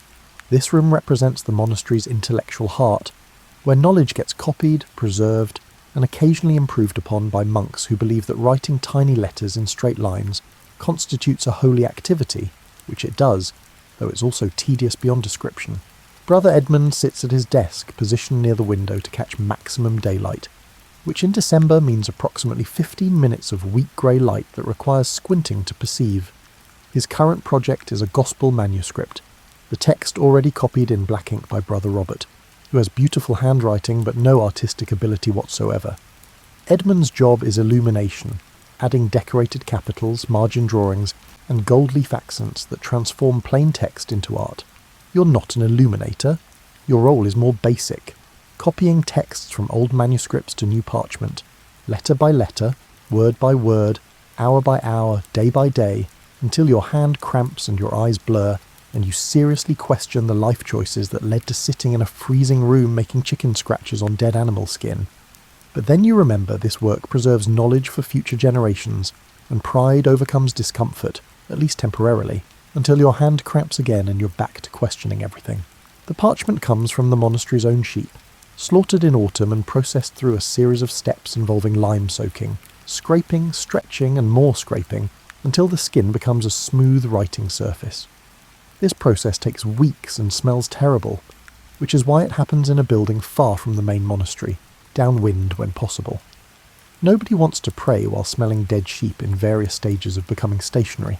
Ink preparation falls to Brother Lucas, who guards his recipes like they contain secrets of salvation. He mixes oak gall, iron sulfate, gum arabic, and water, in proportions he claims were revealed to him in a dream, which you strongly suspect is nonsense because Brother Lucas is not the kind of person who receives divine revelations. He's the kind of person who methodically experiments until finding combinations that work, then claims divine inspiration to avoid sharing credit. Still, his ink is excellent, black, permanent, and flowing smoothly without feathering on parchment. The quills come from geese, their feathers plucked, their shafts cut and shaped into points. You go through quills rapidly, especially in winter when cold makes everything brittle. The good quill lasts perhaps 3 hours of continuous writing before needing resharpening or replacement. Brother Matthew maintains the quill supply, sitting in the corner with his knife, carefully cutting new nibs, testing each one on scrap parchment, and cursing quietly when they split wrong, which happens often enough to make cursing a regular feature of his work routine. Today you're copying a medical text, translating from Arabic to Latin, and working from a manuscript borrowed from another monastery, whose name you've forgotten but whose handwriting you'd recognise anywhere, because the scribe had this habit of making his letter G look like a deformed fish. The content discusses treatments for winter ailments, chest congestion, joint pain, chilblains, and the various miseries that afflict humans when temperatures drop. You pause occasionally to wonder if the author ever tried these treatments, or if he just wrote down ideas that sounded plausible, which is how a lot of medieval medicine works, based on theory rather than evidence. Brother Edmund adds gold leaf to a decorated capital letter, his breath held, his hand steady. Gold leaf is expensive, imported from distant lands, and thin enough that breathing wrong will scatter it across the room where it can't be recovered. He uses a special adhesive made from egg whites and something else he won't specify. Everyone has their secret recipes, and carefully presses the gold leaf onto the wet adhesive, smoothing it with a polished stone until it gleams. The result is spectacular, catching candlelight, making the plain text suddenly magical. The candles are tallow made from sheep fat, burning with yellow flames that flicker constantly and produce surprising amounts of smoke. Your eyes water, your throat tickles. After a few hours in the scriptorium you smell like burning mutton, which doesn't wash out easily and makes the other monks give you strange looks during meals.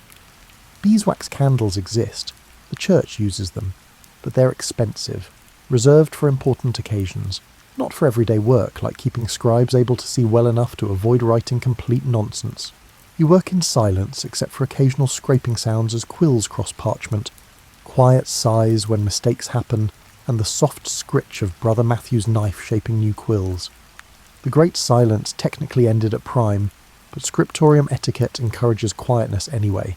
Concentration requires peace, writing requires focus, talking would disturb both, and disturbing scribes is a quick way to make enemies of people who know how to hold grudges and have access to very sharp knives. Brother Robert, the head scribe, moves between desks checking work. He's ancient, maybe 60 years old, which is approximately 1,000 in medieval monk years. His standards are impossibly high. He'll reject an entire page for a single malformed letter, demand complete rewrites for spacing issues, and hover over your shoulder, making tiny disapproving sounds that somehow feel worse than actual criticism. You've learned not to take it personally. Brother Robert treats everyone with equal disdain, which is almost democratic in its fairness. The parchment before you is almost finished, just a few more lines remain. Your hand aches, your back aches, your eyes hurt from strain. But the work is good, you know it's good, better than what you could have done years ago, and that improvement matters. You've copied 17 books since joining the monastery, thousands of pages, hundreds of thousands of words, preserving knowledge that might otherwise be lost. That counts for something. That counts for a lot, actually, even if right now your primary feeling is wishing you could feel your fingers properly.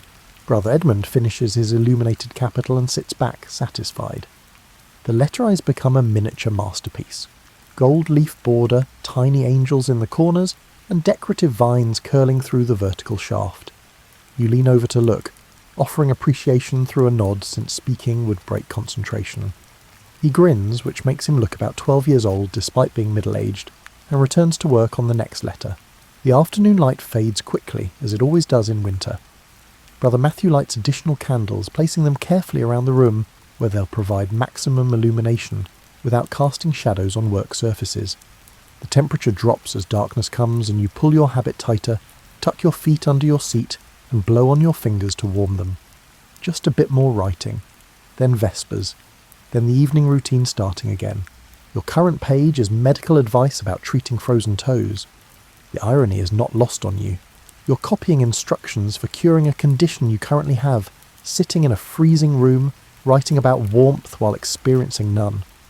Medieval life is full of these contradictions, these gaps between theory and practice, between what should be and what is. You've learned to find humour in the disconnection, because otherwise you'd just be cold and angry, and cold and angry isn't a sustainable state of being. The bell rings for Vespers. You carefully set down your quill, sprinkle sand over the wet ink to dry it faster, and cover your inkhorn. Brother Robert inspects your day's work, his expression neutral, which from him counts as high praise. He nods once and moves to the next desk. You've passed. The work will stand. Tomorrow you'll start a new page, but tonight you've done enough. The refectory measures 40 feet by 30 feet, with long tables arranged in rows and a raised platform at one end where the abbot and senior monks sit. The room is freezing, obviously, because every room is freezing, but it also smells fantastic. Bread, vegetable stew, wood smoke from the kitchen next door, and that indefinable scent of communal dining that's part food, part humanity, and part hope that whatever's being served is edible. You sit in your assigned place, determined by seniority, surrounded by the same monks who surround you at every meal, 3 times daily, year after year. To your left is Brother John, who chews very slowly and makes thoughtful expressions as if contemplating deep theological questions, but is probably just wondering why the turnips taste like dirt, which they do, because they're turnips, and that's how turnips taste.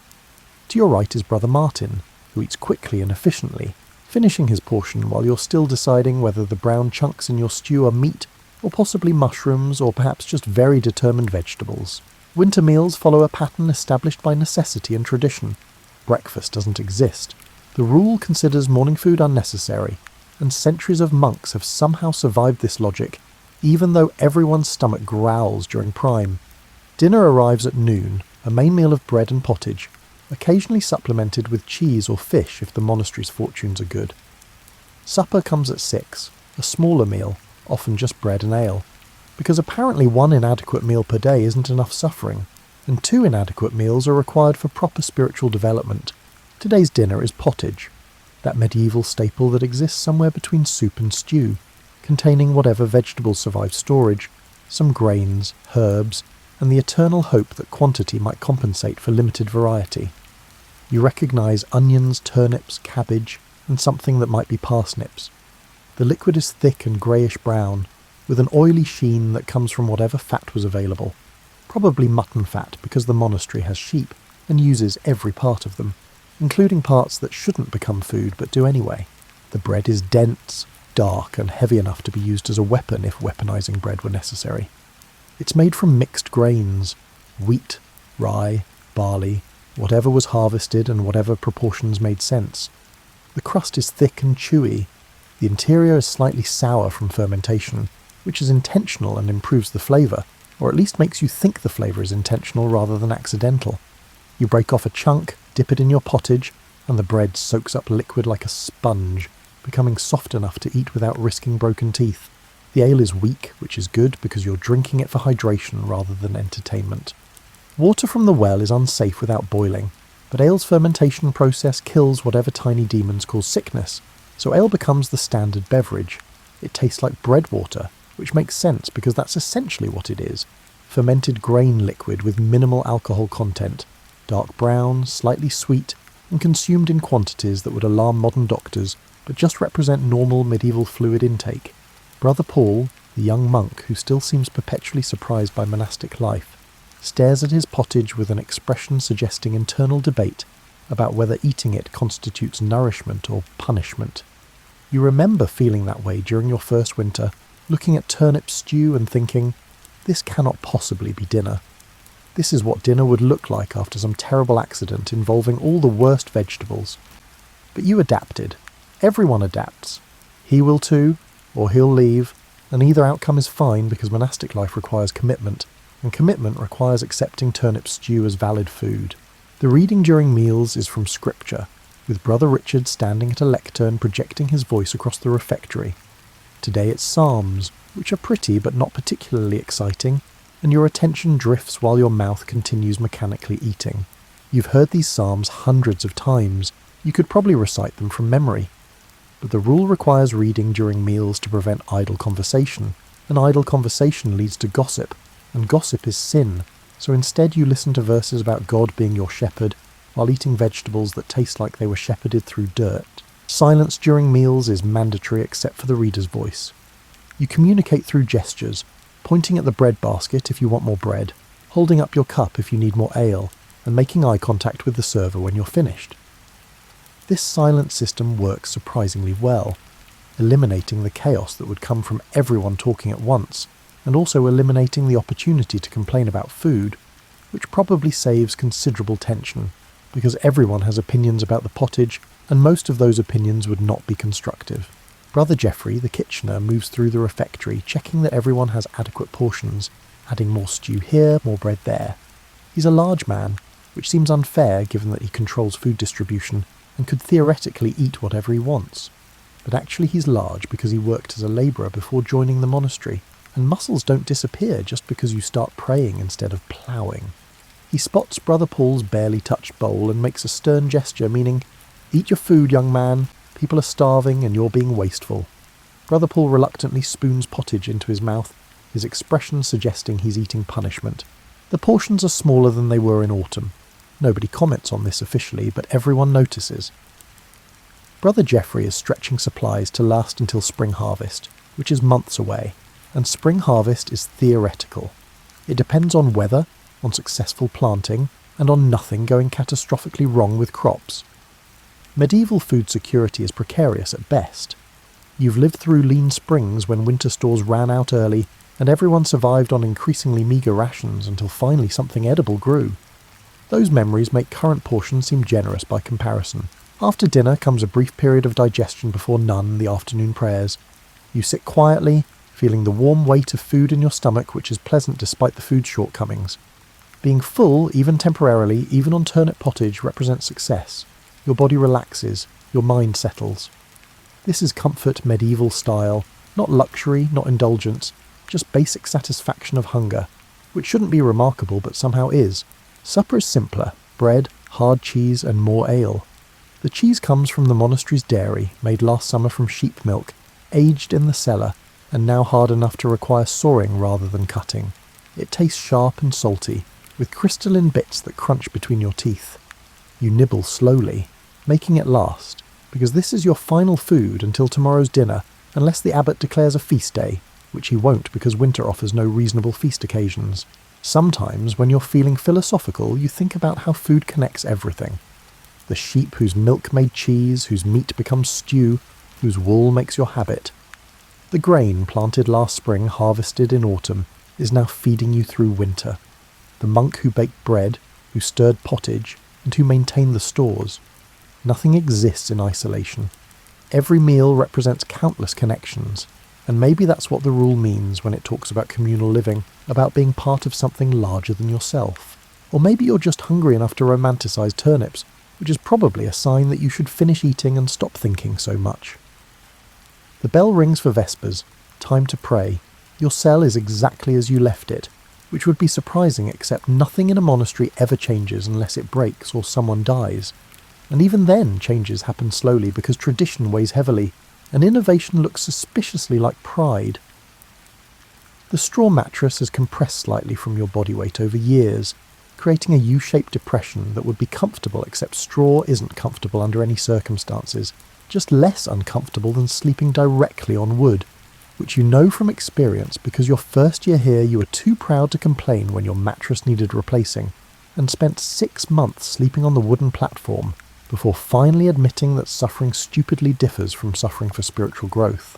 The wool blanket is where you left it this morning, folded at the foot of the bed, waiting to resume its nightly role of being simultaneously too heavy and insufficiently warm. You've had this same blanket for 8 years, and it's developed a personality.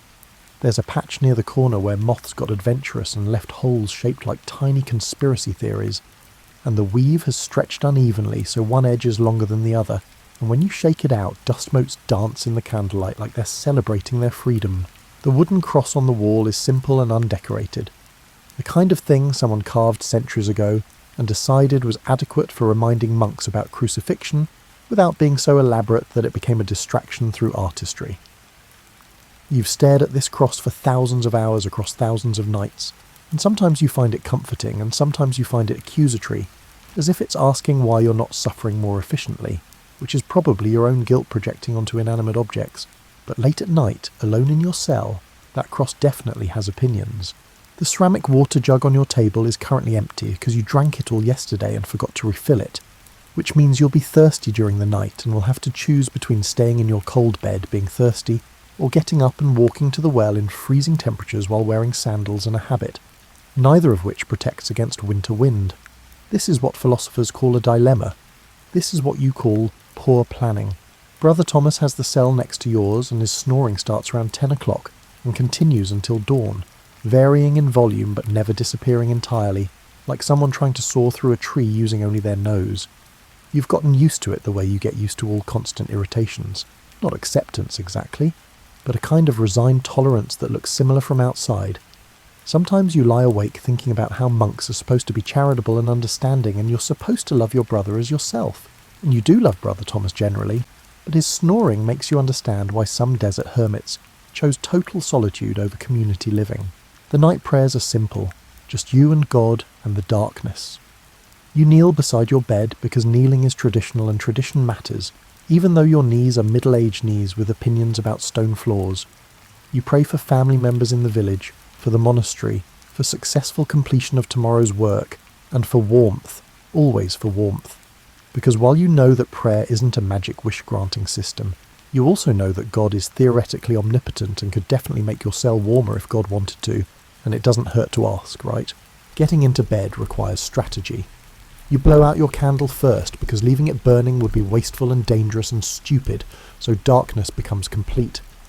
Then you climb onto the bed while still wearing your habit because removing clothing would be insane. The wool makes contact with your legs, and you flinch because wool is scratchy and your legs were not prepared for this assault. You pull the blanket over yourself, using your feet to tuck the edges around your body, creating a cocoon that should theoretically trap body heat but actually just traps cold air and makes you feel like you're sleeping inside a cave. Your pillow is a cloth sack stuffed with straw, and it makes crinkly sounds when you move your head, like someone walking on autumn leaves, except it's winter and there are no leaves and you're just trying to sleep. The pillow smells like dust and old straw and the general mustiness that accumulates when things are neither fully dry nor actively wet, but exist in some unfortunate middle state. You've thought about asking for a new pillow, but that would require admitting your current pillow is inadequate, which feels like complaining, and complaining undermines the whole suffering builds character philosophy that underpins monastic life. Brother Paul, in the cell on your other side, is having difficulty sleeping. You can hear small sounds, shifting position, sighing, the rustling of his straw mattress. He's still adjusting to winter conditions, and adjustment takes time. You remember your first winter, lying awake for hours, shocked that humans could survive these temperatures, convinced you'd made a terrible mistake choosing monastic life. But you did survive, and you made it to spring, and eventually you stopped thinking about cold as unusual, and started thinking about it as normal, which is either growth or surrender. You're still not entirely sure which. The darkness is absolute. No moon tonight, no stars visible even if your cell had a window, which it doesn't. You exist in a black void with only your thoughts for company, which isn't necessarily pleasant because your thoughts at night tend toward worry. Did you properly secure the garden tools? Is the grain store adequate? Will Brother Martin remember to check the dovecote roof? These concerns are probably unnecessary, but they occupy your mind anyway, cycling through on repeat like someone's prayer routine, except less spiritual and more anxious. Your feet are cold. This is not news. Your feet are always cold in winter, but right now they're particularly cold, as if they're staging some kind of protest about being attached to your body and would prefer to be somewhere tropical. You curl tighter, trying to trap any possible warmth, but your body's producing minimal heat because you haven't eaten enough calories to fuel significant heat production. and this is a problem that prayer alone won't solve, but there's nothing you can do about it at midnight in a freezing cell except accept it and hope morning comes quickly. Sleep arrives eventually, though not the restful sleep of summer. Winter sleep is fragmented. You drift in and out, and sometimes you're not sure if you're sleeping or just resting with your eyes closed. You dream about being warm, which seems cruel, and you wake several times to adjust position because lying still for too long makes everything hurt. Brother Thomas's snoring provides a kind of rhythm to the night, a soundtrack to your semi-consciousness that's almost comforting in its predictability.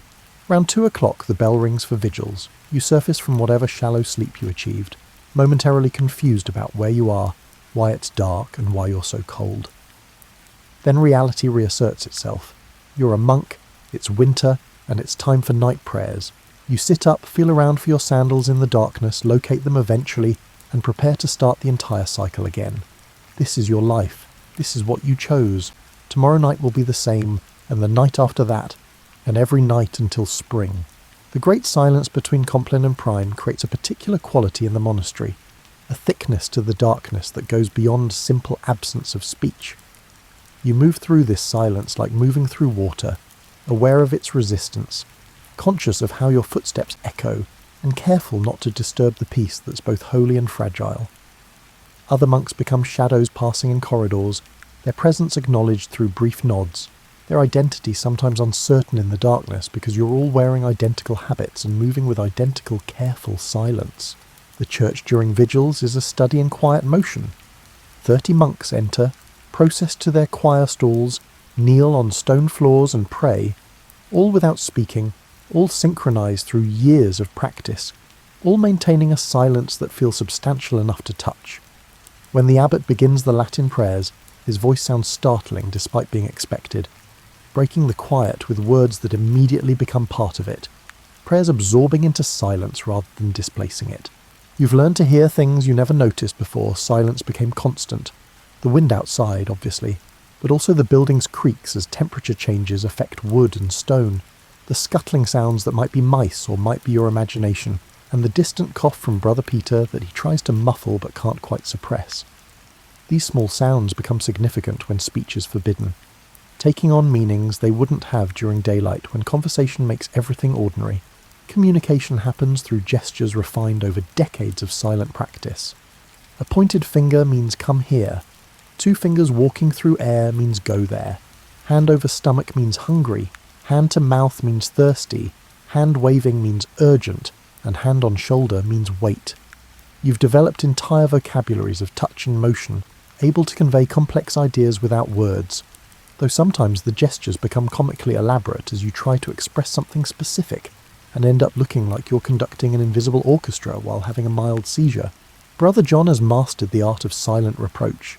He can communicate disappointment through eyebrow position alone, making you feel guilty about transgressions you haven't even committed yet.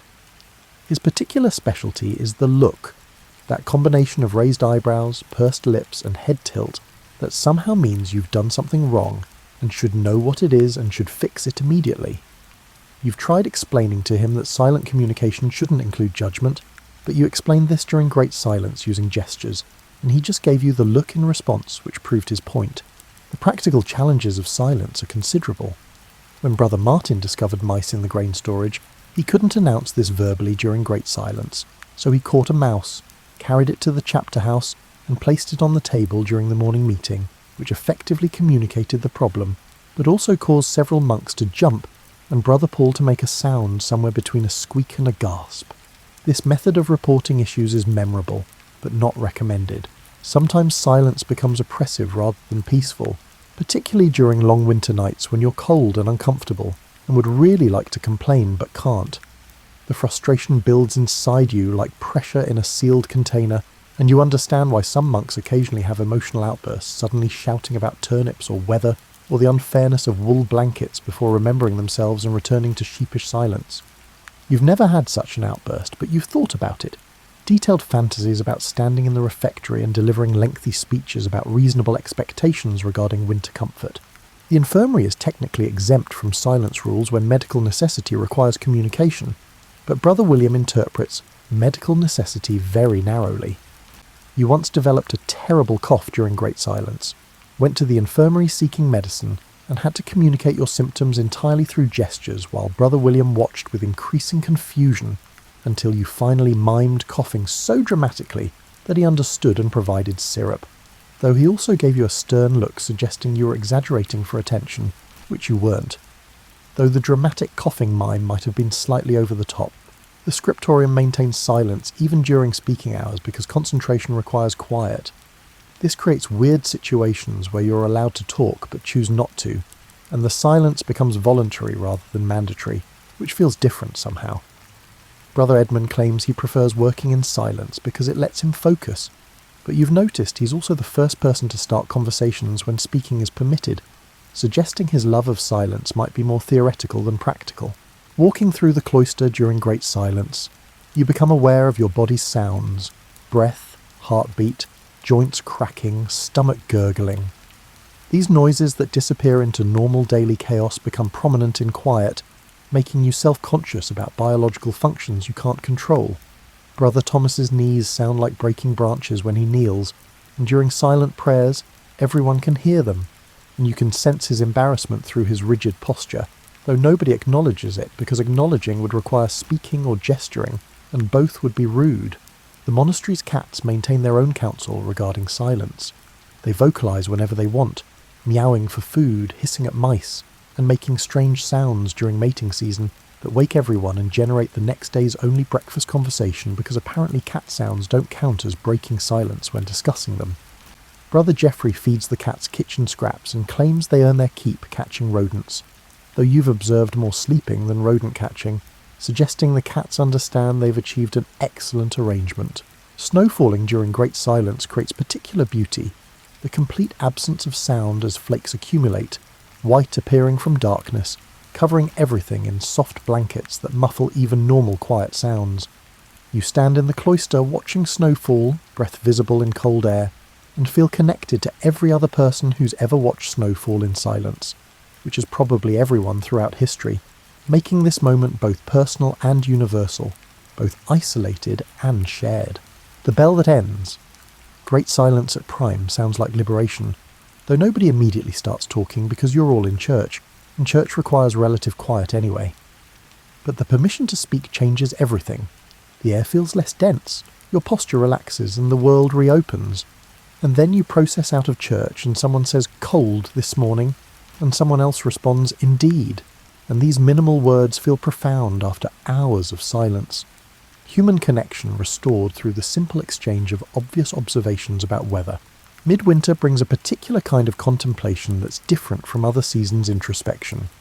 When you're cold and uncomfortable and spending long hours in darkness, your mind turns inward because outward offers little that's pleasant. You think about your life, the decisions that led here, the path you've walked, the person you've become through years of prayer and cold and turnip stew. You chose this life at 23 years old, young enough to be idealistic, old enough to know you were making a real commitment. The world outside offered other paths, marriage, trade work, farming, city life. But you felt called to monastic life, drawn to the combination of community and solitude, prayer and work, and the structure that makes sense of an otherwise chaotic existence. Your family didn't understand. Your friends thought you were crazy. Maybe they were right, but you chose anyway, and here you are 32 winters later, still choosing this life daily even when it's difficult, especially when it's difficult. The monastery has shaped you in ways you couldn't have predicted. Your handwriting improved from years of copying manuscripts. Your patience increased from years of dealing with Brother Thomas's snoring, Brother Martin's opinions, and Brother Peter's constant questions. Your body adapted to cold, learned to sleep on straw, and adjusted to limited food. You became different than who you were, changed by repetition and ritual, and the slow grinding of daily life against personality's rough edges. Some changes were losses.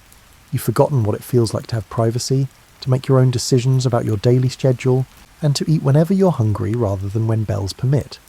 You've lost the spontaneity that makes secular life interesting. You can't suddenly decide to visit a friend, take a day off, or sleep late. Every hour is planned, every day follows a pattern, and while this structure provides comfort, it also restricts freedom in ways you sometimes miss. But other changes were gains. You've learned skills you'd never have learned otherwise. Latin, manuscript copying, herbal medicine from Brother William, and basic carpentry from Brother Stephen. You've read books most people never access, theological texts, philosophical works and classical literature.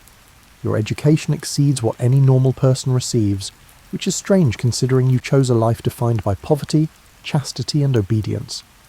The monastery gave you intellectual wealth while requiring material poverty. The community became your family, though not the way families usually work. You're not related by blood, you didn't choose these specific people, and you wouldn't necessarily be friends in other circumstances. But you share life in ways that transcend normal friendship. You know Brother John's breathing pattern when he sleeps, you recognise Brother Martin's footsteps in corridors, and you can predict Brother Peter's reactions to various situations. This intimate knowledge creates bonds stronger than friendship but different from family, something unique to communal living. You think about God more than you did as a young man, which seems obvious given that you're a monk and thinking about God is basically your job. But it's not just quantity, the quality changed too. Your understanding deepened and became more complex. You became less certain about details but more confident about essentials. You've stopped worrying about theological minutiae that consumed your youth and started focusing on practical spirituality, how to actually live faithfully rather than how to perfectly explain faith. Prayer changed from words to presence. When you were young, you prayed verbally, asking for things, reciting memorized prayers, and speaking constantly to God like God might forget you existed if you stopped talking. Now prayer is mostly silence, being present, paying attention, and listening rather than speaking. You're not sure God hears you differently, but you hear God differently, which might be the same thing. The doubts came too, particularly during winter when discomfort makes everything harder. Some nights you lie in your cold cell wondering if you've wasted your life, if you should have chosen marriage and children and normal existence. You think about the warmth you're missing, the experiences you'll never have, and the alternate versions of yourself living different lives in parallel worlds you'll never access. These doubts don't mean you'll leave.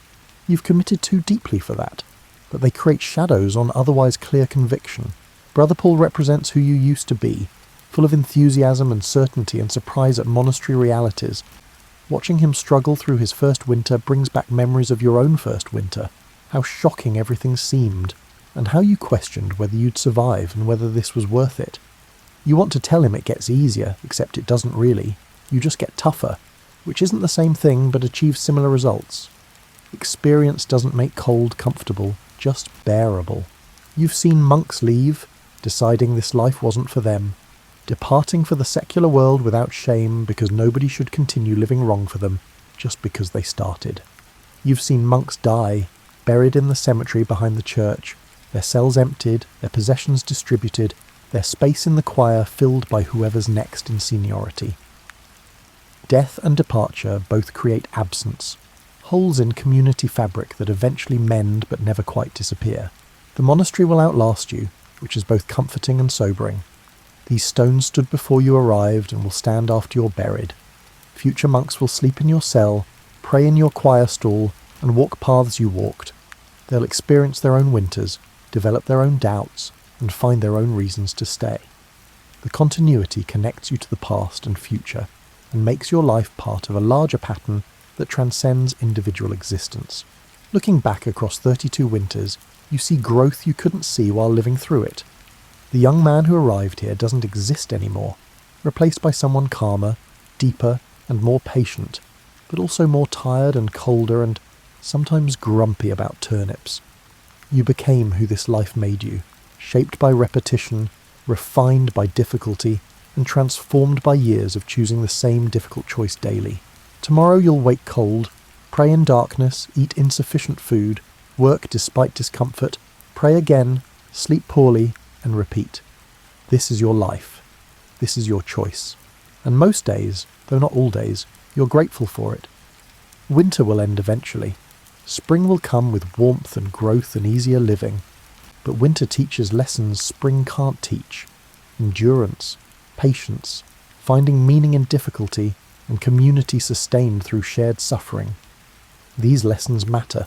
You've learned them slowly, painfully, and thoroughly. The bell rings for Compline. Time to pray before sleeping, time to choose again.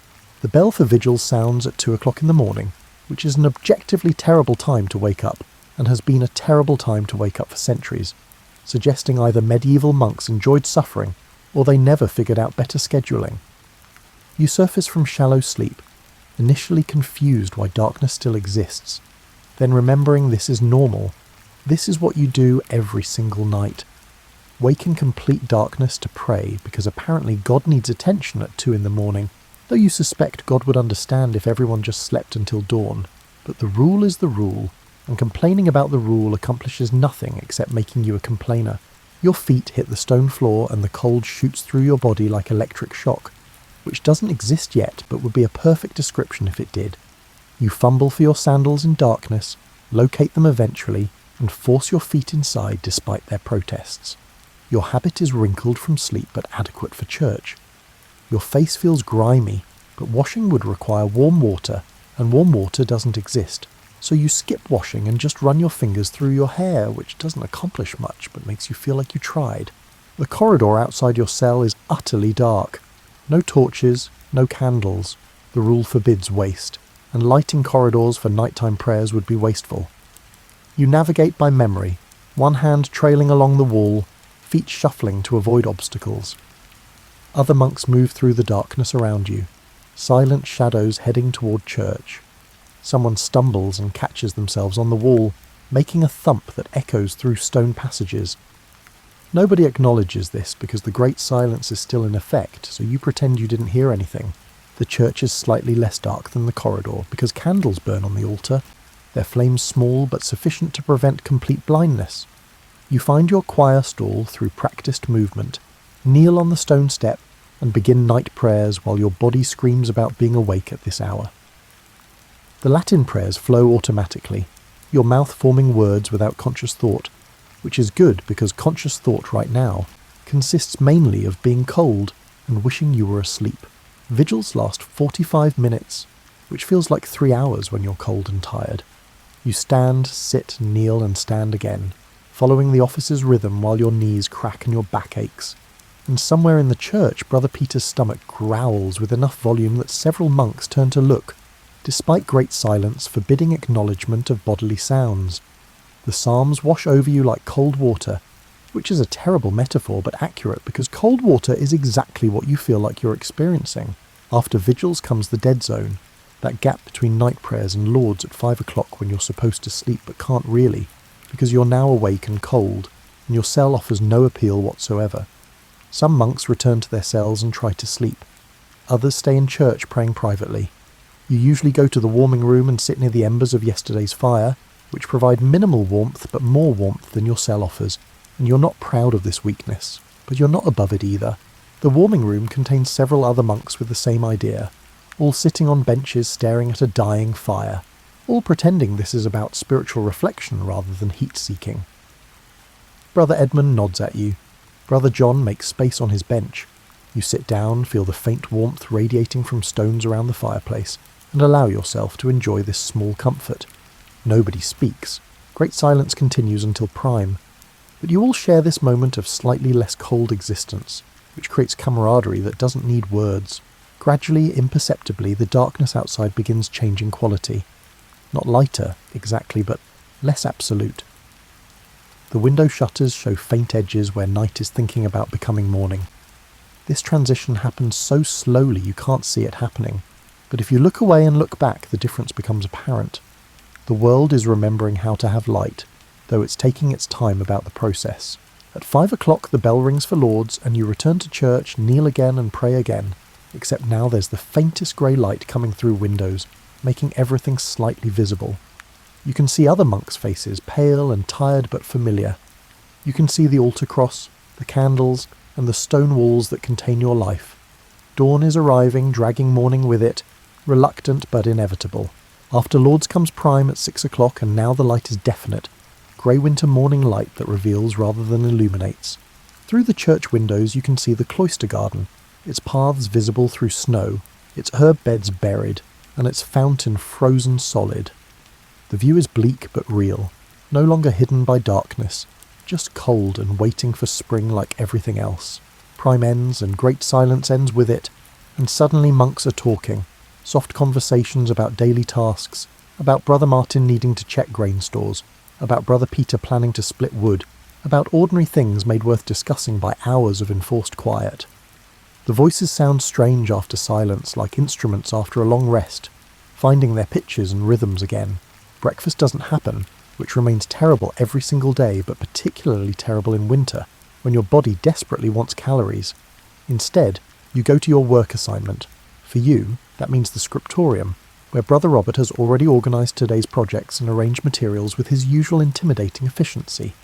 You settle at your desk, prepare your quill, open the inkhorn, and begin copying text while your stomach complains about lack of food, your hands complain about cold, and your mind complains about everything but continues working anyway because work is prayer, and prayer is work and complaining is neither. The morning passes in slow increments. You write letters on parchment, concentrating despite discomfort, producing work that will outlast you.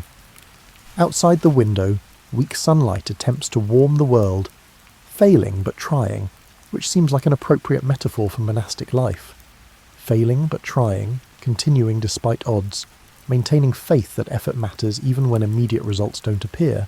At noon the bell rings for sext, and then immediately after comes dinner, that first food of the day that breaks your fast and reminds your stomach that eating is something bodies do. The refectory smells fantastic because Brother Geoffrey has prepared bread and pottage, and after 14 hours without food, even turnip stew smells like something worthy of Thanksgiving. You take your place, receive your portion, and eat with the concentration of someone who understands that this meal matters, that this food provides fuel for another day of cold and work and prayer. Dawn has fully arrived now, bringing winter daylight that will last until 4 o'clock, maybe 4:30 if you're lucky.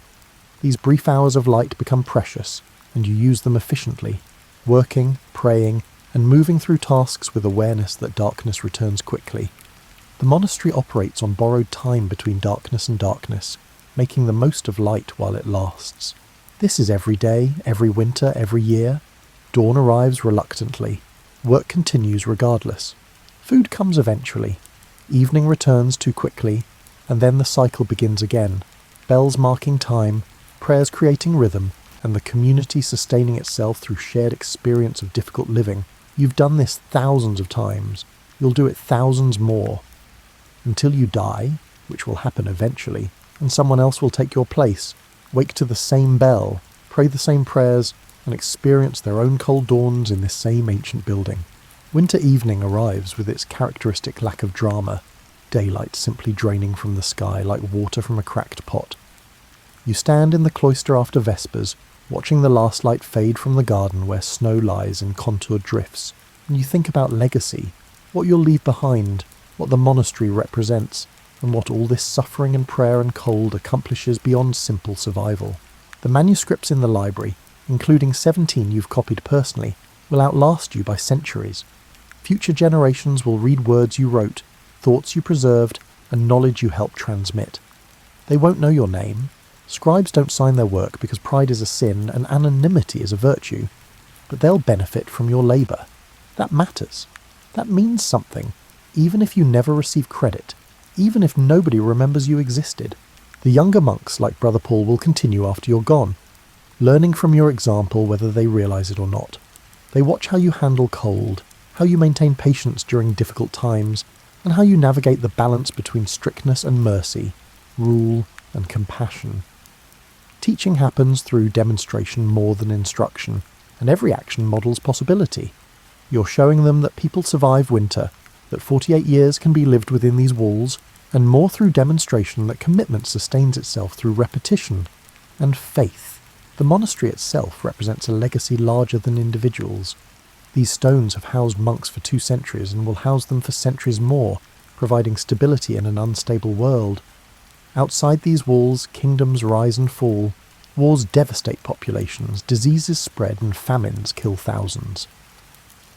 But the monastery continues, maintaining a rhythm of prayer and work, preserving knowledge, and offering an example of life organised around something beyond immediate comfort and pleasure.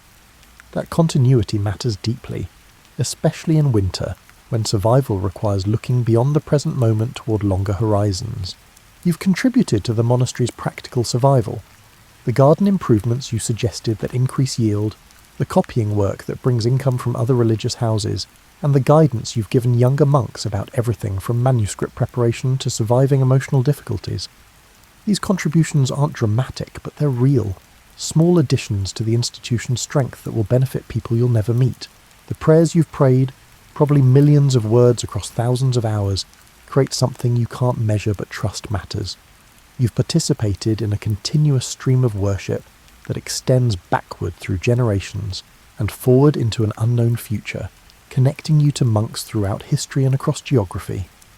When you pray, you join an invisible community spanning time and space, united in dedication to God and spiritual discipline. That connection transcends individual mortality. Brother William, the infirmarian, talks sometimes about the healing work as a legacy. The illness is treated, the pain reduced, the suffering addressed. You've helped him occasionally, learning his remedies, and you've seen how medical care given with compassion affects people beyond physical healing. People remember being treated with dignity during illness. They remember that someone cared. These memories shape how they treat others when they become the caregivers. Legacy spreads through concentric circles, touching lives in ways you never witness. The community itself, this collection of flawed men trying to live according to difficult ideals, represents something valuable that you've helped sustain. You've been patient when Brother Martin was insufferable, kind when Brother Paul was struggling, honest when Brother Thomas needed correction, and present when anyone needed listening. Community doesn't maintain itself automatically.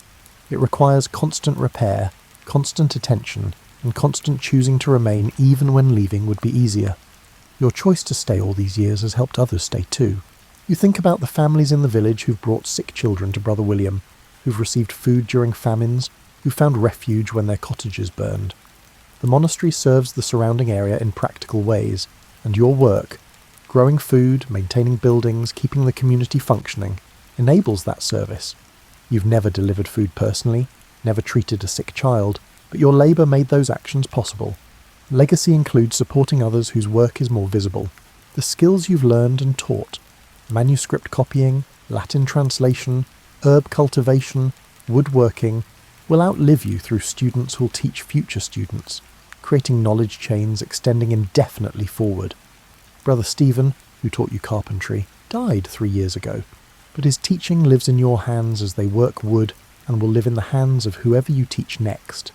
This is how human knowledge survives across generations, through person-to-person transmissions supplemented by written records. You won't be remembered individually, which is strange to accept because people generally want to be remembered and want their lives to matter in ways others acknowledge. But monastic life explicitly rejects that desire, arguing that seeking personal recognition is prideful, and that anonymous contribution is more virtuous than celebrated achievement. You've made peace with this, mostly, though sometimes you imagine someone in the distant future reading your copied manuscripts and wondering briefly about the scribe who wrote them, and that imagination brings satisfaction despite its vanity. The graves behind the church contain 47 monks from this monastery's history, their names recorded in the register, but their lives known only through sparse details, dates of entry, dates of death, and occasional notes about their work. You'll join them eventually, become another name in the list, another body in cold ground, another monk who came, lived, prayed, worked and departed. The thought is sobering but also comforting. You're part of something larger than yourself, and that participation matters more than individual recognition. What monks do, fundamentally, is maintain an alternative way of living in a world too often dominated by violence, greed, and immediate gratification. The monastery models different priorities: community over individual, spirit over material, long-term over short-term, and discipline over indulgence. This model isn't perfect, isn't superior in all ways, and isn't suitable for everyone. But it exists, it persists, and it offers contrast to mainstream society. That contrast creates space for people to imagine different possibilities for human life. Winter will end, as it always does, and spring will bring warmth and growth and easier living. Then summer with its abundance, autumn with its harvest, and winter again, cycling endlessly forward like prayers through daily offices.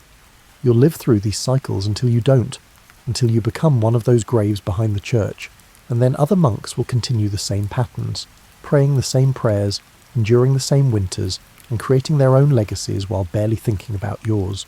But tonight, standing in the cold cloister watching the last light disappear, you feel connected to everyone who's ever stood here watching winter darkness arrive. Monks from centuries past and monks who'll come in centuries future, all experiencing similar moments of reflection on cold evenings when survival seems like an achievement, and continuation seems like a purpose. You're not alone, even when physically isolated. You're part of a tradition, part of a community, part of something that transcends individual mortality and gives meaning to difficult living. The bell rings for Compline. One more office before sleep, before starting everything again tomorrow. You turn from the darkness outside, walk toward the church, and join the procession of monks who've made the same walk countless times before and will make it countless times after. This is your legacy. Not anything dramatic or memorable, just the steady continuation of commitment, the daily choice to remain, and the countless small actions that together create something larger than their sum. You enter the church, take your place, and begin to pray. Outside, winter continues. Inside, candles burn against darkness. Between them, you continue living the life you chose, cold and difficult and somehow still worthwhile, still meaningful, still yours. Thank you for joining us through these long winter nights. May you find warmth in rest and peace in darkness. Sleep well. You're standing in a forest that would make any modern jungle seem almost barren by comparison.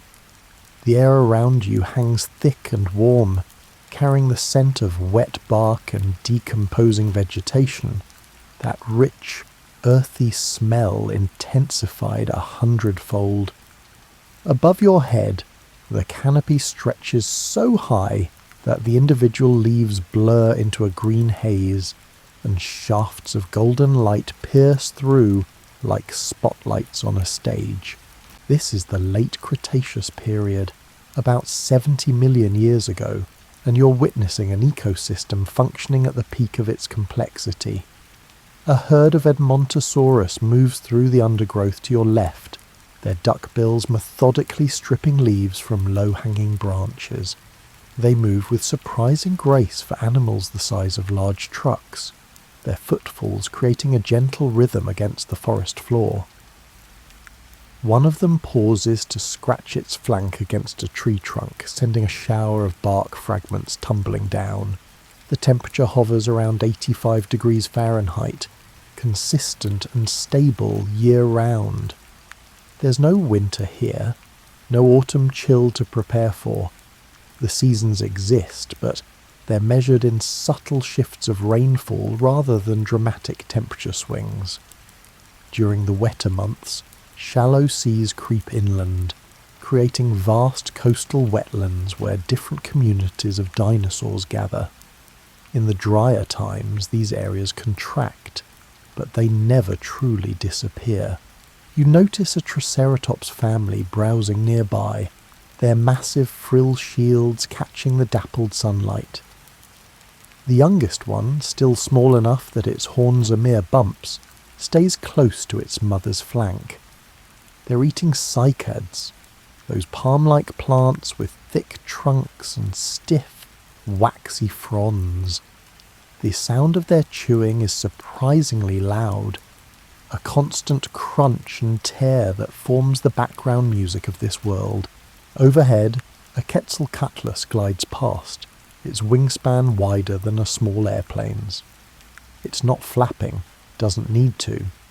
The warm air rising from the sun-heated earth provides all the lift it requires. You watch its shadow slide across the forest floor, momentarily darkening the Edmontosaurus herd, which doesn't even bother to look up. They've seen this shadow 1,000 times before. The balance here isn't peaceful in any sentimental sense. A pack of smaller theropods, Dromaeosaurus, each about the size of a wolf, work together to separate a juvenile hadrosaur from its group. It's calculated, efficient, and over quickly. Nature's accounting system, keeping populations in check. Within an hour, a swarm of beetles and other insects will have started their work on the remains. By tomorrow, only scattered bones will mark where it happened. But here's what strikes you most: the sheer abundance. Everywhere you look, something is eating, growing, reproducing, or decomposing. The biomass of this world exceeds anything you've ever experienced. A single acre of this forest contains more animal life than 10 acres of modern rainforest. The flowering plants, relatively new arrivals on the evolutionary scene, have exploded into countless varieties, and with them have come new species of insects, which in turn support new species of small mammals and lizards. You walk to the edge of a river, its waters murky with sediment from recent rains upstream. A group of Parasaurolophus stands belly deep in the water, their distinctive curved crests creating haunting calls that echo across the landscape. They're communicating, but not in any way that suggests alarm. Just the ordinary conversation of a species comfortable in its environment. The water teems with life too. Turtles the size of coffee tables bask on half-submerged logs. Fish you can't identify from any modern species dart between the dinosaurs' legs, feeding on particles stirred up from the riverbed. A crocodilian relative, longer than your car, watches from the shallows with eyes that break the water's surface like periscopes. It's patient. It's been patient for millions of years. This ecosystem has been refining itself for longer than you can properly imagine. The ancestors of these creatures emerged in the Triassic period, more than 200 million years ago. Since then, they've survived planetary upheavals, sea level changes, and the breakup of supercontinents. They've adapted to ice ages and global hothouse conditions.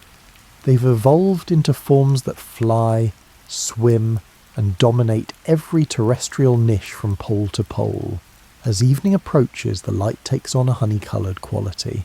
The sounds shift too. Daytime species settle into roosting spots while nocturnal creatures begin their preparations. You hear the distant call of a tyrannosaur, not the Hollywood roar, but something deeper, more resonant, like an enormous drum being struck underwater. It's not hunting yet, just announcing its presence, marking territory in a language older than mountains. The stars begin to emerge, and they're different from the ones you know. Constellations that won't exist for millions of years, arrangements of light that will shift as continents drift, and the Earth continues its patient rotation.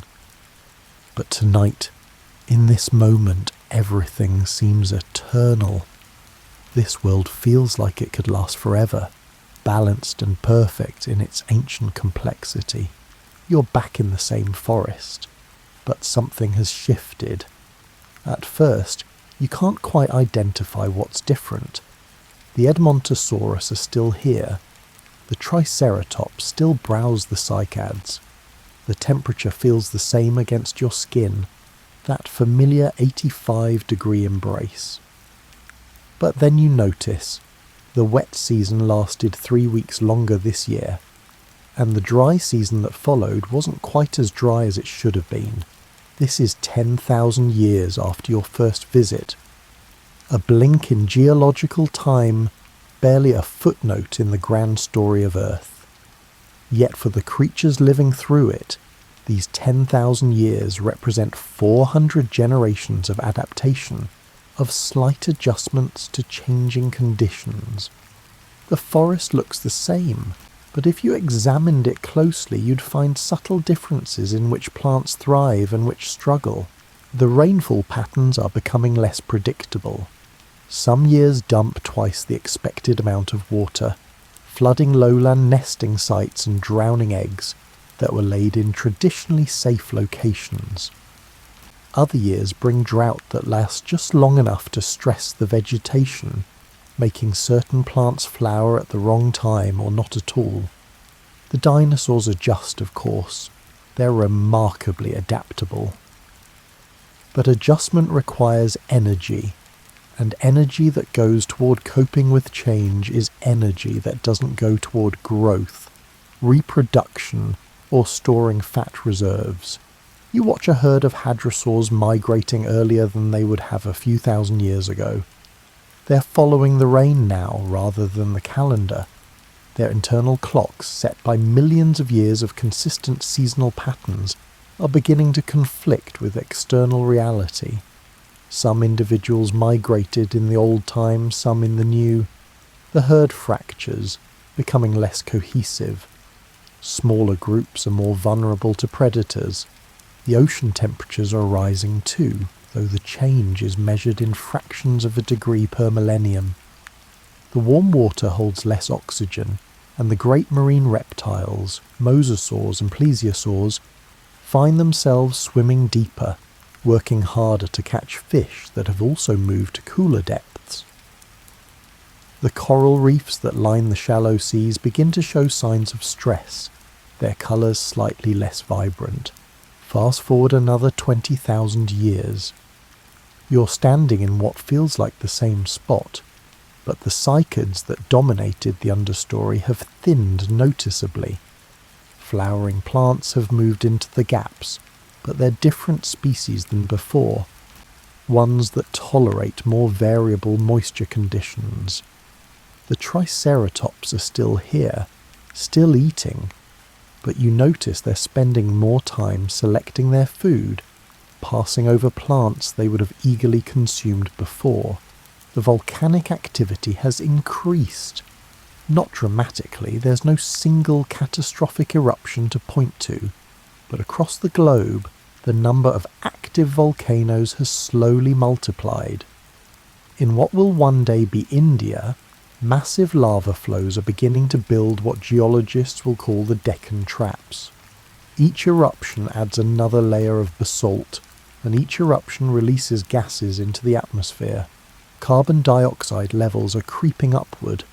The greenhouse effect intensifies slightly, holding more heat close to the Earth's surface. The polar regions, which maintained ice caps for millions of years, see those ice sheets retreat. Sea levels rise incrementally, redrawing coastlines, turning peninsulas into islands, and flooding the shallow inland seas even further. You notice something odd about the light. On some days there's a haziness to the air that wasn't there before. Volcanic aerosols, tiny particles of sulfur and ash, scatter sunlight differently, creating spectacular sunsets, but also reducing the overall clarity of midday illumination. Plants photosynthesize slightly less efficiently. The difference is small, maybe 5%, but across an entire global ecosystem, 5% compounds into something significant. The large herbivores begin showing subtle changes in their behaviour. They feed longer each day to compensate for the decreased nutritional value in their food. This means less time for social bonding, less time for careful selection of mates, and less time for the elaborate courtship displays that some species developed over millions of years. Evolution starts favouring efficiency over complexity. Another 50,000 years pass. You're now about 1 million years before the end of the Cretaceous period. The changes are no longer subtle. The forest around you has a different character, more open, with larger gaps in the canopy where old giants have fallen and younger trees haven't quite filled the space. The variety of plant species has decreased noticeably. Where there might have been 30 different types of ferns in a given area, now there are 20. The Edmontosaurus herds have grown smaller, not because of predation, but because the carrying capacity of the land has diminished. There's still plenty of food, but it's not quite as nutritious, not quite as abundant in the specific nutrients that massive bodies require. The juveniles take longer to reach adult size. Sexual maturity comes later. Fewer eggs are laid each season, and fewer of those eggs hatch successfully.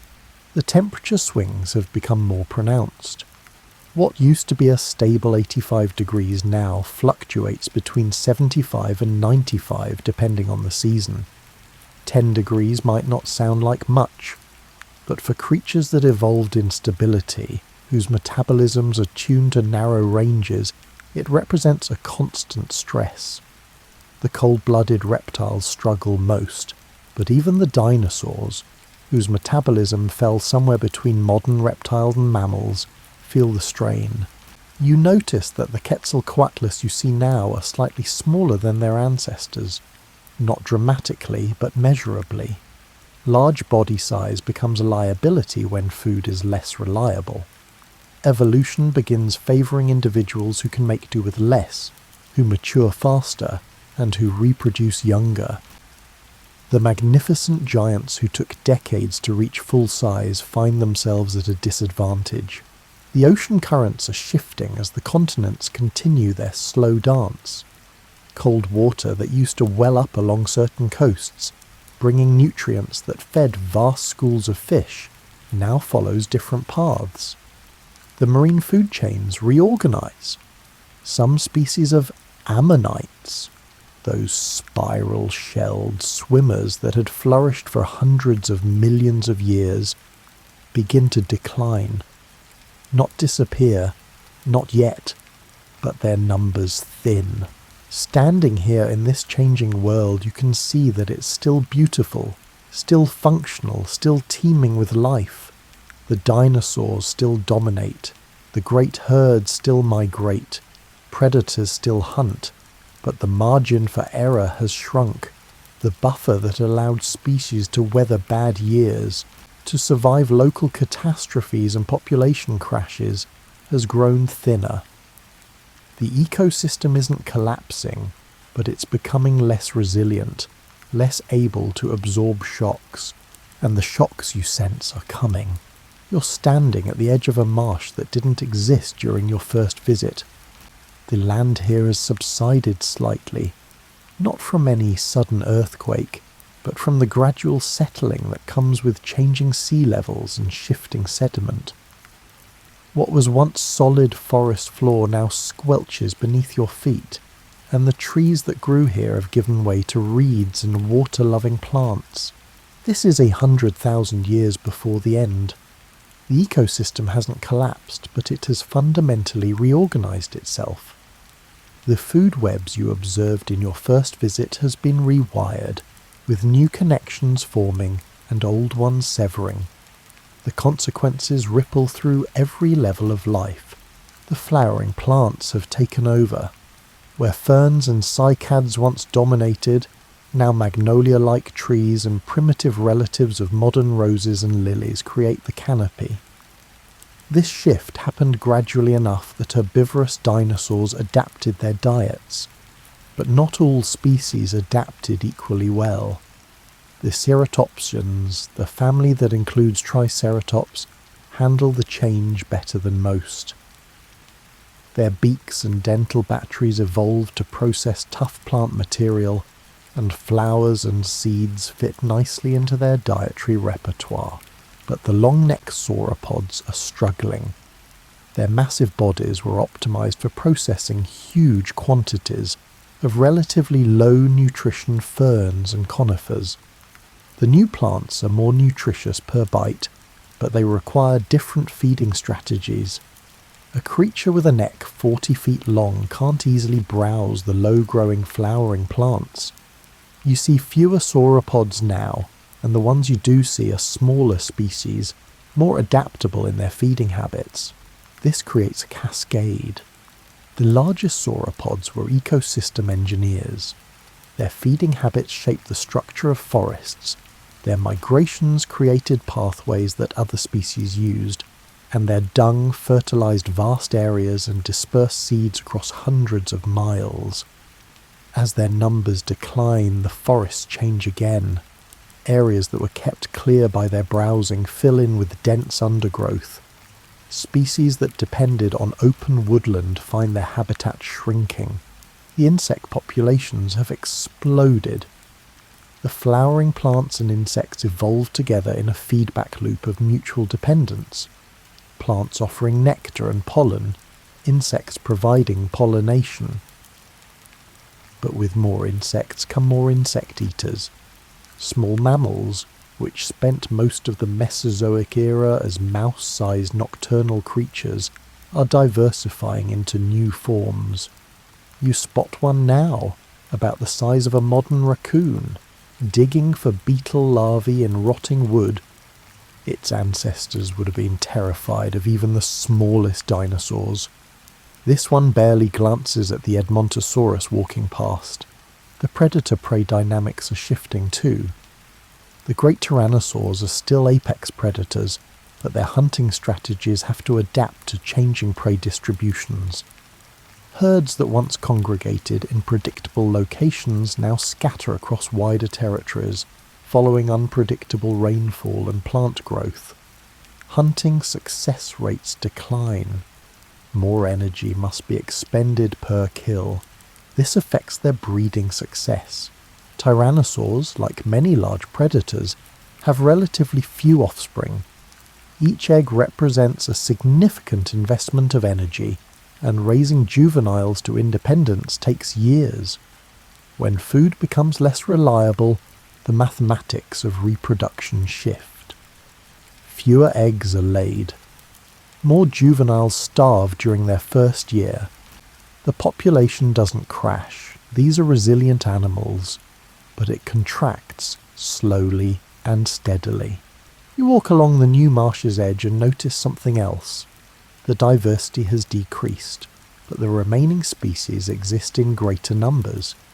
This is a pattern you'll see throughout the ecosystem. Where there might have been 10 species of small theropods, now there are 6, but those 6 are more abundant. Evolution favours generalists who can adapt to changing conditions over specialists who excel in stable ones. The pterosaurs are perhaps the most visibly affected. Their mastery of the skies is being challenged by the earliest true birds, which evolved from small theropod dinosaurs millions of years earlier. Birds, with their more efficient respiratory systems and more advanced flight capabilities, compete increasingly successfully for the same ecological niches. The largest pterosaurs remain unchallenged. No bird can match a Quetzalcoatlus for sheer size, but the medium-sized species find themselves squeezed between birds above them on the evolutionary ladder and below them in efficiency. In the oceans, the changes are even more dramatic. The shallow inland seas are retreating as sea levels fall. These seas were incredibly productive ecosystems, nurseries for a countless species of fish, ammonites, and marine reptiles. As they shrink, they fragment into isolated bodies of water. Populations that could once interbreed find themselves separated. Genetic diversity decreases. Species that depended on the vast extent of these seas find their habitat literally disappearing beneath them. The coral reefs are bleaching more frequently. They recover, but each recovery takes longer and is less complete than the last. The fish populations that depend on the reefs decline. The mosasaurs that hunt those fish must range further to find prey. Energy expenditure increases while food intake decreases. Never a sustainable equation. You notice the sounds have changed. The chorus of calls that filled the Cretaceous forest has grown thinner. There are fewer voices and less variety. The Parasaurolophus still make their haunting calls, but you hear them less frequently. Communication between distant herds has become more difficult as populations fragment, and individuals spread out in search of adequate food. The nesting colonies have shrunk too. Many dinosaur species were communal nesters, gathering in traditional sites that might have been used for thousands of years. But those sites depended on stable conditions, specific soil temperatures, reliable food sources nearby, and protection from flooding. As conditions become less predictable, the communal nesting tradition breaks down. More dinosaurs nest in isolation, and isolated nests are more vulnerable to predators and weather. Standing here, watching a smaller herd of hadrosaurs pick their way through the marsh, you realize you're witnessing something profound. The ecosystem isn't dying. That word's too dramatic, too sudden. It's transforming, but the transformation is taking it towards simplification rather than complexity.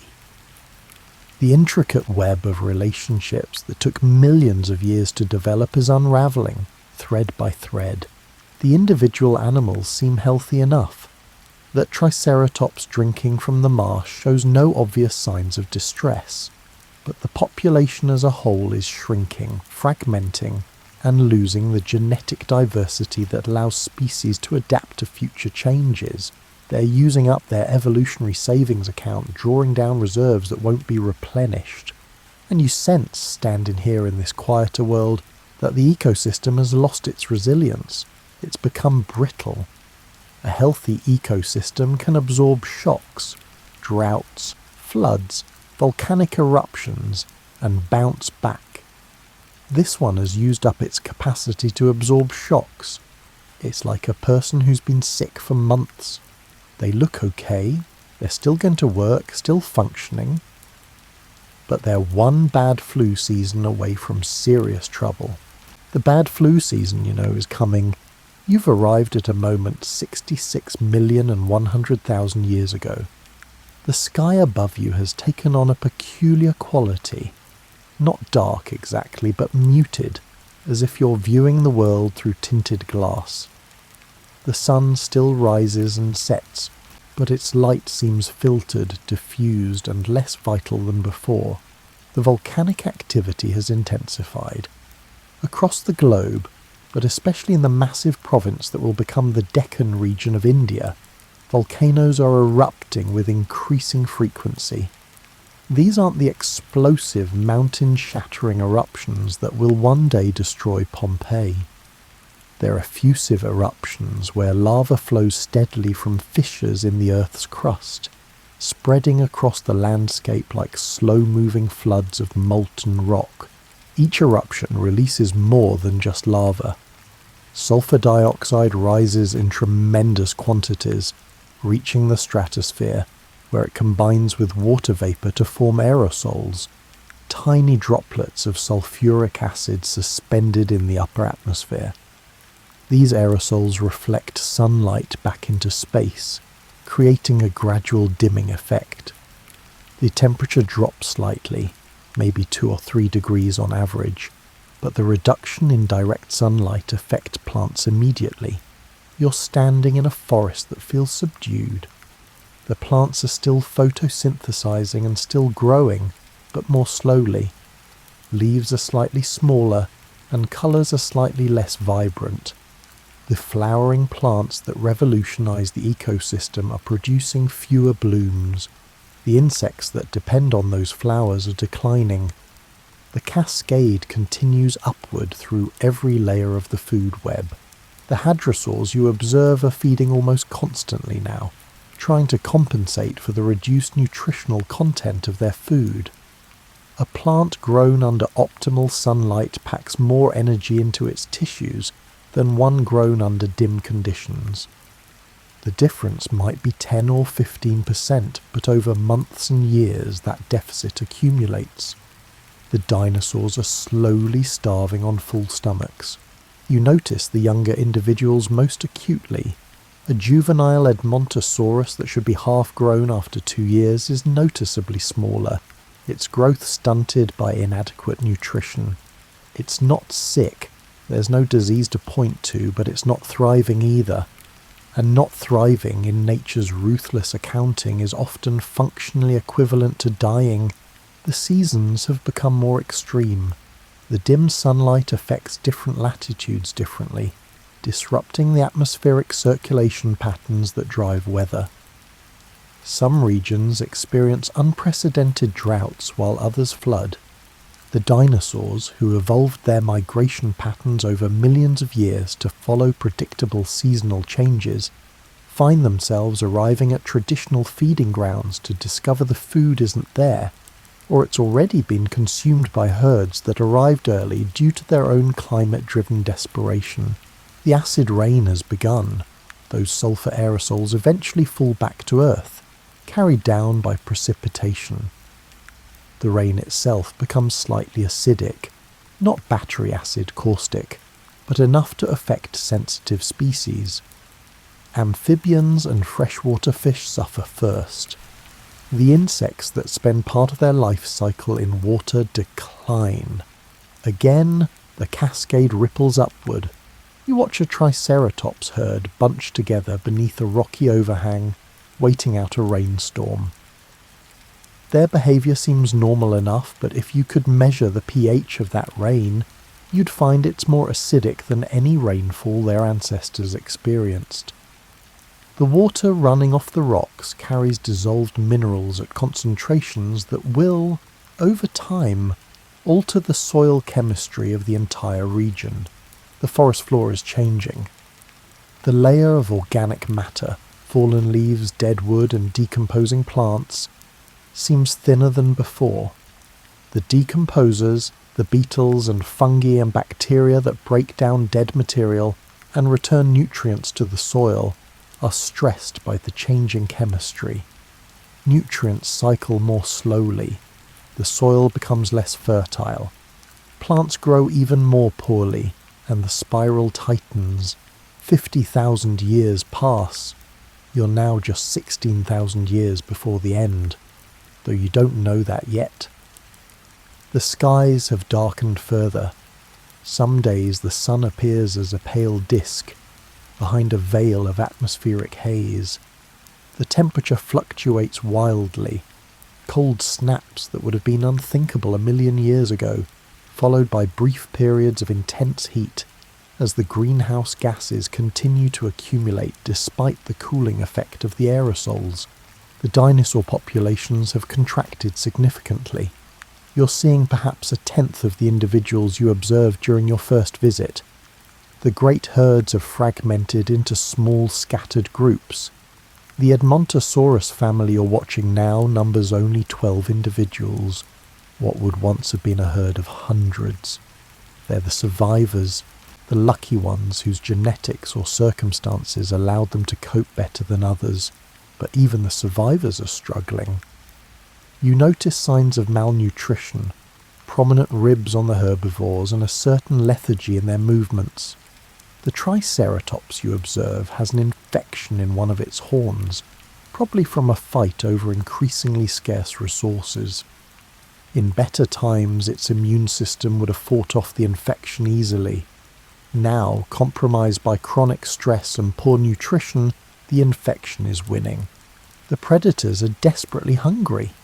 A pack of Dromaeosaurus takes down a young hadrosaur, and instead of the efficient kill you witnessed during your first visit, it's a prolonged, messy affair. The predators are weak too, their reaction slower, their coordination imperfect. After the kill, they defend the carcass more aggressively than necessary, fighting among themselves over scraps. Scarcity breeds desperation. The smaller animals, the mammals, the birds and the lizards are faring somewhat better. Their lower energy requirements and faster reproductive cycles allow them to adapt more quickly to changing conditions. You spot more mammals now than you've seen before, foraging in broad daylight, no longer restricting themselves to nocturnal activity. The dinosaurs, weakened and distracted by their own survival struggles, pose less threat. The pterosaurs are nearly gone. You haven't seen one in hours. The larger species, which required vast quantities of food to maintain their enormous bodies and power their flight, couldn't sustain themselves as food chains collapsed. The medium-sized species lost their competitive edge to birds. Only a few species persist, and those in dwindling numbers. In the oceans, the situation is even more dire. The marine reptiles, those magnificent mosasaurs and plesiosaurs that ruled the seas for millions of years, are starving. The fish populations they depended on have crashed as the base of the marine food web. Plankton and algae struggled under dimmed sunlight and changing ocean chemistry. The ammonites, those graceful spiral-shelled cephalopods, are disappearing. Species that numbered in the billions just 100,000 years ago are now rare finds. You stand on a beach, or what used to be a beach. The ocean has retreated, leaving behind exposed mudflats studded with the shells of dead mollusks. The smell of decay hangs heavy in the air. Small scavengers pick through the remains, but there's a furtiveness to their movements, an urgency born of uncertainty about where the next meal will come from. The light has a strange quality at sunset. The volcanic aerosols scatter light in unusual ways, painting the sky in shades of red and purple that would be beautiful if they didn't signify such devastation. You watch as a lone Quetzalcoatlus glides past, silhouetted against the crimson clouds. It might be one of the last of its kind, though neither you nor it knows that. The world hasn't ended. Life continues. The fundamental processes, photosynthesis, predation and decomposition, still function. But the abundance, the exuberance, and the overwhelming vitality you witnessed during your first visit have drained away. What remains feels like an ecosystem running on fumes, drawing down the last of its reserves with no prospect of replenishment. The dinosaurs themselves seem almost ghostly now, shadows of their former glory, persisting through momentum and evolutionary inertia in a world that has fundamentally changed around them. They're not fighting extinction. That would imply a battle, an active resistance. They're simply trying to survive one more day, one more season, in an environment that grows more hostile with each passing year. And then, on an ordinary morning 66 million years ago, the sky catches fire. You're standing in Mexico, on what will one day be called the Yucatan Peninsula. The date is precise in a way that geological time rarely allows. 66 million years ago, give or take a few thousand years.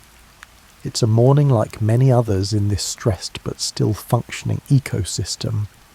The sky is overcast with volcanic haze, the temperature cool for this latitude. A small herd of hadrosaurs feeds on the beach vegetation, their duck bills methodically stripping seeds from low shrubs. Then you see it. The asteroid is visible for perhaps 30 seconds before impact, a point of light in the southern sky that brightens impossibly fast, growing from a star-like speck to a blazing sphere that hurts to look at. It's travelling at 45,000 miles per hour, a rock 6 miles in diameter that left the asteroid belt millions of years ago, and has now, through the blind mathematics of orbital mechanics, intersected with Earth's path around the Sun. The hadrosaurs notice the brightening sky. Some of them look up, a gesture that will be their last. Others continue feeding, unaware that the world they know has 30 seconds left to exist. The impact occurs offshore in the shallow sea. You don't see the moment of contact, your eyes couldn't process it even if you tried. What you experience is a flash of light brighter than 1,000 suns, and then, actually there is no "and then" for anything within 1,000 miles. The energy released exceeds all of humanity's nuclear weapons detonated simultaneously by a factor of 1,000. The asteroid vaporizes instantly, along with millions of tons of rock from the Earth's crust. A crater 12 miles deep and 100 miles wide excavates itself in less time than it takes to read this sentence. The hadrosaurs on the beach cease to exist. Not killed, existence simply revoked. The thermal pulse incinerates them before their nervous systems can register heat. The shockwave that follows, travelling faster than sound, pulverizes what's left. Within seconds, nothing remains of them, or of any living thing within 500 miles of the impact site, but you're observing from a safe distance, 1,000 miles away in what will become Texas. Even here the effects are immediate and devastating. The sky lights up as if someone turned on a cosmic floodlight. The horizon glows orange-red. The temperature spikes 20 degrees in less than a minute. Then the shockwave arrives. It's not the crushing, building, flattening blast you might imagine from a bomb. This is a planetary scale phenomenon, an atmospheric wave that encircles the globe. Trees bend horizontally, their trunks flexing to impossible angles before snapping. A triceratops herd are knocked off their feet like bowling pins. They try to stand, confused and terrified, as debris begins to rain from the sky. The debris is unlike anything in your experience. Molten rock, vaporized by the impact and flung into the upper atmosphere, begins to fall back to Earth. These spherules of once molten material glow cherry red, setting fires wherever they land. The forest around you ignites in hundreds of places simultaneously. Within an hour, the fires have merged into a conflagration that will eventually consume millions of square miles of forest. The Triceratops herd, those that survived the initial shockwave, stampede in panic. There's nowhere to run that isn't burning or about to burn. Some plunge into a nearby river, which offers temporary refuge. Others simply flee until exhaustion or smoke inhalation drops them. The scene is replicated across continents. Animals that survived hundreds of millions of years of evolution, undone in hours. The sky darkens as dust and soot rise into the atmosphere. Not the gradual dimming of volcanic aerosols, but a swift occlusion of sunlight. By nightfall, the darkness is absolute. No stars, no moon, just the orange glow of continent-spanning wildfires reflecting off the dust-choked clouds. Days pass. You're somewhere in North America, watching what survives. Small mammals emerge from underground burrows, confused by the extended darkness. Some dinosaurs have made it through the initial impact, those that were in the right places, in valleys protected from the thermal pulse, near water sources, or simply lucky. A group of Edmontosaurus huddles in a ravine, their bodies pressed together for warmth as the temperature plummets. With no sunlight penetrating the dust cloud, photosynthesis has stopped. Not slowed, stopped. Plants begin to die within weeks. The herbivorous dinosaurs, already stressed by years of difficult conditions, have nothing to eat. They wander through the darkened landscape, stripping bark from trees, digging for roots, and consuming anything remotely edible. You watch an adult Edmontosaurus die. It's not dramatic. The animal simply lies down one afternoon and doesn't get up again. Starvation, hypothermia, or possibly both. Its herd mates investigate the body briefly, then move on. They're focused entirely on their own survival now, and the social bonds that once held herds together have frayed under the pressure of catastrophe. The predators fare even worse. A Tyrannosaurus, apex predator of its ecosystem, reduced to scavenging. It feeds on a dead Triceratops, probably killed by the impact's aftermath. But dead prey doesn't run away, and in this new world, prey that doesn't run away is also prey that won't be replaced. Each carcass consumed brings the predator one meal closer to starvation. Months pass. The darkness persists. Some sunlight begins filtering through the upper atmosphere, but it's diffuse, weak, and unable to support the kind of photosynthesis that fuels complex food webs. The temperature has stabilized, but at a much lower level than before. Water sources freeze at night, even at equatorial latitudes. The large dinosaurs are dying, not all at once, but steadily, inexorably. You find their bodies scattered across the landscape: Triceratops, hadrosaurs, ankylosaurs, and all the magnificent megafauna that defined the Mesozoic. Some died of starvation, others froze. Some probably died of injuries sustained during the chaos following the impact or infections that their weakened bodies couldn't fight off. The smaller species persist longer. Size, which was an advantage for millions of years, has become a liability. Large bodies need large amounts of food, and there isn't any. but small mammals, eating insects and seeds and carrion, can get by on scraps. The early birds, with their high metabolisms but small size, find enough to survive.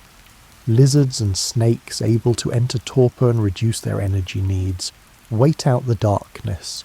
A year after the impact, you're standing in a landscape that would be unrecognisable to someone from the previous age.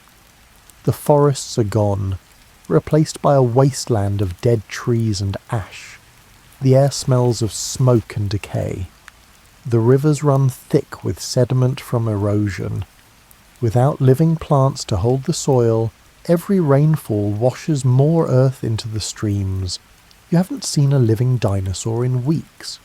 A few must still exist, scattered individuals in isolated pockets of marginally better conditions. But as a dominant life form, as the architects of Earth's terrestrial ecosystems, they're gone. 60 million years of evolutionary success ended not by a single blow, but by that blow's cascading consequences. The impact killed millions immediately. The darkness killed billions over months. But it's the long-term effects that truly seal the dinosaurs' fate. The acid rain persisted for years, poisoning water sources and further damaging the already devastated plant life. The greenhouse warming that followed the initial impact winter, as the dust settled but the carbon dioxide released by the impact and by burning forests remained. The ecosystem collapsed that left even the survivors with nothing to eat. Standing here in this broken world, you realise you're witnessing the border between two ages of Earth's history. Behind you lies the Mesozoic era, the age of reptiles, a time when dinosaurs shaped every terrestrial ecosystem from pole to pole.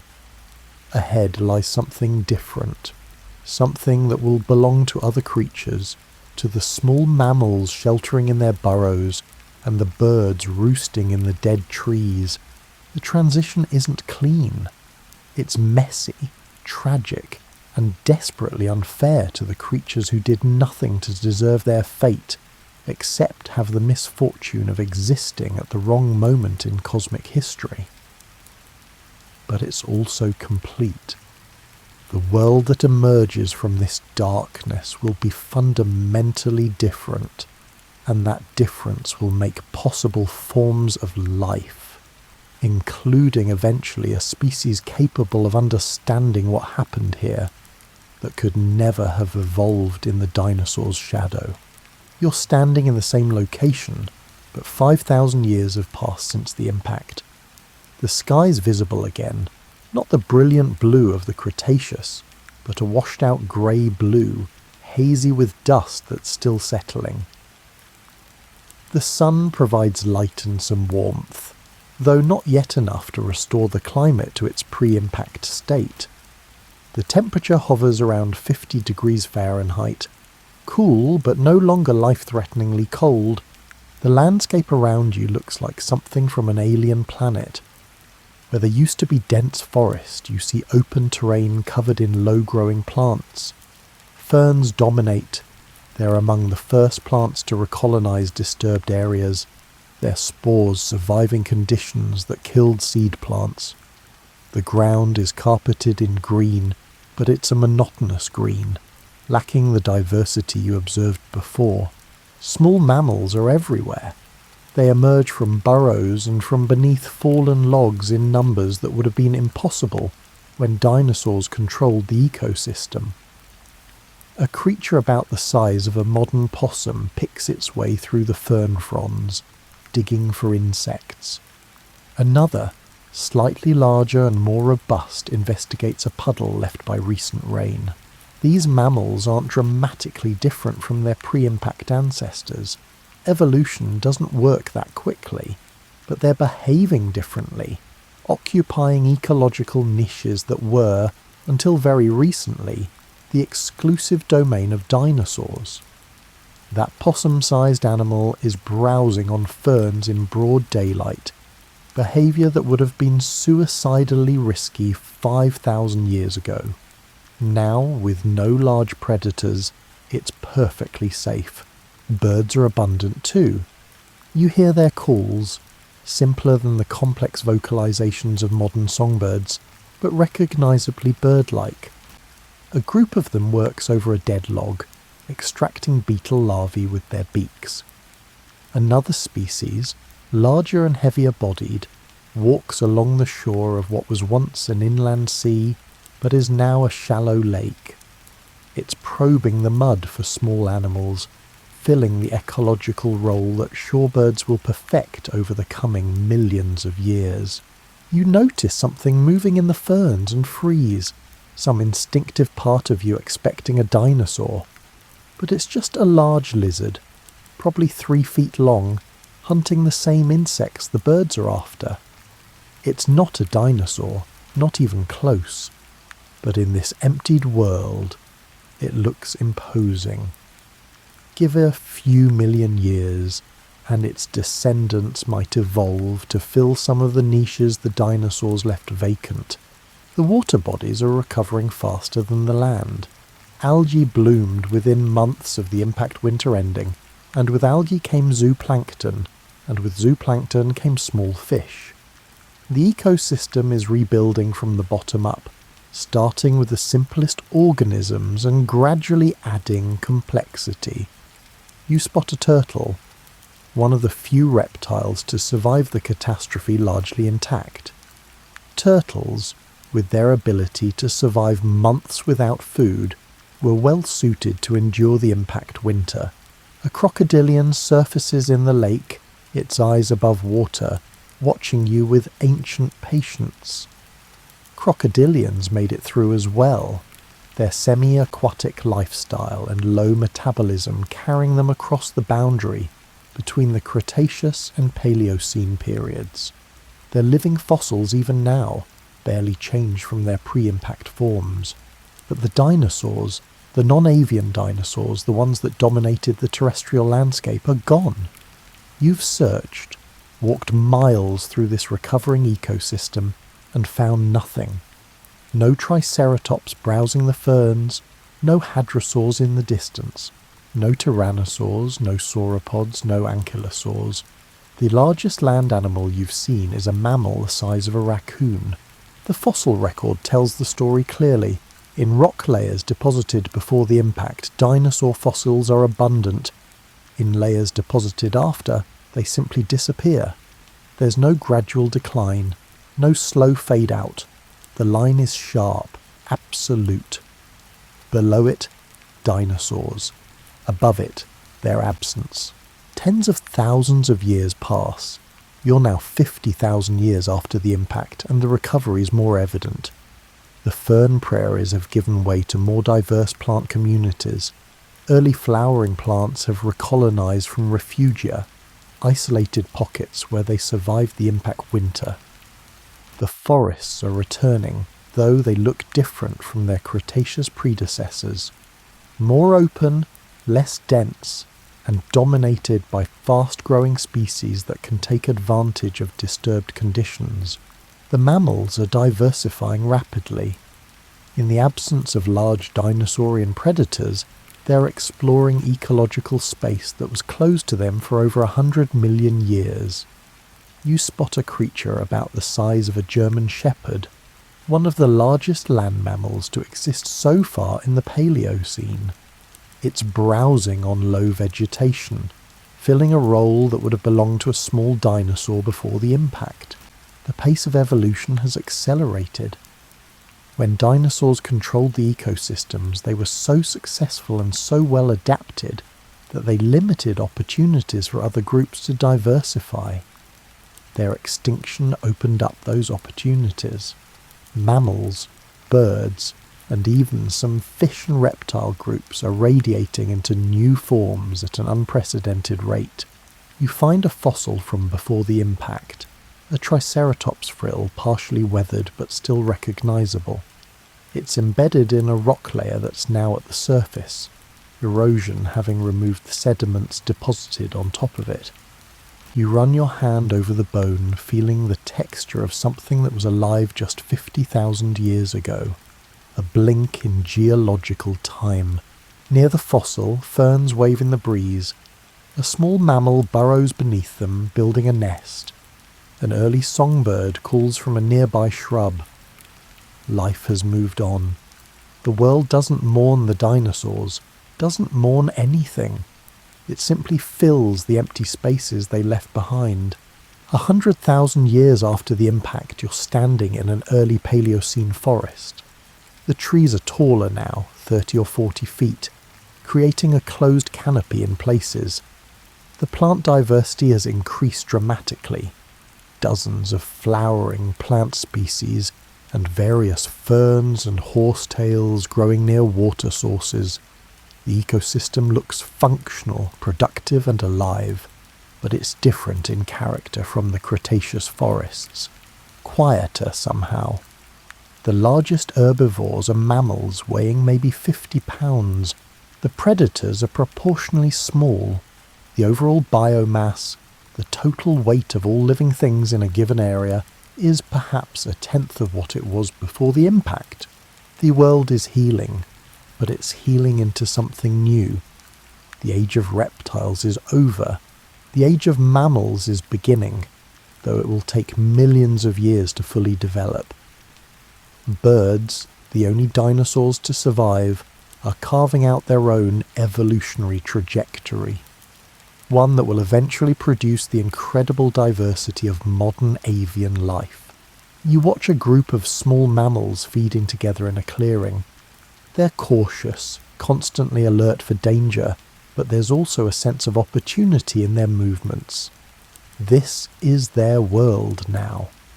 The mammals inherited the earth not through superiority or better design, but through luck and circumstance, because they happened to have characteristics: small size, burrowing behaviour, omnivorous diets, that allowed them to survive when larger, more specialised creatures couldn't. As night falls, you hear sounds that would never have existed in the Cretaceous. Early primates calling from the trees, small predatory mammals stalking through the undergrowth. The world is being rebuilt by creatures that spent the Mesozoic era in the dinosaurs' shadow, and they're building something different, something that will eventually lead to grasslands and coral reefs and rainforests, to whales and elephants and eagles, and, in a humid African forest about 65 million years from now, to a species of primate that will develop the capacity to look back at this moment, to understand what happened, and to mourn creatures they never met and can only know through the fragmentary record of fossilized bones. You're now 1 million years after the impact.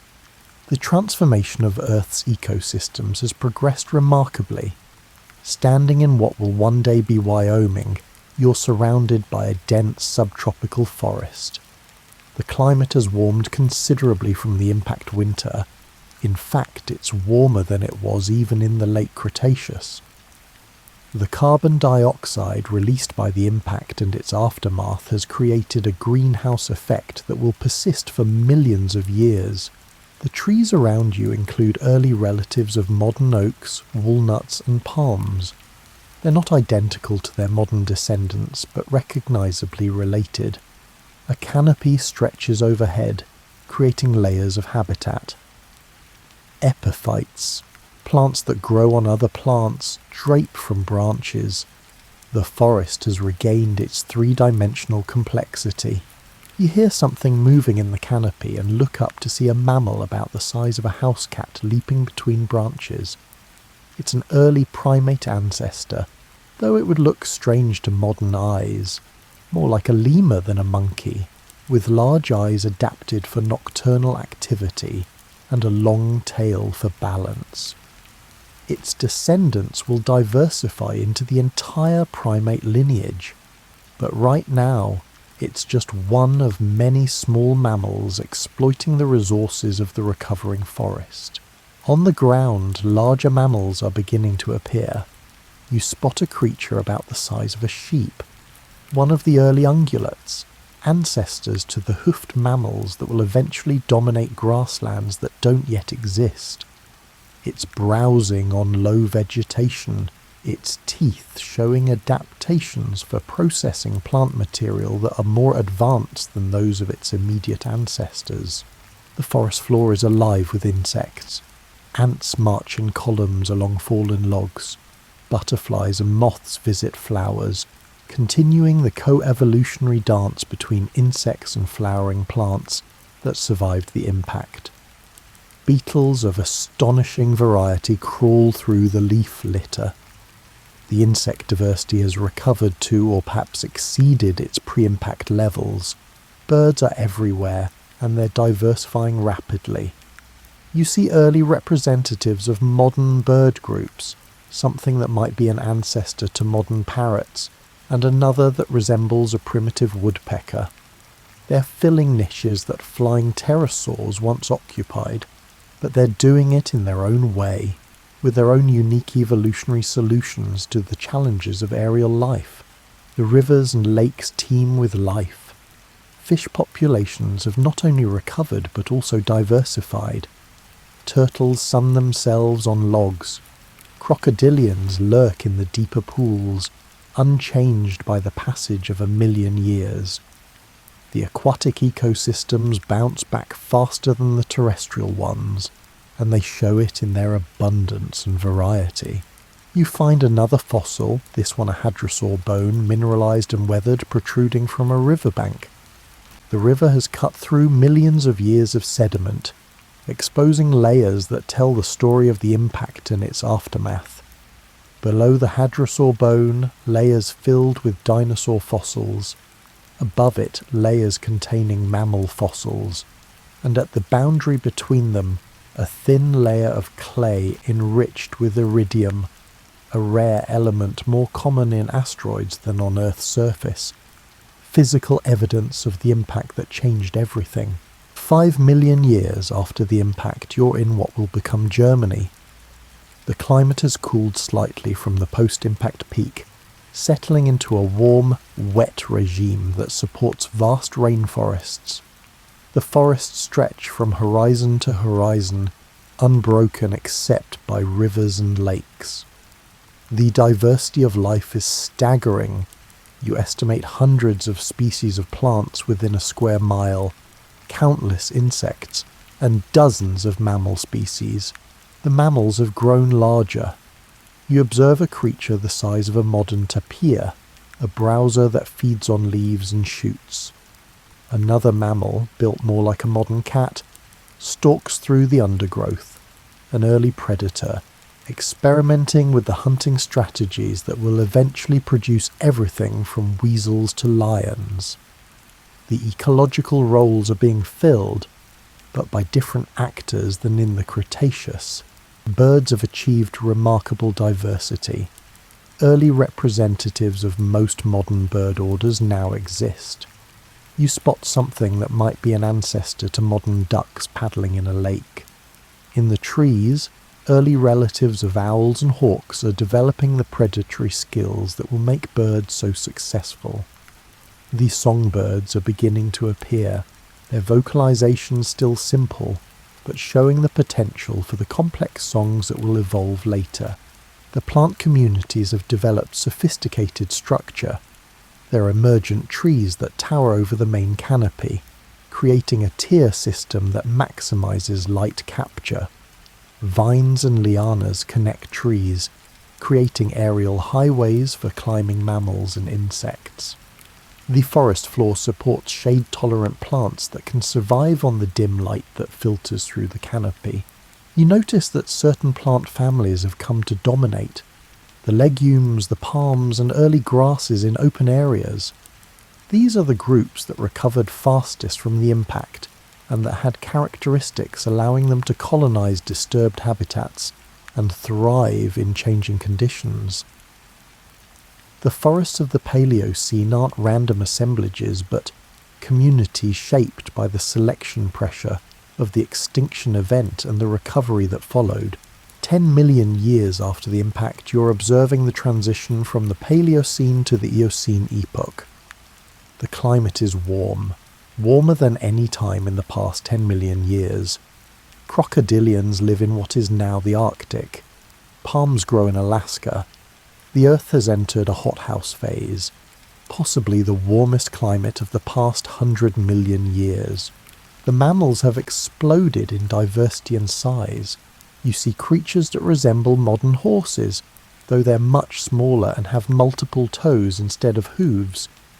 Early whales, still retaining vestigial legs, hunt in shallow coastal seas, showing how some mammal lineages are returning to the water that their distant ancestors left hundreds of millions of years ago. Bats, the only mammals to achieve powered flight, swoop through the evening air, using echolocation to hunt insects. The first grass-dominated ecosystems are beginning to appear in drier regions. Grasses, which existed before the impact but were never dominant, are expanding their range. With them come new types of herbivores, mammals developing teeth that can handle the tough, silica-laden grass blades. The stage is being set for the savanna ecosystems that will characterize much of the later Cenozoic. You stand on a hilltop at sunset, watching the landscape spread before you. The forests, the rivers, the diversity of life. It's all magnificent. Perhaps as magnificent as the Cretaceous ecosystems you observed at the beginning of this journey, but it's different. The dominant players have changed. The evolutionary strategies have shifted. This is Earth renewed, but not Earth restored. The dinosaurs won't come back. Their ecological roles have been filled by other creatures, and those creatures are now established, evolving, adapting, and creating their own evolutionary trajectories. The window during which dinosaurs could re-evolve has closed. The Earth has moved on. But looking at this thriving, complex ecosystem, you realize something important. The planet itself is resilient in a way that individual species and lineages are not. The impact killed the dinosaurs and countless other species, fundamentally restructured ecosystems, and altered the course of evolutionary history. But it didn't kill life itself. It didn't prevent the rebuilding of complex, diverse ecosystems. It changed what existed, but not the existence of life itself. In 56 million years, descendants of the small mammals you see here will have diversified into creatures ranging from blue whales to shrews, from giraffes to bats, and from humans to elephants. The birds will have produced penguins and peacocks, hummingbirds and eagles. The plants will have created everything from giant sequoias to tiny orchids. The impact was a tragedy for the dinosaurs and a catastrophe for the ecosystems they inhabited. But for Earth as a whole, it was a transition, a reshuffling of the deck that opened up possibilities that wouldn't have existed otherwise.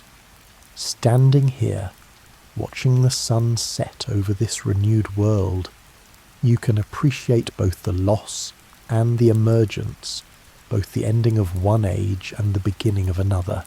You're no longer in deep time.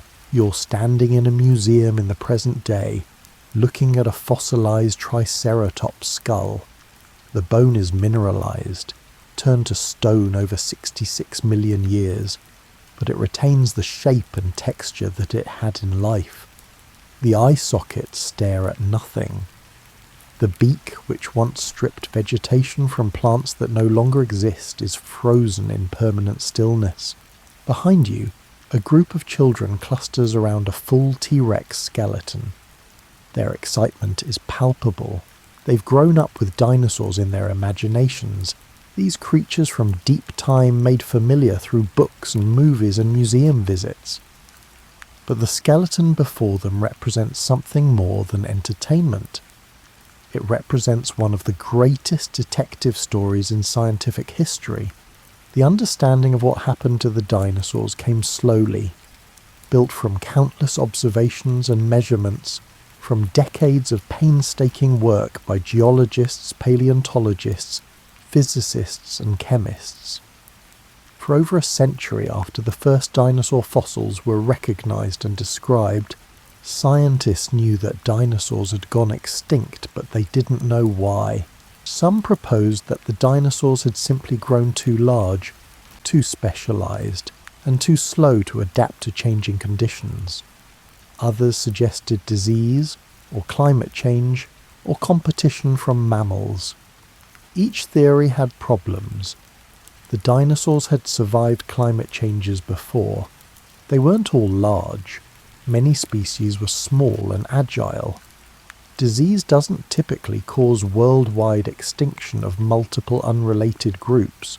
The breakthrough came in 1980, when physicist Luis Alvarez and his son Walter, a geologist, published a paper proposing that an asteroid impact had caused the extinction.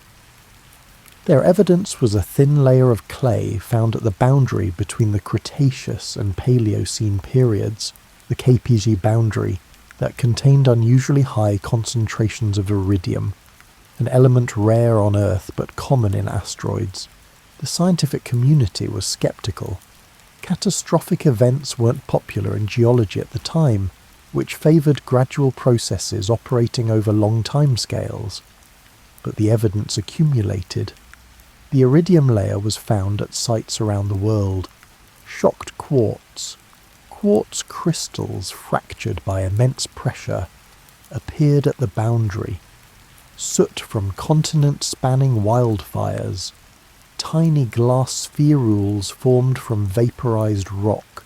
The final piece of evidence came in 1991 with the identification of the impact crater itself, the Chicxulub crater, buried beneath the Yucatan Peninsula, precisely the right age, the right size, and in exactly the kind of coastal location that would maximize the destructive effects of an ocean impact. You walk through the museum, passing displays that illustrate this scientific journey. Here's a map showing iridium concentrations around the world. There's a sample of shocked quartz, its crystal structure deformed by pressures that only asteroid impacts or nuclear explosions can generate. In another case, you see computer simulations of the impact and its immediate aftermath. But understanding that an impact occurred doesn't fully explain why the dinosaurs died while other groups survived. You pause at a display that addresses this question. The key factors scientists now understand were size, diet, and habitat. Large animals require more food. When the impact shut down photosynthesis and collapsed food chains, large herbivores starved first, followed quickly by the large predators that depended on them.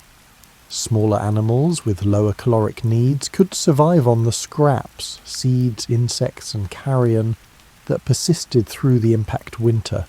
Diet mattered too.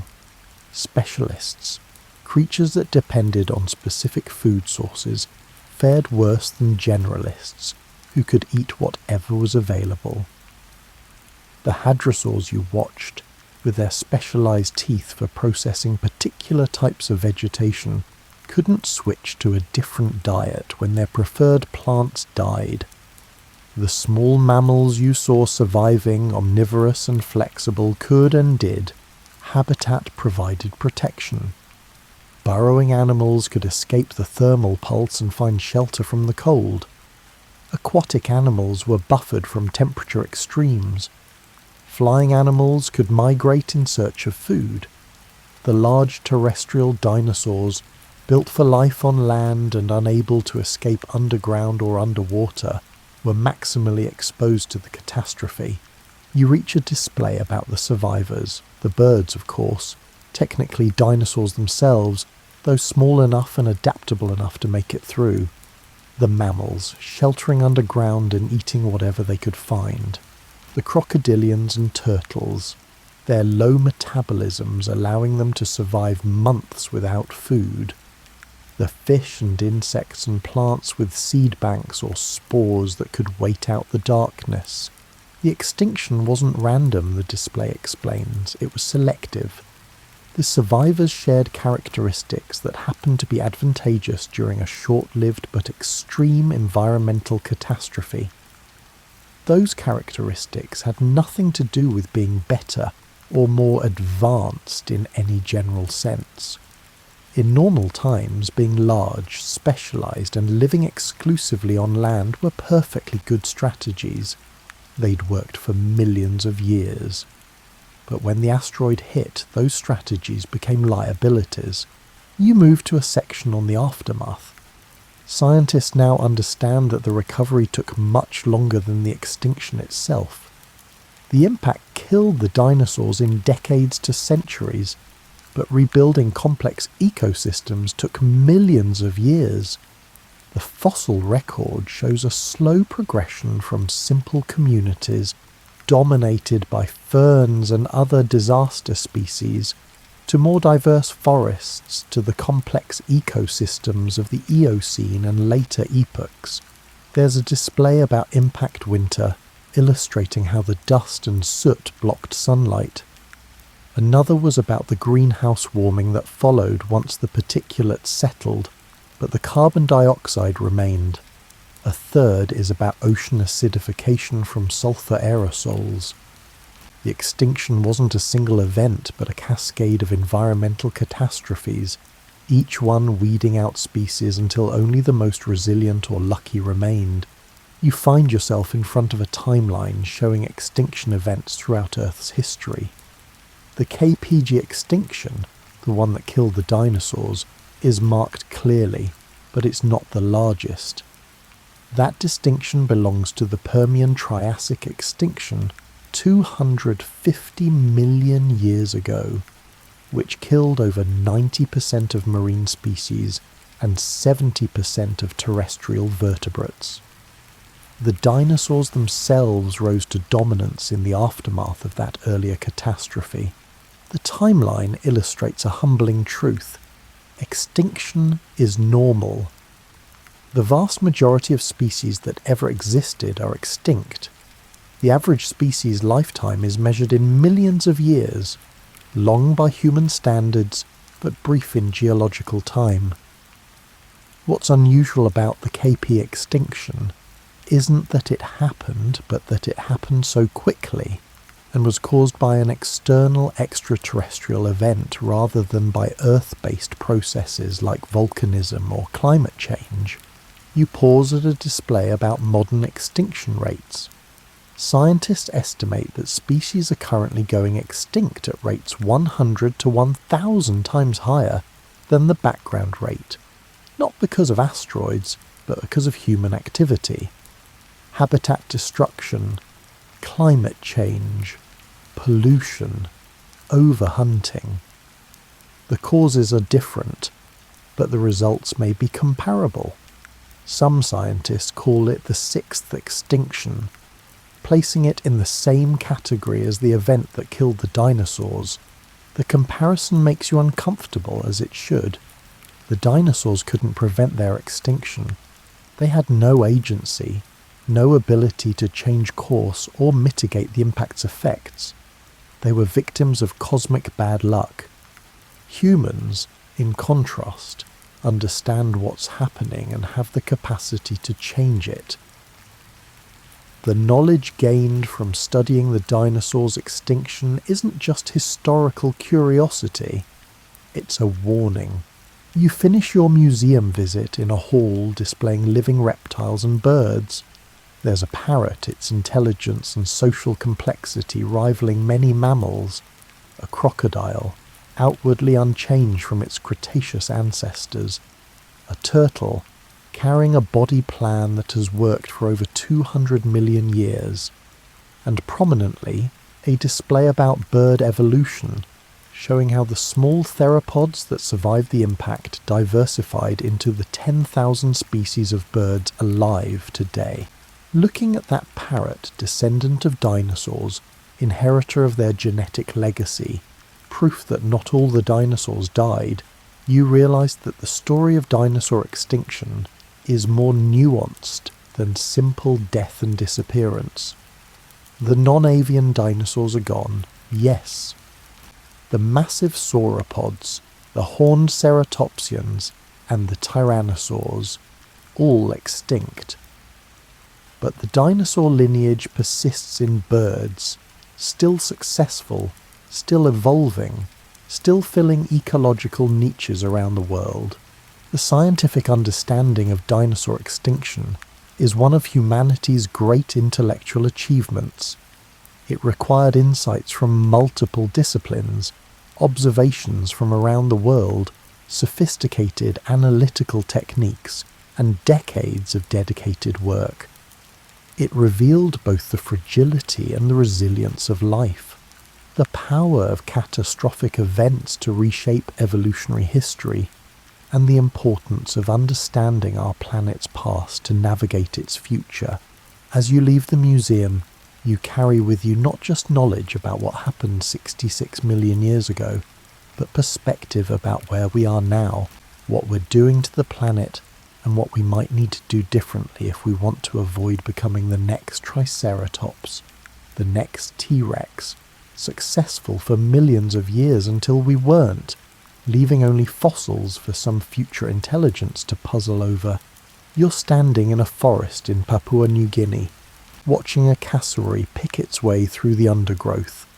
The bird stands nearly 6 feet tall, its body covered in black feathers, its head sporting a bony casque that looks almost helmet-like.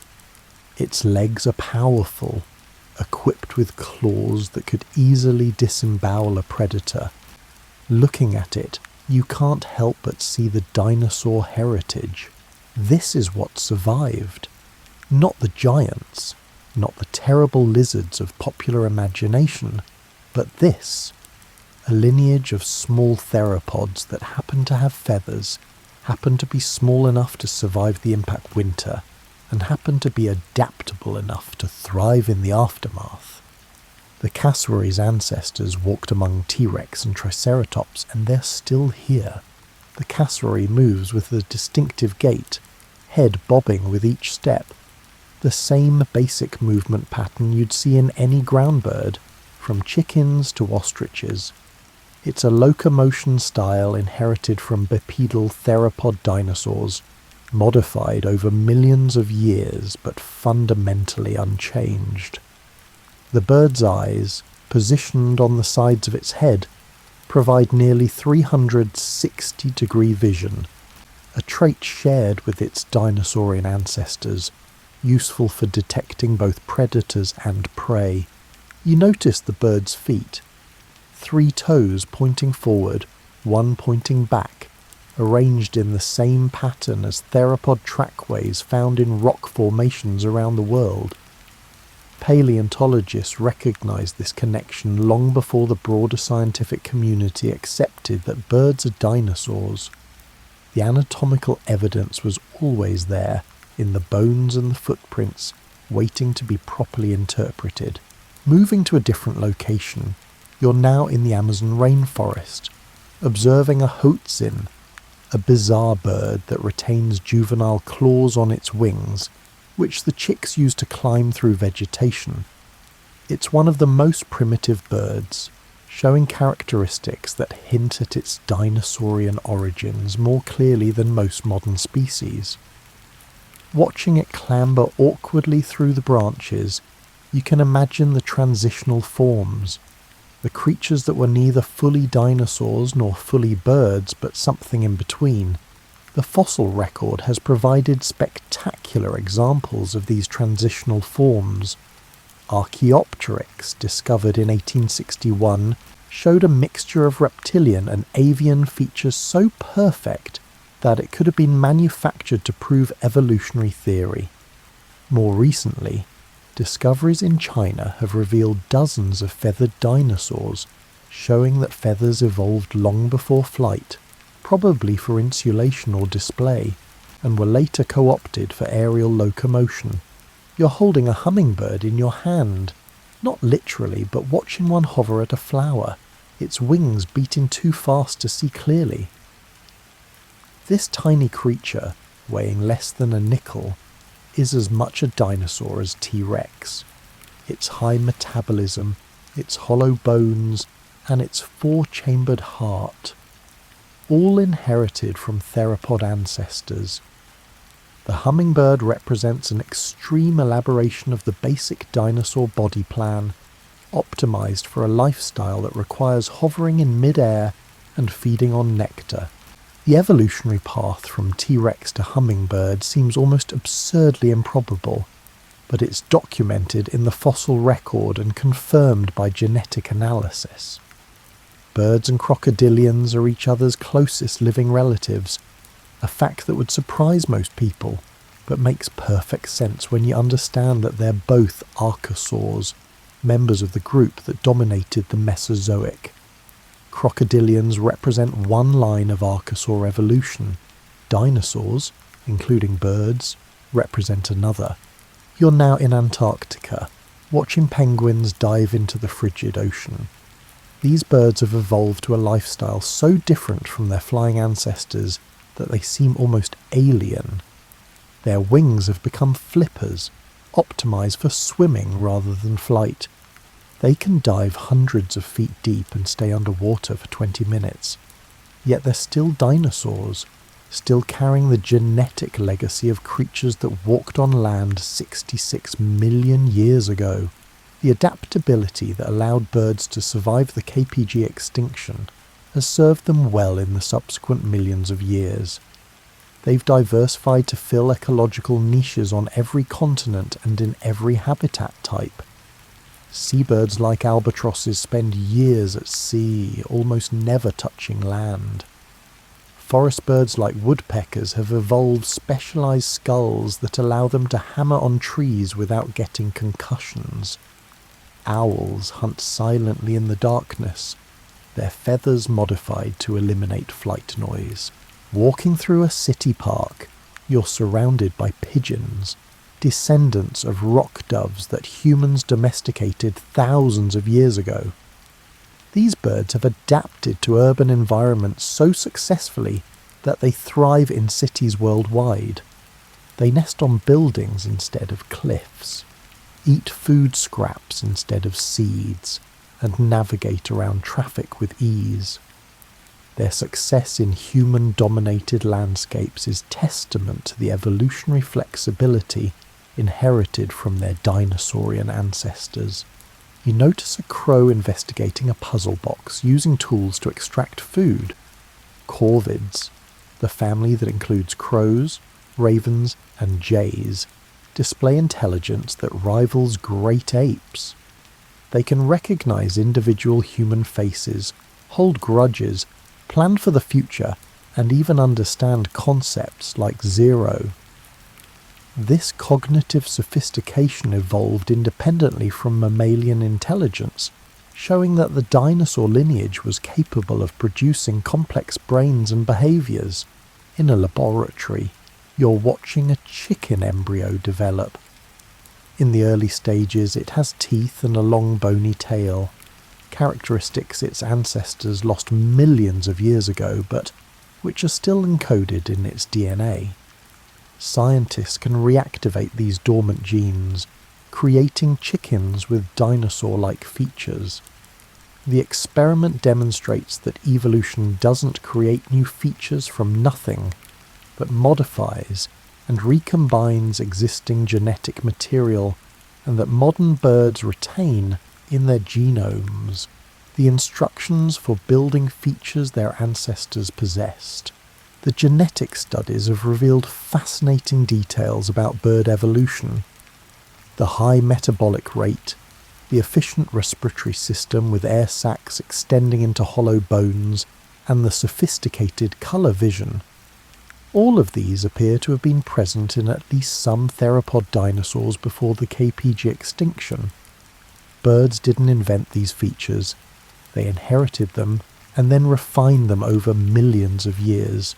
You're in Madagascar, observing elephant birds, or rather, looking at their bones in a museum since they went extinct only a few hundred years ago, hunted to extinction by humans.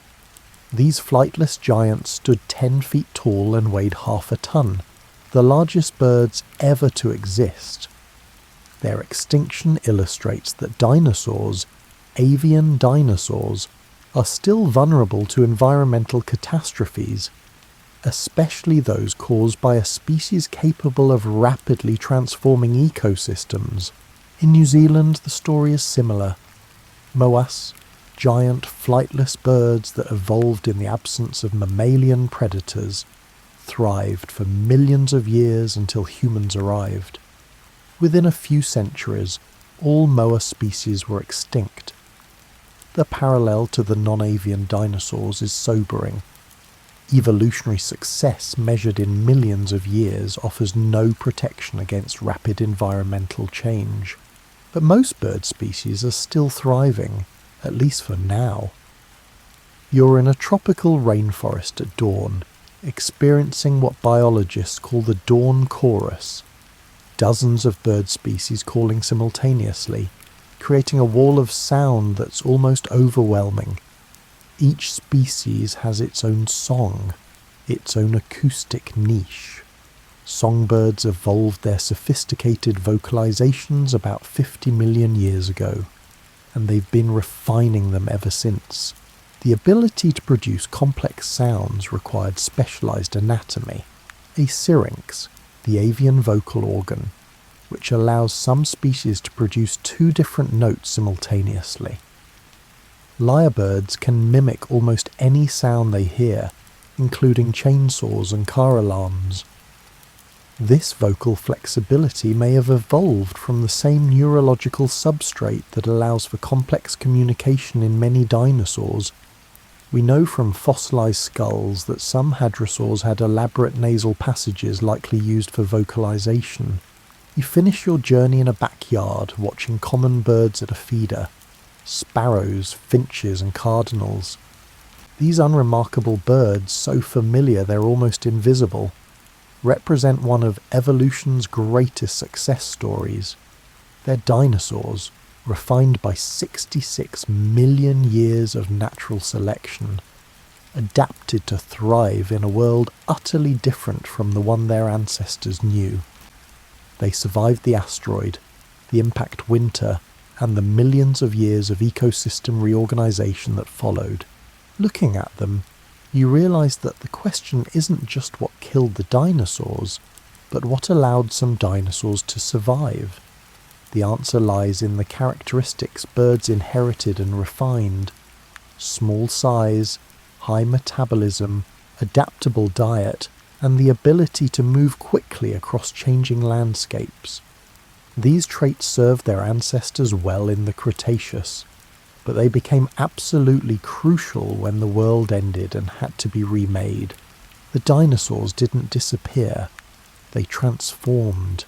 They adapted. They persisted through the worst catastrophe to hit Earth in hundreds of millions of years, and they're still here, still evolving, still successful.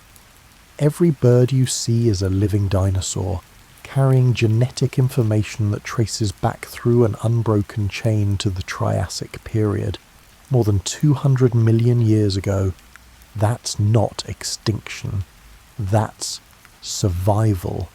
You're standing in the Badlands of Montana as evening settles across the landscape.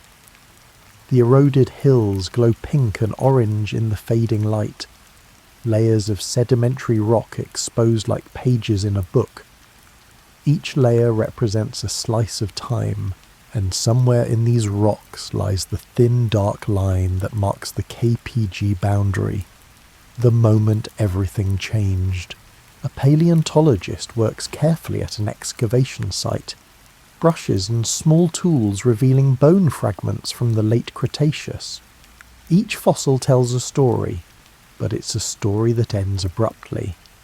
Above the boundary layer, no more triceratops, no more hadrosaurs, no more tyrannosaurs.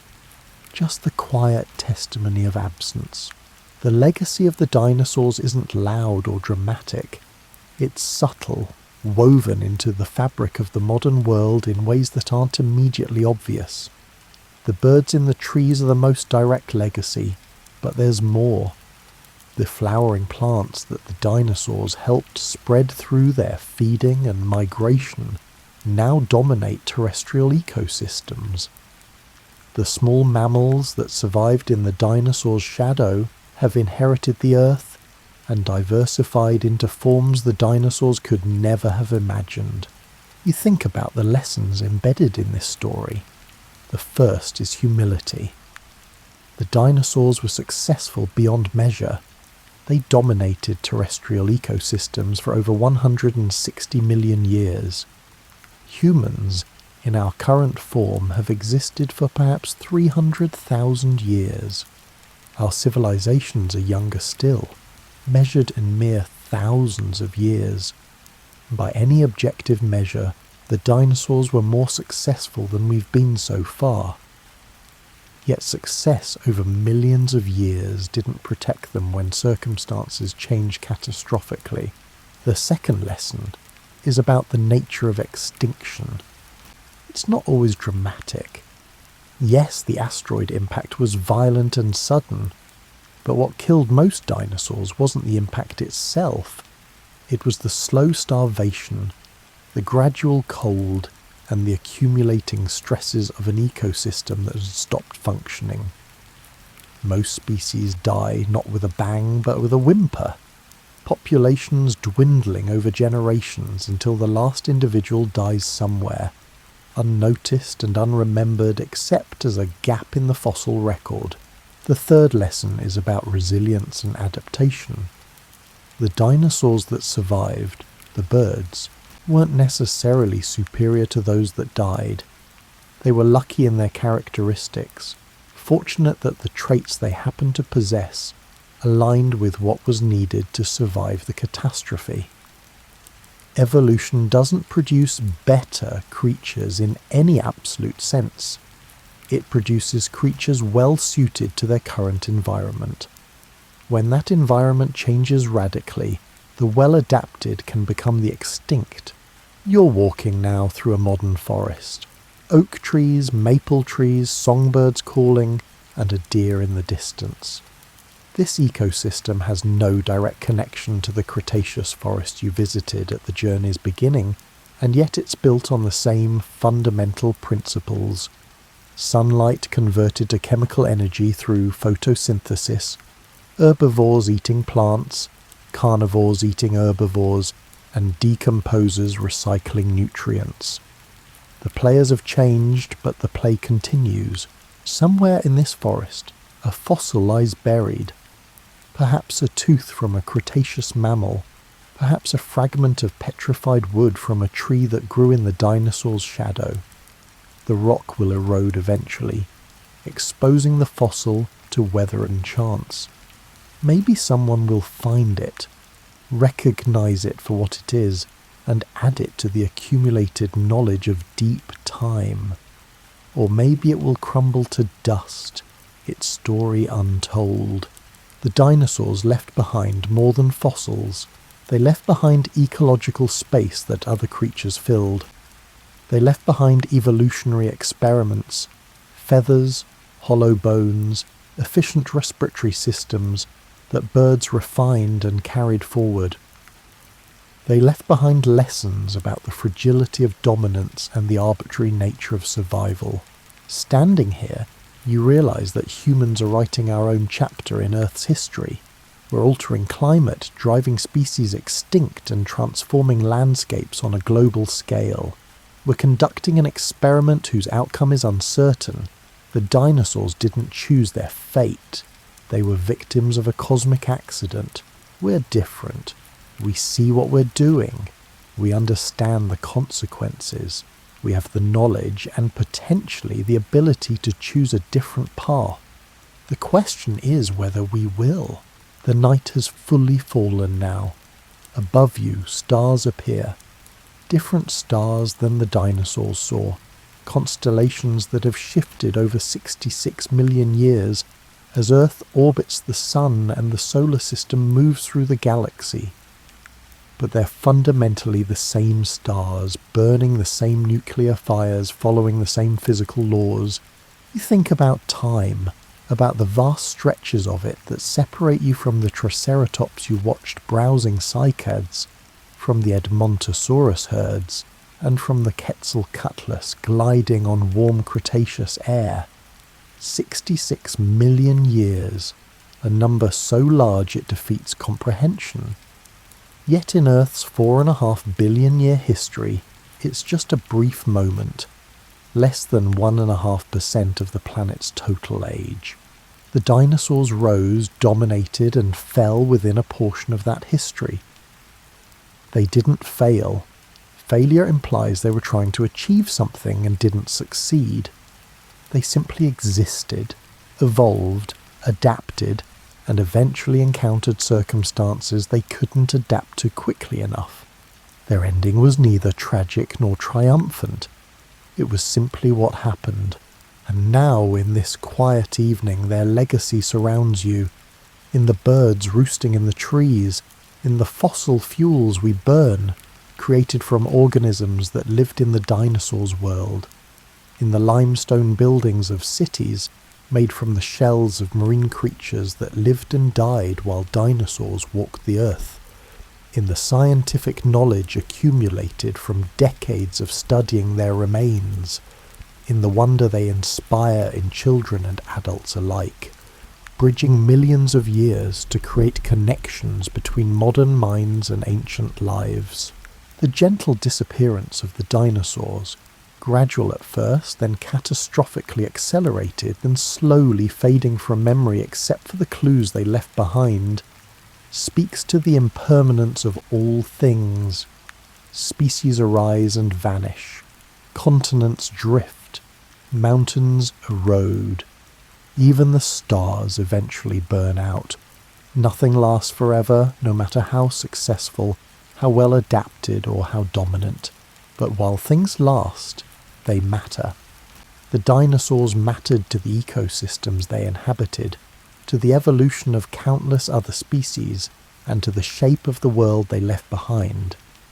They matter now to the scientists who study them, to the people who marvel at their reconstructed skeletons, and to the writers and artists and filmmakers who bring them back to life in imagination. You're heading back now, leaving the Badlands behind. The fossils remain, locked in stone, waiting.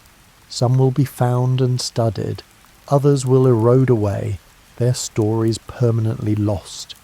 And in the fullness of time, even the fossils that are found and carefully preserved in museums will eventually return to dust, as everything does. But for now, they endure. The bones remember, even if the creatures are gone. They speak of a world fundamentally different from ours, yet governed by the same principles. They remind us that Earth's history is long, that our tenure here is brief, and that the planet existed for billions of years before us, and will likely exist for billions more after us. The dinosaurs slowly disappeared, but they left behind more than absence. They left behind a record of what's possible, of how life can diversify and adapt and fill every available niche. They left behind warnings about what can happen when conditions change faster than evolution can respond. And they left behind inspiration, the sheer wonder of creatures so different from anything alive today, yet so magnificently suited to their time. As you settle in for sleep, the day's journey through deep time fading into dream, you carry with you an understanding. The dinosaur's story isn't separate from our own. We're all part of the same grand narrative, the story of life on Earth, unfolding across billions of years. The dinosaurs had their chapter. We're writing ours now. How it ends is still up to us. Sleep well. The stars that watched over the dinosaurs are watching still, patient and unchanging, as Earth continues its ancient rotation through the vast darkness of space.